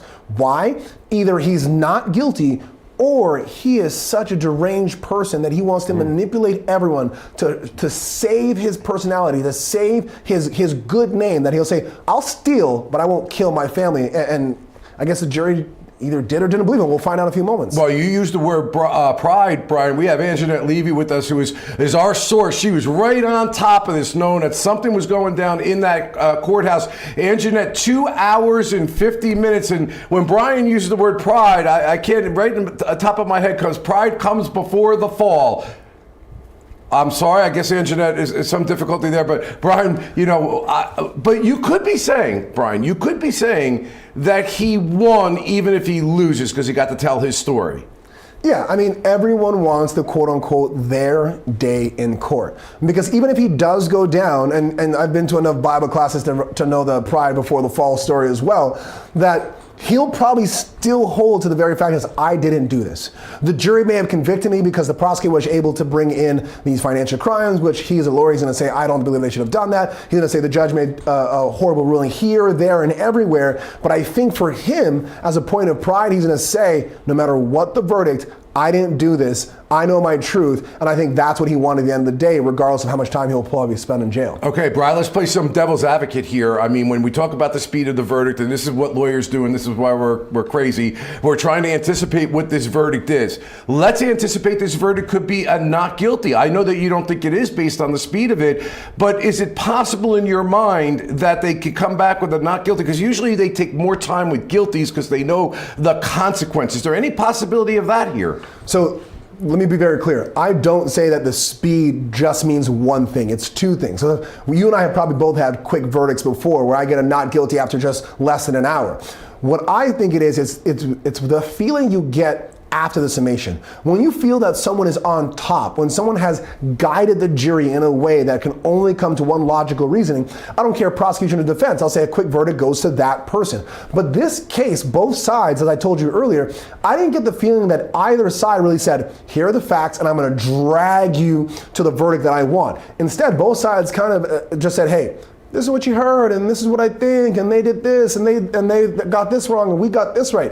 I thought that these closing arguments were geared towards a conversation that would take a lot longer than 3 hours in the jury room, but that obviously didn't happen. So now I've got to think, well, what would have stuck in the minds of the jury that would have got them to say, hey, we don't need any questions. We don't need any readbacks. I want to give this verdict now, and I'm not wasting time. In my mind, based on the strength of the case and the arguments, I got to lean towards guilty. And I want to point out something that may go right towards your theory there, Brian, because I felt that the rebuttal of the prosecutor was the best part of the case where the lawyers had to speak. They got away from the noose around their neck, in my opinion, the motive evidence and the financial crimes. They spoke from the heart, spoke with passion, spoke with common sense, was folksy, and they took the circumstantial pieces and put it together. I thought he did a tremendous job, and that was the last thing the jury heard, Brian. Yeah, and that would go to my theory as well. The prosecution, and I know you've been a former prosecutor, now you're a defense attorney, I like to say you've seen the light, but I always hate when prosecutors get the last word, because that last word is so powerful. And I always tell jurors, hey,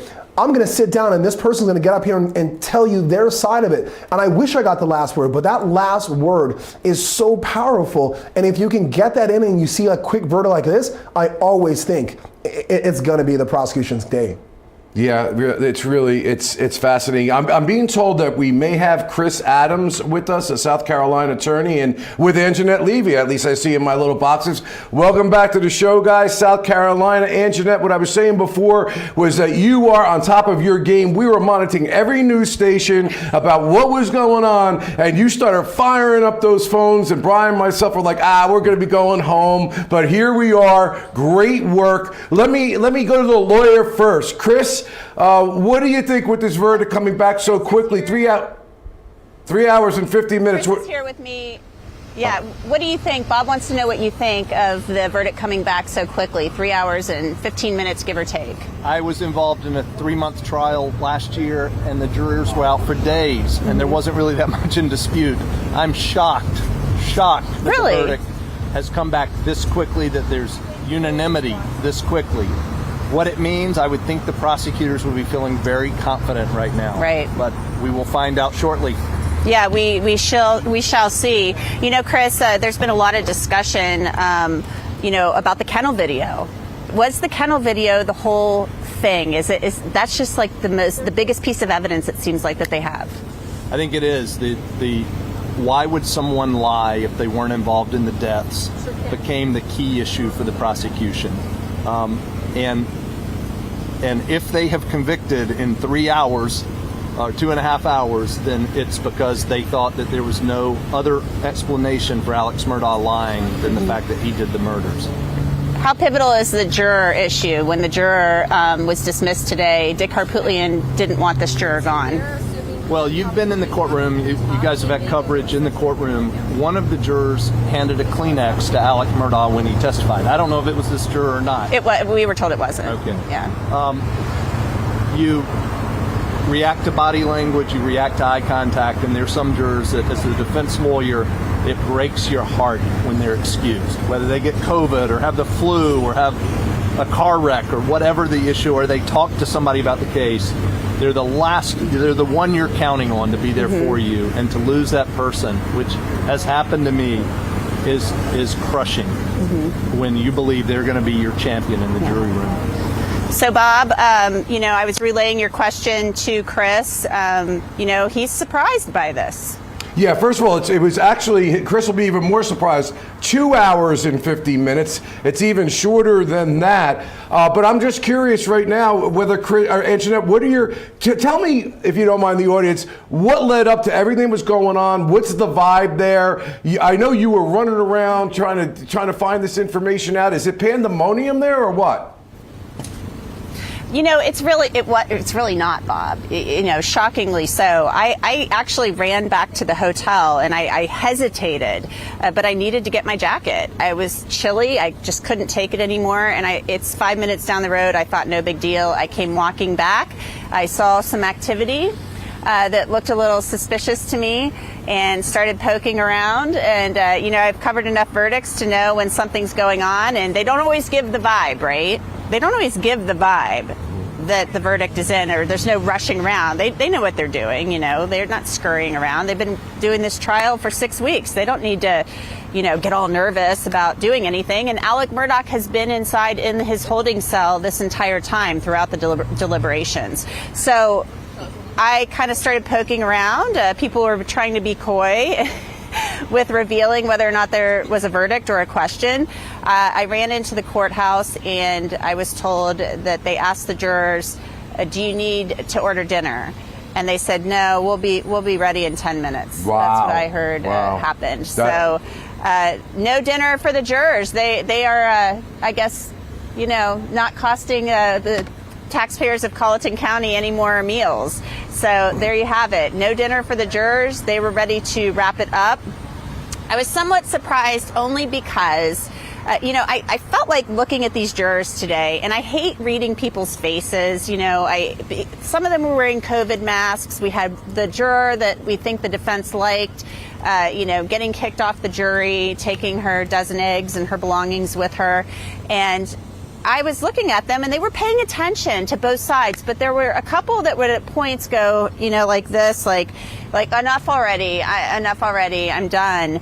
And we know they asked for a monitor, of course, you know, they want to look at exhibits possibly. Maybe there were a couple of points of contention or argument.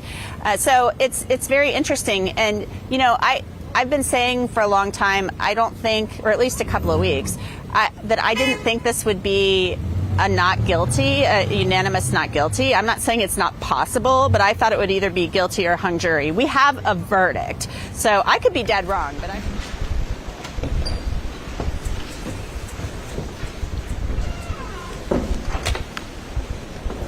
Be seated.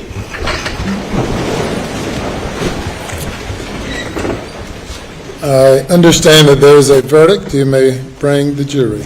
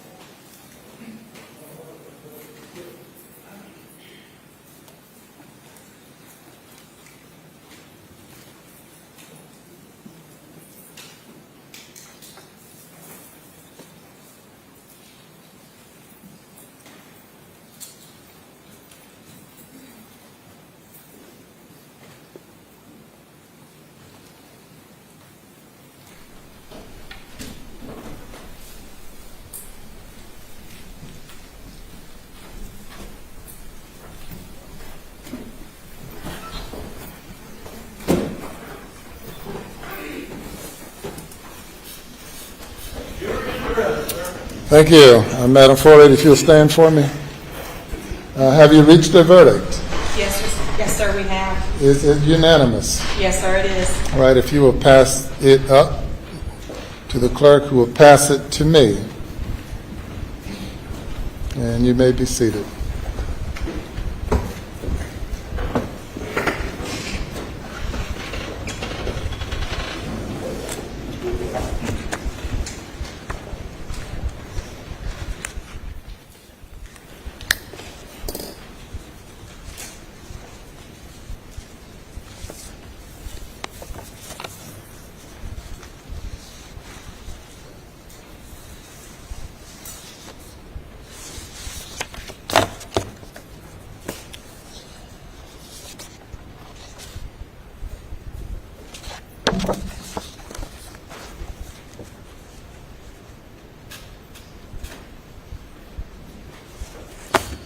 The defendant will rise.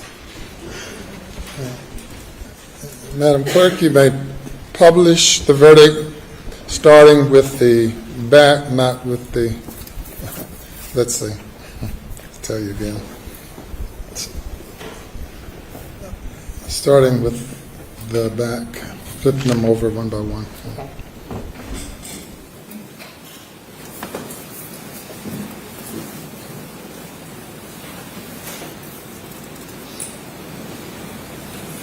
State of South Carolina versus.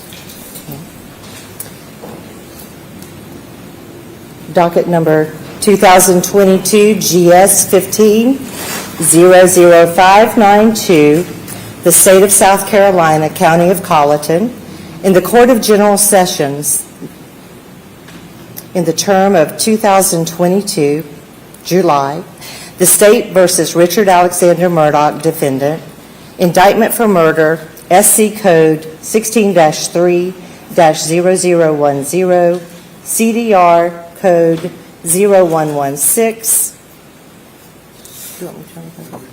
Okay. Guilty verdict. Signed by the forelady, 3/2/23. Docket number 2022 GS-15-00593, the State of South Carolina, County of Colleton, in the Court of General Sessions, the July term of 2022. The State versus Richard Alexander Murdaugh, defendant, indictment for murder, SC Code 16-3-0010, CDR Code 0116, verdict guilty, signed by the forelady, date 3/2/23. Docket number 2022 GS-15-00595, the State of South Carolina, County of Colleton, Court of General Sessions, July term 2022. The State versus Richard Alexander Murdaugh, defendant. Indictment for possession of a weapon during the commission of a violent crime. SC Code -16-23-0490. CDR Code 0549. Verdict guilty. Signed by the foreperson of the jury. Date 3/2/23. Docket number 2022 GS-15-00594. The State of South Carolina, County of Colleton, Court of General Sessions, July term 2022. The State versus Richard Alexander Murdaugh, defendant. Indictment for possession of a weapon during the commission of a violent crime. SC Code 16-23-0490. CDR Code 0549. Verdict guilty. Signed by the foreperson of the jury. 3/2/23.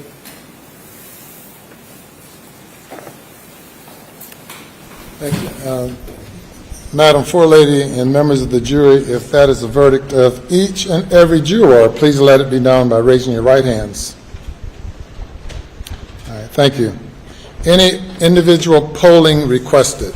We do, Your Honor. Madam Clerk, you'll need to individually poll the jury according to their juror numbers. Number 193. Was this your verdict? Yes. Is it still your verdict? Yes. Juror 254. Yes. Is this your verdict? Yes. Is it still your verdict? Yes. Juror 326. Was this your verdict? Yes. Is it still your verdict? Yes. Juror 530. Was this your verdict? Yes. Is this your verdict? Yes. Juror 544. Yes. Was this your verdict? Yes. Is it still your verdict? Yes. Juror 572. Was this your verdict? Yes. Is it still your verdict? Yes. Juror 578. Was this your verdict? Yes. Is it still your verdict? Yes. Juror 589. Was this your verdict? Is it still your verdict? Yes. Juror 630. Was this your verdict? Yes. Is it still your verdict? Yes. Juror 729. Was this your verdict? Yes. Is it still your verdict? Yes. Juror 826. Was this your verdict?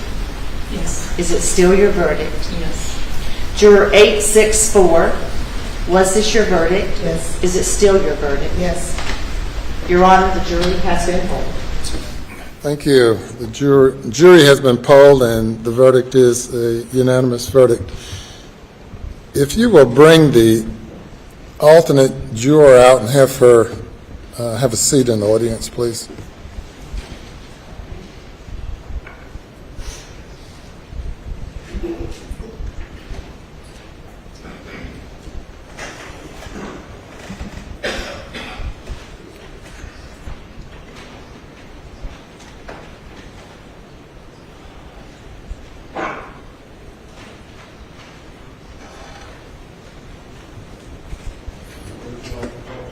You can stand there or you can sit back there, whatever you prefer.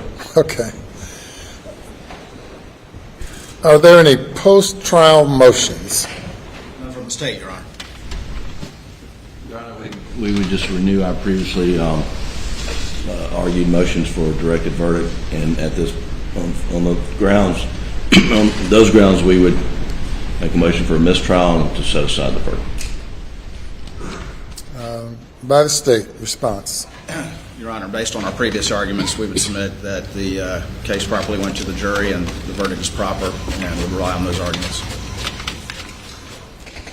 We've been here now 28 days, first few days of jury selection, and the remainder receiving testimony, an overwhelming amount of testimony and evidence that was presented to the jury for the jury's consideration. As I indicated to the jury during the jury charge, or the charge on the law, that this was a matter solely for the jury to determine. The court found at the end of the state's case that there's sufficient evidence to find the defendant guilty if the evidence was believed by the jury. Likewise, at the end of the defense's case, when the motion was renewed, the court found that the evidence was sufficient for the jury to find the defendant guilty. The jury has now considered the evidence for a significant period of time, and the evidence of guilt is overwhelming, and I deny the motion. Mr. Murdaugh, you now having been found guilty of 2 counts of murder involving your wife and your son, 2 counts of possession of a weapon during the commission of a violent crime, the burden now comes upon the court to impose a sentence. Given the lateness of the hour and the victim's rights that must be taken into consideration and complied with under the Victim's Bill of Rights, and consider what I would anticipate to be a number of people who might have something to say regarding sentencing, we will defer sentencing to a later date. Of course, the minimum sentence for murder is 30 years. The maximum sentence is life imprisonment as to each count. And on the weapons charge, the sentence is up to 5 years, or 5 years, which has to be concurrent if a life sentence is imposed.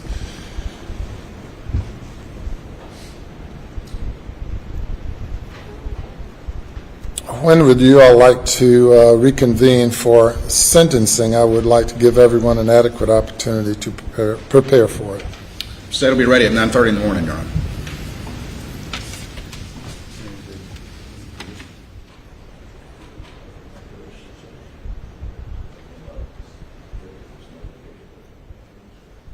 We could do it at 9:30 tomorrow morning also.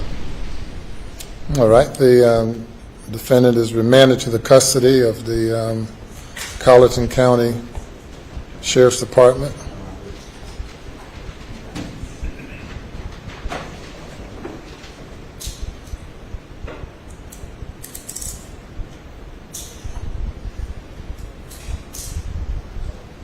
And he may be taken away.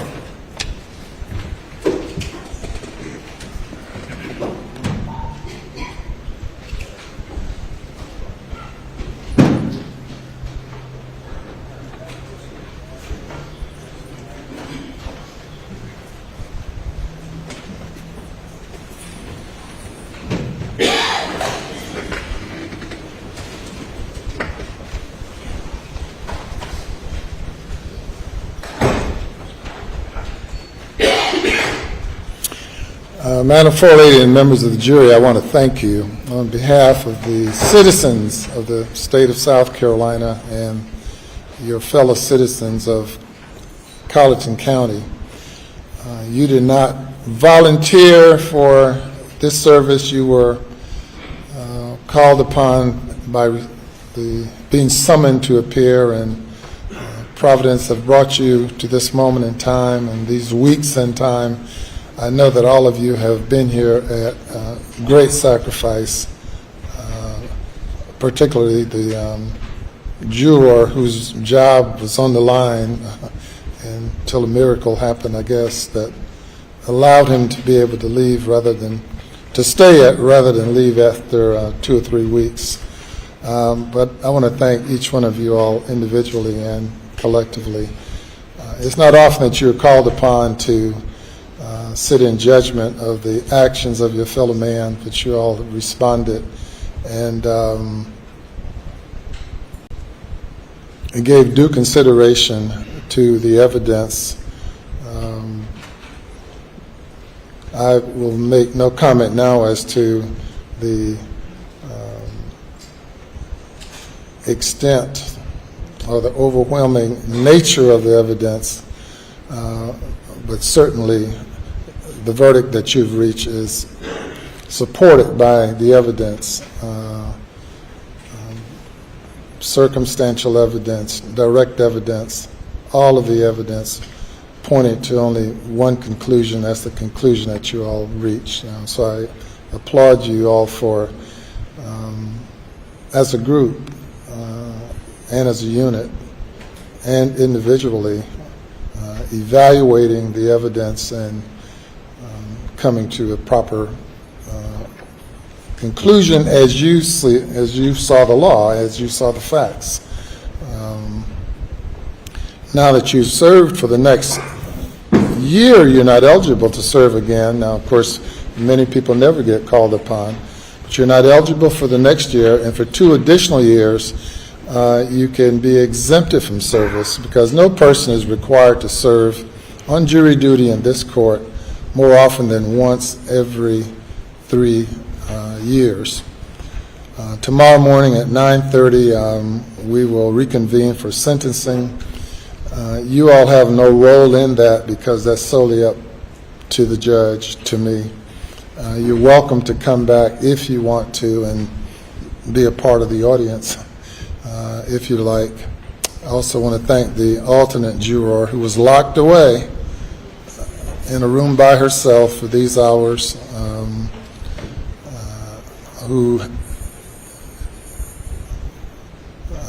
who's hung in there during that period of time. I want to thank you as well. Madam Clerk, what do you have to tell your jurors? Thank you for your service and what the judge said as well. And I think we can release them tonight and bring them back in the morning. No, they're off jury duty. They can come back if they like. And you don't have to if you don't want to. Typically, I've seen jurors wanting to see the end result of a case once they've invested a lot into it. It's really an amazing thing with juries. Quite often, at the start of the case, jurors are really like, whoa, why am I here? I wish I wasn't selected. But as time passes and the jurors become invested and really committed to the case and committed to seeing it through, and are very disappointed when they are not able to see it to a conclusion. And then along the way of serving, you end up finding out quite a bit about our judicial system and learning quite a bit, about human nature for sure, but also about the presentation of evidence and hearing from expert witnesses, and really learning a lot of things that you'll be able to take with you when you leave jury duty. And to Madam Forelady, I don't know if you were hesitant initially or not, but you have stepped up to the plate and done a great job of leading the jury as well. And thank all of you. So the jury is dismissed. Now, one thing before you go, of course, we have invested a lot in maintaining the privacy of the jury, of each one of you. And you are free at this point to discuss the case with anyone. Given the high-profile nature of the case, I'm certain that the many people in the media will probably want to communicate with you, but they have no means of contacting you because under order that I issued, the identity of the jurors must be kept private. And if you decide that you want to speak with anyone, local, state, nationally, or internationally, that's your prerogative. However, should anyone harass you, please let me know and I will address those issues. If anyone through somehow or another discover your identity and harass you, and rest assured I will intercede on your behalf. That having been said, you are free to communicate with whomever you might want to concerning the case from now on. And so with that, thank you, and you all are free to go. Judge, if I could Yes. If I could have you go to the jury room, and I'm going to meet you back there for just a few minutes. All right. Gather your belongings. And as is my practice, I'll speak with the foreperson before you leave the building after talking to them back there.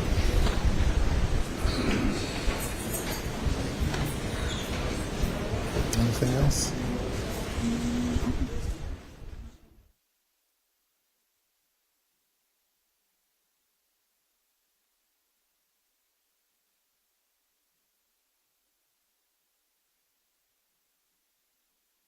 Be in recess till 9:30 tomorrow morning.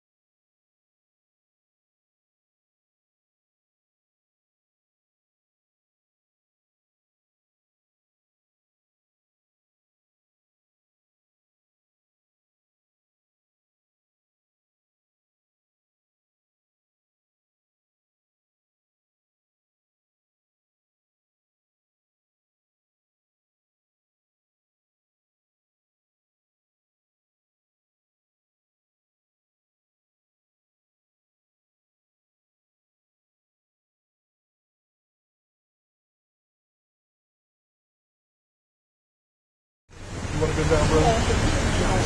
Good?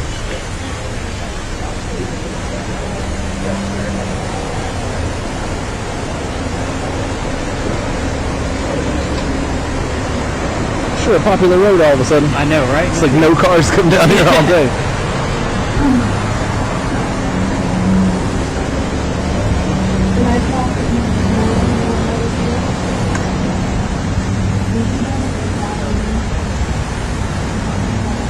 It's their prerogative to do whatever they want.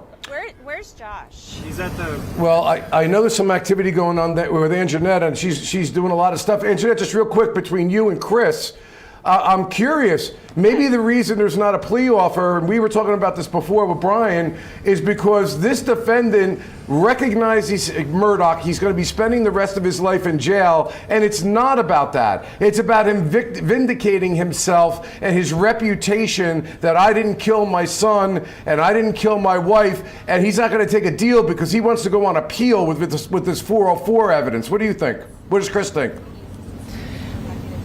You know, do you think that part of the reason he didn't take a deal for all of this, including the homicides, was because he thought, I'll go, I'll roll the dice. They thought it was a defensible case, and then possibly he appeals on the 404B evidence. But Linda Cunningham had said yesterday that that's done because he testified. But what is the law down here in South Carolina about that? I think it's going to be what's on the record. I would never want to put my fate in the hands of the appellate courts, and I don't mean that disrespectfully to the appellate courts, but I don't think you ever want to reject a decent plea offer if you did it, hoping that you have good appellate issues. So it's going to be interesting to see how it plays out on appeal. I think his leverage to negotiate a global resolution ended about 15 minutes ago, before the jury came in. Until they knock on the door and come in and read their verdict, you can work something out. But once that happens, there's no incentive for the state to Anjanette, negotiate. Right, they won. Ask him this. I'm taking a completely 180-degree turn from that. I think Murdaugh does not want to take a deal. I think Murdaugh wants to be found either not guilty. He knows he's spending the rest of his life in jail. He wanted vindication for the murder of his wife and son. So for him, he won't take a deal because he wants to rely on the 404 on appeal.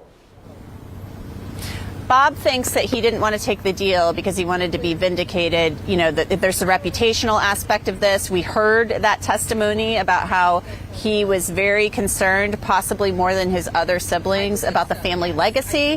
His number one priority after the homicides, according to Marion Proctor, was clearing Paul's name, not finding the killers. So the appeal on the 404B evidence, though, So I think the bigger question is, why would he go to trial if he could have resolved it, especially when he had so much liability on the financial crimes? And, he has people in his family who believe in his innocence. And what the jury just found isn't going to change that or shake that. And those are his support. Those are the people he loves and cares about the most. And I don't know what the future holds, but I would anticipate that they're going to fight for him for years to come and not accept that the jurors got it right.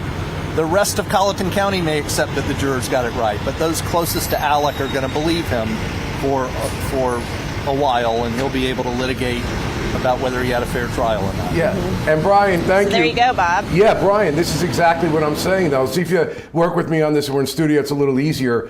That's exactly the point. He's going to be going into jail. He knows that. That's why he got on the stand and confessed to crimes that he knew would put him in jail for the rest of his life. Why would he do it? He knows he's going down, but he doesn't want to go down as a murderer. And when you're in jail, Brian, you know, I know, having family support and people that believe you, whether right or wrong, and trying to be vindicated on appeal is a big deal. Yeah, I mean, going to jail is one thing.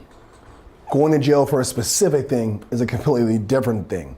Being a murderer in jail, the way that the guards will treat you, the way that the other inmates will treat you, and the way that your family may or may not treat you is also a big component. Family visiting individuals who are incarcerated can make that life sentence feel a lot shorter. But being isolated in a jail when your family believes that you killed your wife and your son is a much different sentence. That's just for the average, ordinary person. The one thing that I definitely think is true about this case, and I mean, maybe not the one thing, but multiple things, Alex Murdaugh has a high sense of pride. And I think that the punishment of him knowing that he is guilty of these murders is a punishment far greater than any amount of years in jail. And so I think he's really going to try to push hard on trying to win that appeal. And then maybe, as you're saying, I don't take a global disposition. I fight this appeal, clear my name, and then I go and resolve the other cases. Yeah, I think this is a fascinating question because the possibility of a global resolution, I think, is going to be more thwarted by Murdaugh than I think it is by prosecutors, but we're only speculating. All right, Anjanette, Chris, thank you very much. I know you guys got a lot going on down there. We'll sign you guys off, and maybe we'll see you later. Great job, guys. Yeah, we think there's a press conference about to start, so we really need to kind of run over and check that out, Bob. Sorry, there's a lot going on down here in Walterboro tonight, so sorry if we've been wiggling around a little bit. No worries, Anjanette. Be well. We'll see you soon. Okay, right. So, Brian, we're looking right now apparently at an area that Murdaugh may come out, but you made a point, I was thinking about this before and you articulated it so well, and I think it's really important. Murdaugh's an attorney, or was an attorney. There is different kinds of time you do in jail, and I'd like you just to tell the audience a little bit more about the difference of maybe a financial fraud guy is one thing, but killing your wife and kid, that in the code of conduct, if you will, in a prison can make your life almost segregation eligible. Yeah, I mean, it's a number of things. So he volunteered as a prosecutor. My first thought is, are any of the people that he prosecuted going to be in that jail with him, right? Maybe not. The other thing is, as much as those people who are not in jail, who have never spent time in jail, may think, well, one criminal is just as equally bad as the other criminal. No, there's a hierarchy. There's a standard in there. You killing your wife, that's bad. But clear across the board, you killing your son and doing it in this manner, jail, they have TV, they have news, they know who's about to walk in, probably tonight, if not first thing in the morning, and they're waiting for Alex Murdaugh. And so being in jail for a financial fraudster as a former attorney, he's gonna be living a lavish life. He's gonna be in there probably writing appeals for his other inmates. He's gonna be giving them information on the law library.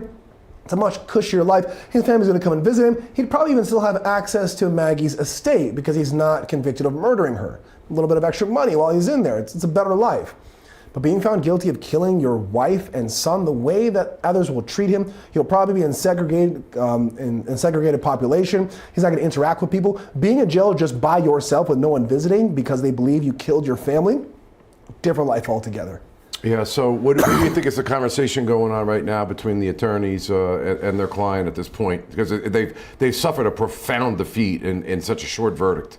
I think the conversations be very pointed. They all know what's the next step. It's gonna be the conversation of, what are we gonna do next? What are we filing? How are we gonna file? What are the issues? What are we gonna argue? When can we get this to appellate court?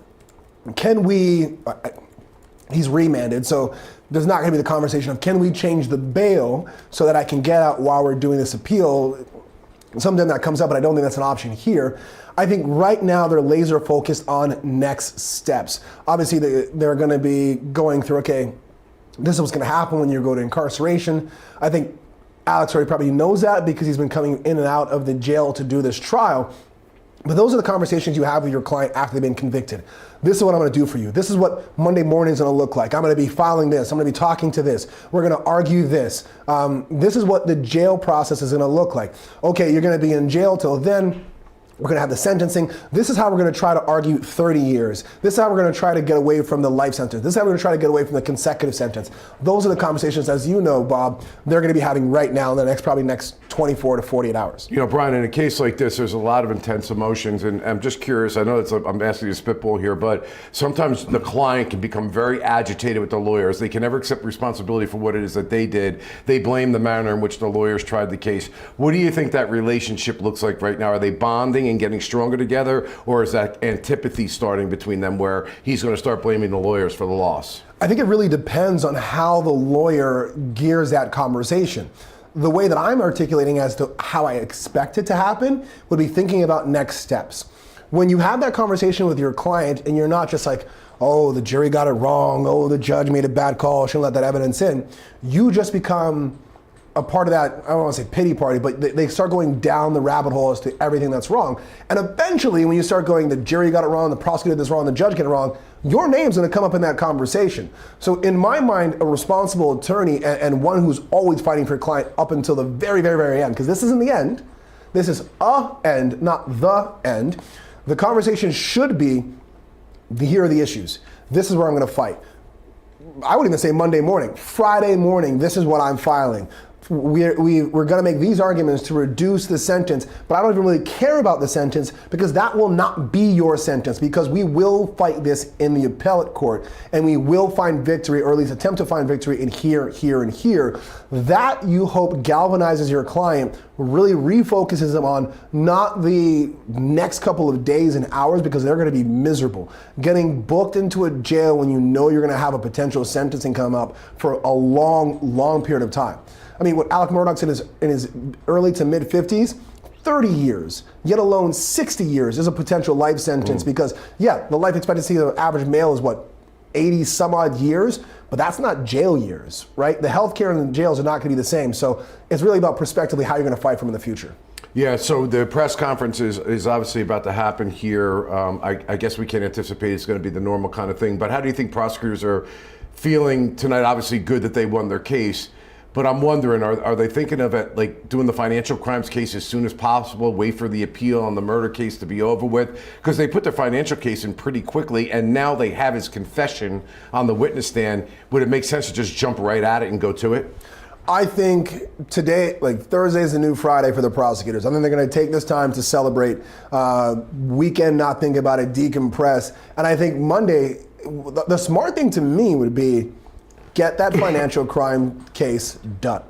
Because if you can convict him of it, and he might be more inclined to take it now, especially because he's testified to it, if they do, and this is I think it's possible, in their minds it probably is a big if they do get the case overturned, and the judge says you should not have allowed this financial crime information in because it's a previous bad act, not a previous conviction, at least this way they get to get a second bite of the apple and be like, well, this time you might have overturned this because it wasn't a conviction. Now it is a conviction. We can bring it under different grounds, and we might not get an appeal in the same way we did before. I say get that financial crime in and get the conviction to strengthen it no matter what. Yeah, this is a hard sentencing judge, right? So if you go forward with that financial case and you get walloped, which knowing as a lawyer, that is going to be what we call an aggravating factor over and over and over again. He's going to get hammered with that. Brian, I think you would agree with me, probably a sentence commensurate to a life sentence anyway. Then the prosecutor has far more power down the road should the murder conviction be reversed. Is that pretty much where you're at? Absolutely. Because right now, I think for the prosecution, they're probably not, well, actually, I think they are probably thinking about the appeal. I think if they're intelligent, and I know them to be based on their presentation of the case, they've got to think, even if there's a 2% chance this case gets appealed, how do I make this ironclad? And the way that I perceive it to be is you get that financial crime conviction. Because either one, like you said, hard sentencing judge is going to give him so many years that he's probably going to be dissuaded from trying to retry this case. If you're sitting in jail, I think the exposure is up to 700 years, especially if you're looking consecutive charges. If you're in jail for centuries because of the financial crimes, are you really going to want to roll the dice on these two murder cases? Maybe not.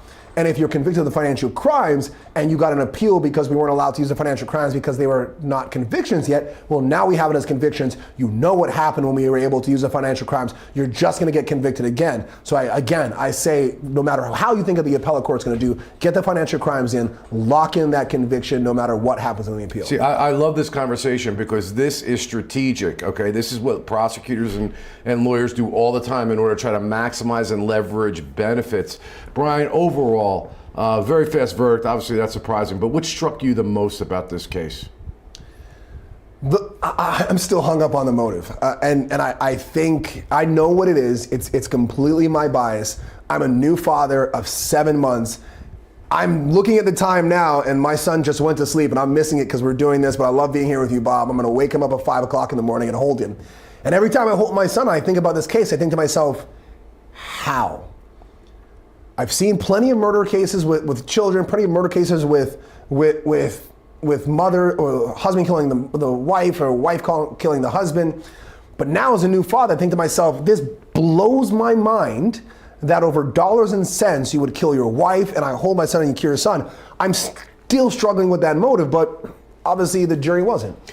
Listen, the jury has spoken, Brian, but when we were off camera waiting for the verdict to come in, we were having a problem struggling with the motive ourselves, and we were talking about instances where it appeared to be one way and it turned out to be something else. Me and you came up with some theories, right? We debated some theories of what makes more sense in the evidence. Do you think that there's down the road going to be newly discovered evidence or something that may shed light? I'm not saying that he didn't do it. I'm not saying he's not responsible, but that we did not hear the whole story from him or the government's witnesses. Yeah, all right, I'll put it right out there. This is me just pulling ideas out of the air. I think that Alex Murdaugh was involved in the murders. I do not believe him to be the trigger man.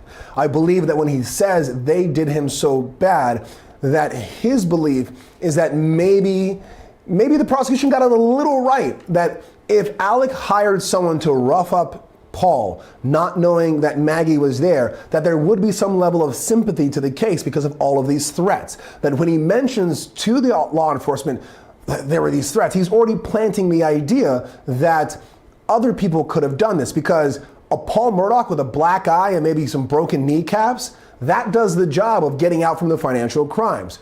But I think Paul maybe would have fought back. He got shot. Maggie, being the mother that we've heard her testify to, then runs in, and then the people that Alec maybe coordinated trying to kill them or trying to rough them up said, hey, I killed one, why not kill the other? I think that Alec was involved, and that makes more sense based on where the guns were. They probably took the guns with them. Where are the bloody clothes? They're probably wearing the bloody clothes because of other people. I think he was involved based on what I saw. I'm not quite sure if he was the trigger man, and to your point, more evidence could be that other trigger people are found, or a gun is found, or someone snitches, or some jailhouse informant or whatever, and we find other evidence of other participants. That tend to make more sense to me than the financial crimes. He did it, changed his clothes in this short period of time, no forensics on him. And the case and everything's Brian's crazy here. I mean, we were actually talking about a real live case where something that I previously handled was very much like it. It looked like it was this. The person was involved. And Brian, the reason why they don't confess this on the witness stand is it would make them guilty of felony murder, because nevertheless, someone died during the course of a felony, so that doesn't get them off the hook. And he's got to worry about the rest of his family being in danger as well. So it could be covering for somebody. But to your point, maybe it was supposed to be this and it turned out to be that, and it just got out of control. One more to us. Go ahead. It's pride still. Because whether he kills them or he hires someone to kill them, it's still a point of pride that he was involved. He cannot do that based on his own ego, I think. Well, I'd be interested with our YouTube viewers and people that watch stuff here at the Law&Crime Network if they think that there's a possibility. We haven't really heard the whole story here because it's jumping up to me and you in a very similar way.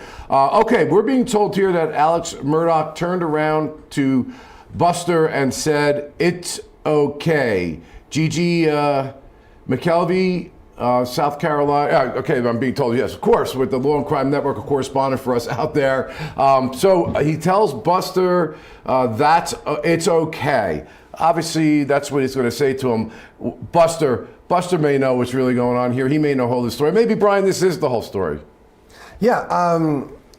I've already gone down I've already had my tinfoil hat on. No, you don't. I might take it off for just a second. I think that this is a father consoling his son. We've seen Buster testify, we've seen Buster in the audience, and we've also probably seen this a lot in our own cases. Our client takes a plea, a lot of jail time, they turn back to their loved ones, and they're the ones consoling them because it is them who are leaving their family. And so I think this more, in my mind, is Alex saying, it's gonna be okay. Really, he's trying to console his son, who's probably, don't forget, I think the biggest victim here is Buster. His mother's dead, his brother's dead, and now his father's in jail. It's just Buster. So I think this is a last-ditch effort of a father trying to be a father after he's convicted of being anything but. Yeah, I was going to say, so, we normally cover these cases and we always say that the child lost a mother, they lost a father. But it usually happens with younger children in the cases that we cover here, gavel to gavel at the Law&Crime Network. But he's a little older, so you can kind of maybe miss that permutation. But nevertheless, he lost everything through this. And I guess we'll continue to support his father because of that closeness. Do you think and I asked you to spitball here, do you think Buster believed his father's story, or does Buster know that something his father was involved in something that wasn't right? I don't know. Again, let's put the tinfoil hat back on. I honestly think that he loves his father. I think he loves his father with all of his heart. And I think that love can blind you to the faults of even the people you're closest to. And I think that is no fault of Buster. I think that is exactly how a son should love his father. And I think that's a testament to their relationship. But you can be a great father to a son, and as a jury has decided here, a murderer of another son and a wife. And I think that may be what we're seeing from Buster. I'm not sure if Buster believes him. I think that Buster loves him, and he loves him at such a degree that it may be hard, if not impossible, to see his father as anything else but innocent. Yeah, I mean, sometimes that can be true, and if it's the only one you've got, you love the one you're with, as it were, kind of. But I really am interested, for those of you who are interested, going on and chatting with us to let us know, is there something more here that we didn't know? Are we on to something? I don't think Brian's wearing a tinfoil hat, because I lived one of these cases, and it sounded bizarre, and you think this person's the victim, and it turns out they got somebody else to try to harm, but it went somebody so that they could get something from somebody else, and then it got out of control, and then 2 people got shot. Is it possible? Could that explain some of the inconsistencies? Could that explain the weak motive, in my opinion? It's just something that got completely out of control. Let us know, and hopefully we see if we get some of our producers to take a look and see where we're at. So, Brian, what do we expect as far as, let's go through the legalities of it. There's certain motions that are going to have to be filed. I know the court, the defense attorneys made a motion when the verdict came in. Can you talk to us a little bit about what that was? I think it's pretty much a formality, and what happens here from the legal process. Yeah. So what I'm surprised that both sides are saying we'll be ready tomorrow. I would have expected a greater amount of time so they can prepare, because while there is maybe only legally or technically a difference between 30 years in jail as opposed to life, especially because now we're learning that in South Carolina there's no parole. 30 years is 30 years. I would have expected that both sides would have had a pre-sentencing report. They would have filed motions to either revisit some of the legal arguments, specifically admissions of evidence into this case. I think they might have preserved enough of the issue. And when we say preserve the issue, it's one of those, if you don't use it, you'll lose it. You have to make the arguments that the judge either made some sort of evidentiary or ruling error so that the appellate court can review it. Because at this point, Judge Newman has decided. There's no, I'm a soccer fan, so there's no VAR, there's no further review within this judge, but you have to make sure that there's enough arguments that you can lay the groundwork for the appeal. In terms of legal arguments for this judge, I think they've exhausted all of those. I think the motion practice as to how the trial when is going to start. I think when the sentencing is done, and maybe this is why they're doing it so close in time, they're probably going to try to argue that the sentencing is too egregious. Don't forget, Alex Murdaugh has no criminal record. Arguably speaking, this is, I don't know if I'd argue, but this is a horrible murder. I'm sorry to cut you off, Brian. I see that there's some activity that's going on, I think in an area where they believe that we're going to see the defendant coming outside. So the law enforcement authorities, as you can see here, yeah, he's coming out right now trying to keep the reporters and people away. Let's just give our audience an opportunity that are watching at least to see this. This is now convicted defendant Alex Murdaugh, no longer presumed innocent, facing life without the possibility of parole at sentencing. And here he is.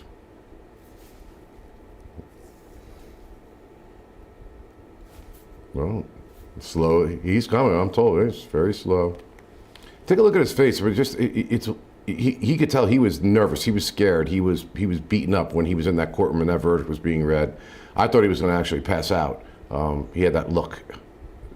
See if he's recovered at all after having spoke to his attorneys inside the courthouse, I'm sure, preparing for sentencing tomorrow. It's no longer a perp walk, Brian. It is a convicted felon walk. Convicted of killing, unbelievable, his wife and his son.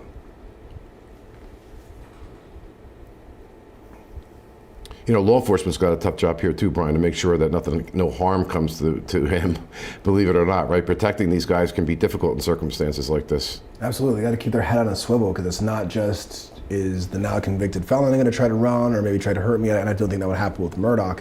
But are people going to try to get to Murdaugh, and their job is to make sure that he's safe? And it's interesting. I see that one of the officers has got his pink handcuffs in the back of his pants. Very Yep. stylish. I've seen pink handcuffs. Pink is in now. Pink is in. It's the new new handcuff look. Pink is the new black. All right, here he is.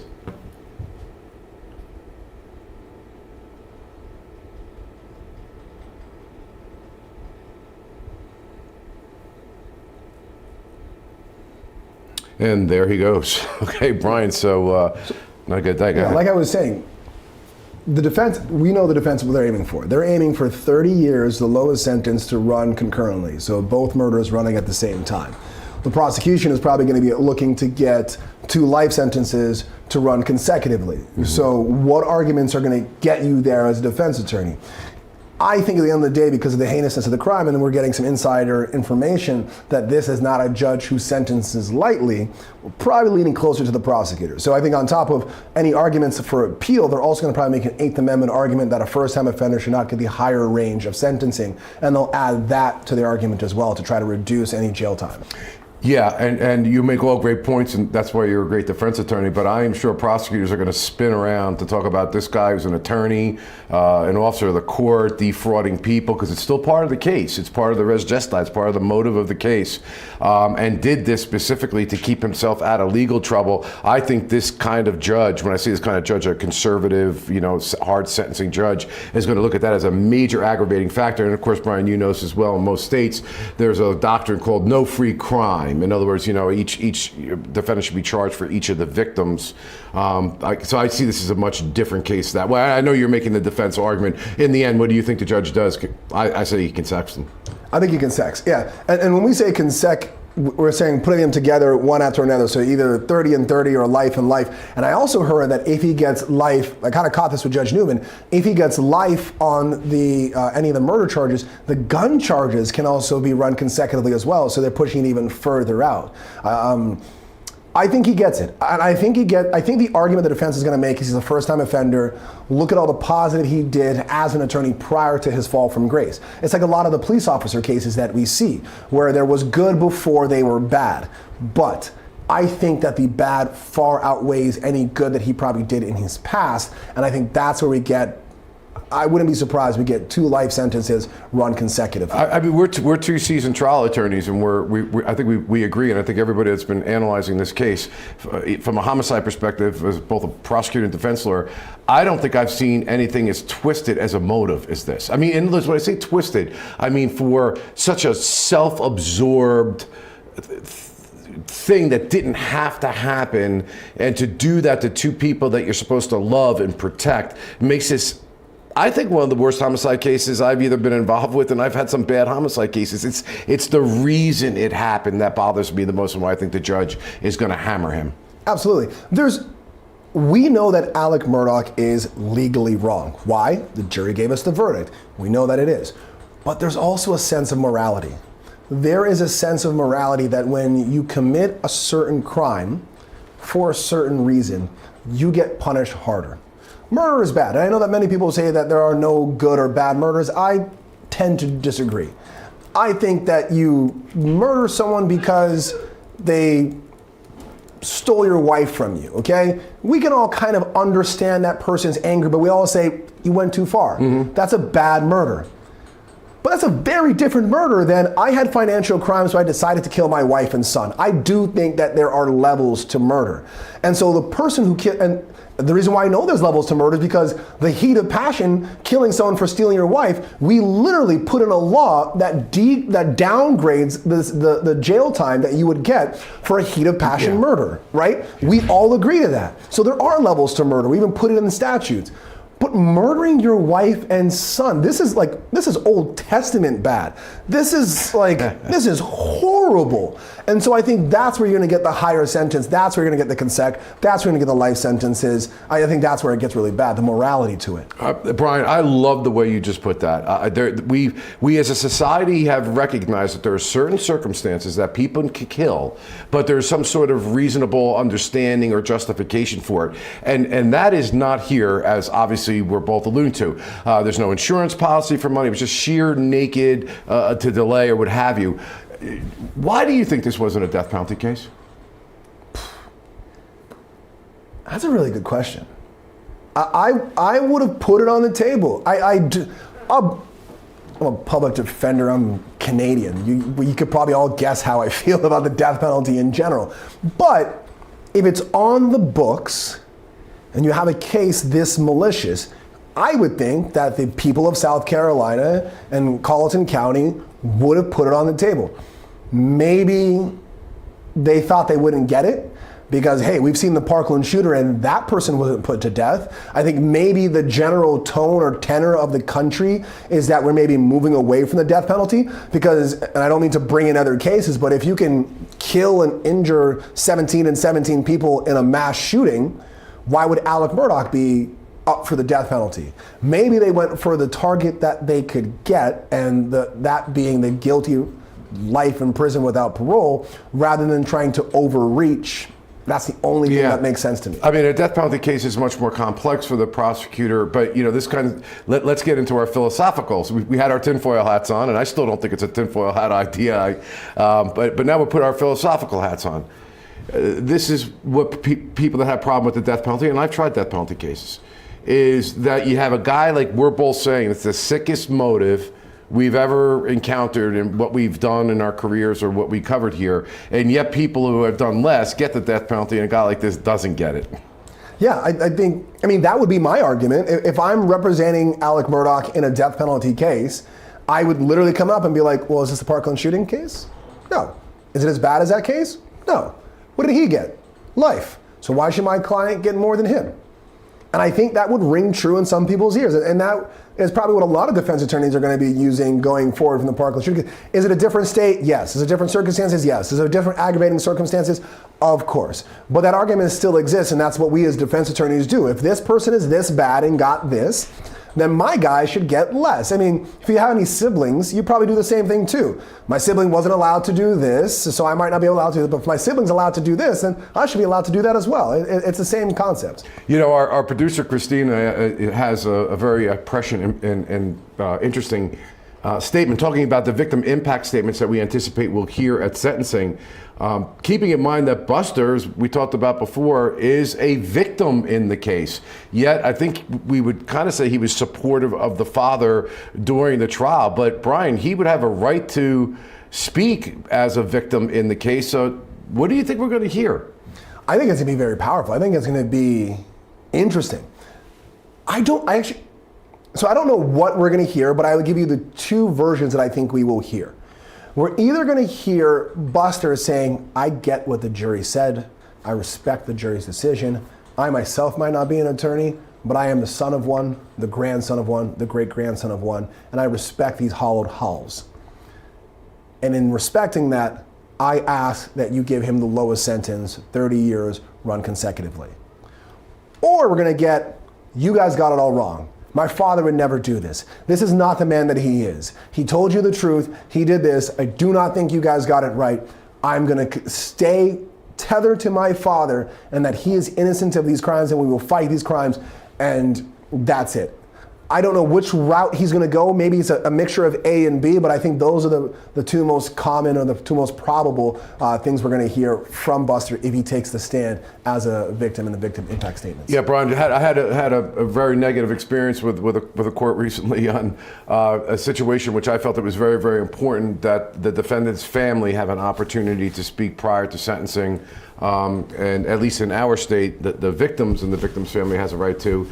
Certainly everything's within the sound discretion of the court to what extent they're going to allow things. Again, us now defense lawyers, I felt that it was important for the judge to listen to the mother and at least give them the courtesy, the respect to be heard about their son. That didn't happen. Do you expect that we'd see something like that here, though, that people from the Murdaugh family are going to be allowed to testify on behalf of the defendant? I would think so. I mean, I admit I have researched South Carolina law up until this point. And after I'm done here, I'm going to go research the Victims' Rights Acts in South Carolina. I'll be able to give a much more articulated answer. But I would assume that you have to let Buster testify. And once you let that door open, you got to let other people as well. Because if Buster says he wants to testify, you're not going to say, well, Buster, what are you going to say? Who are you going to support? And then based on his answer, say, yes, I will, or yes, I won't. So if you open the door to Buster and he starts supporting his father, I would assume that you would let others go. Now, Maggie Murdaugh was not always a Murdaugh. That is her married name. I would assume that her family, prior to being married, or that side of her family is going to testify and talk about how they lost a member of their family that married into the Murdaughs. I would expect a lot of those people to testify in that case for the victim impact statements. You know what, Brian? I wish we had the YouTube so we could answer questions, but we really don't need to, because I got a whole line of producers. I got Christina, our producer, telling us about our other producer, Elizabeth. They're asking some killer questions, really good. And yes, we have talked about 404 evidence, but here's the twist. And here's what the question. If the verdict would have been the same had 404 evidence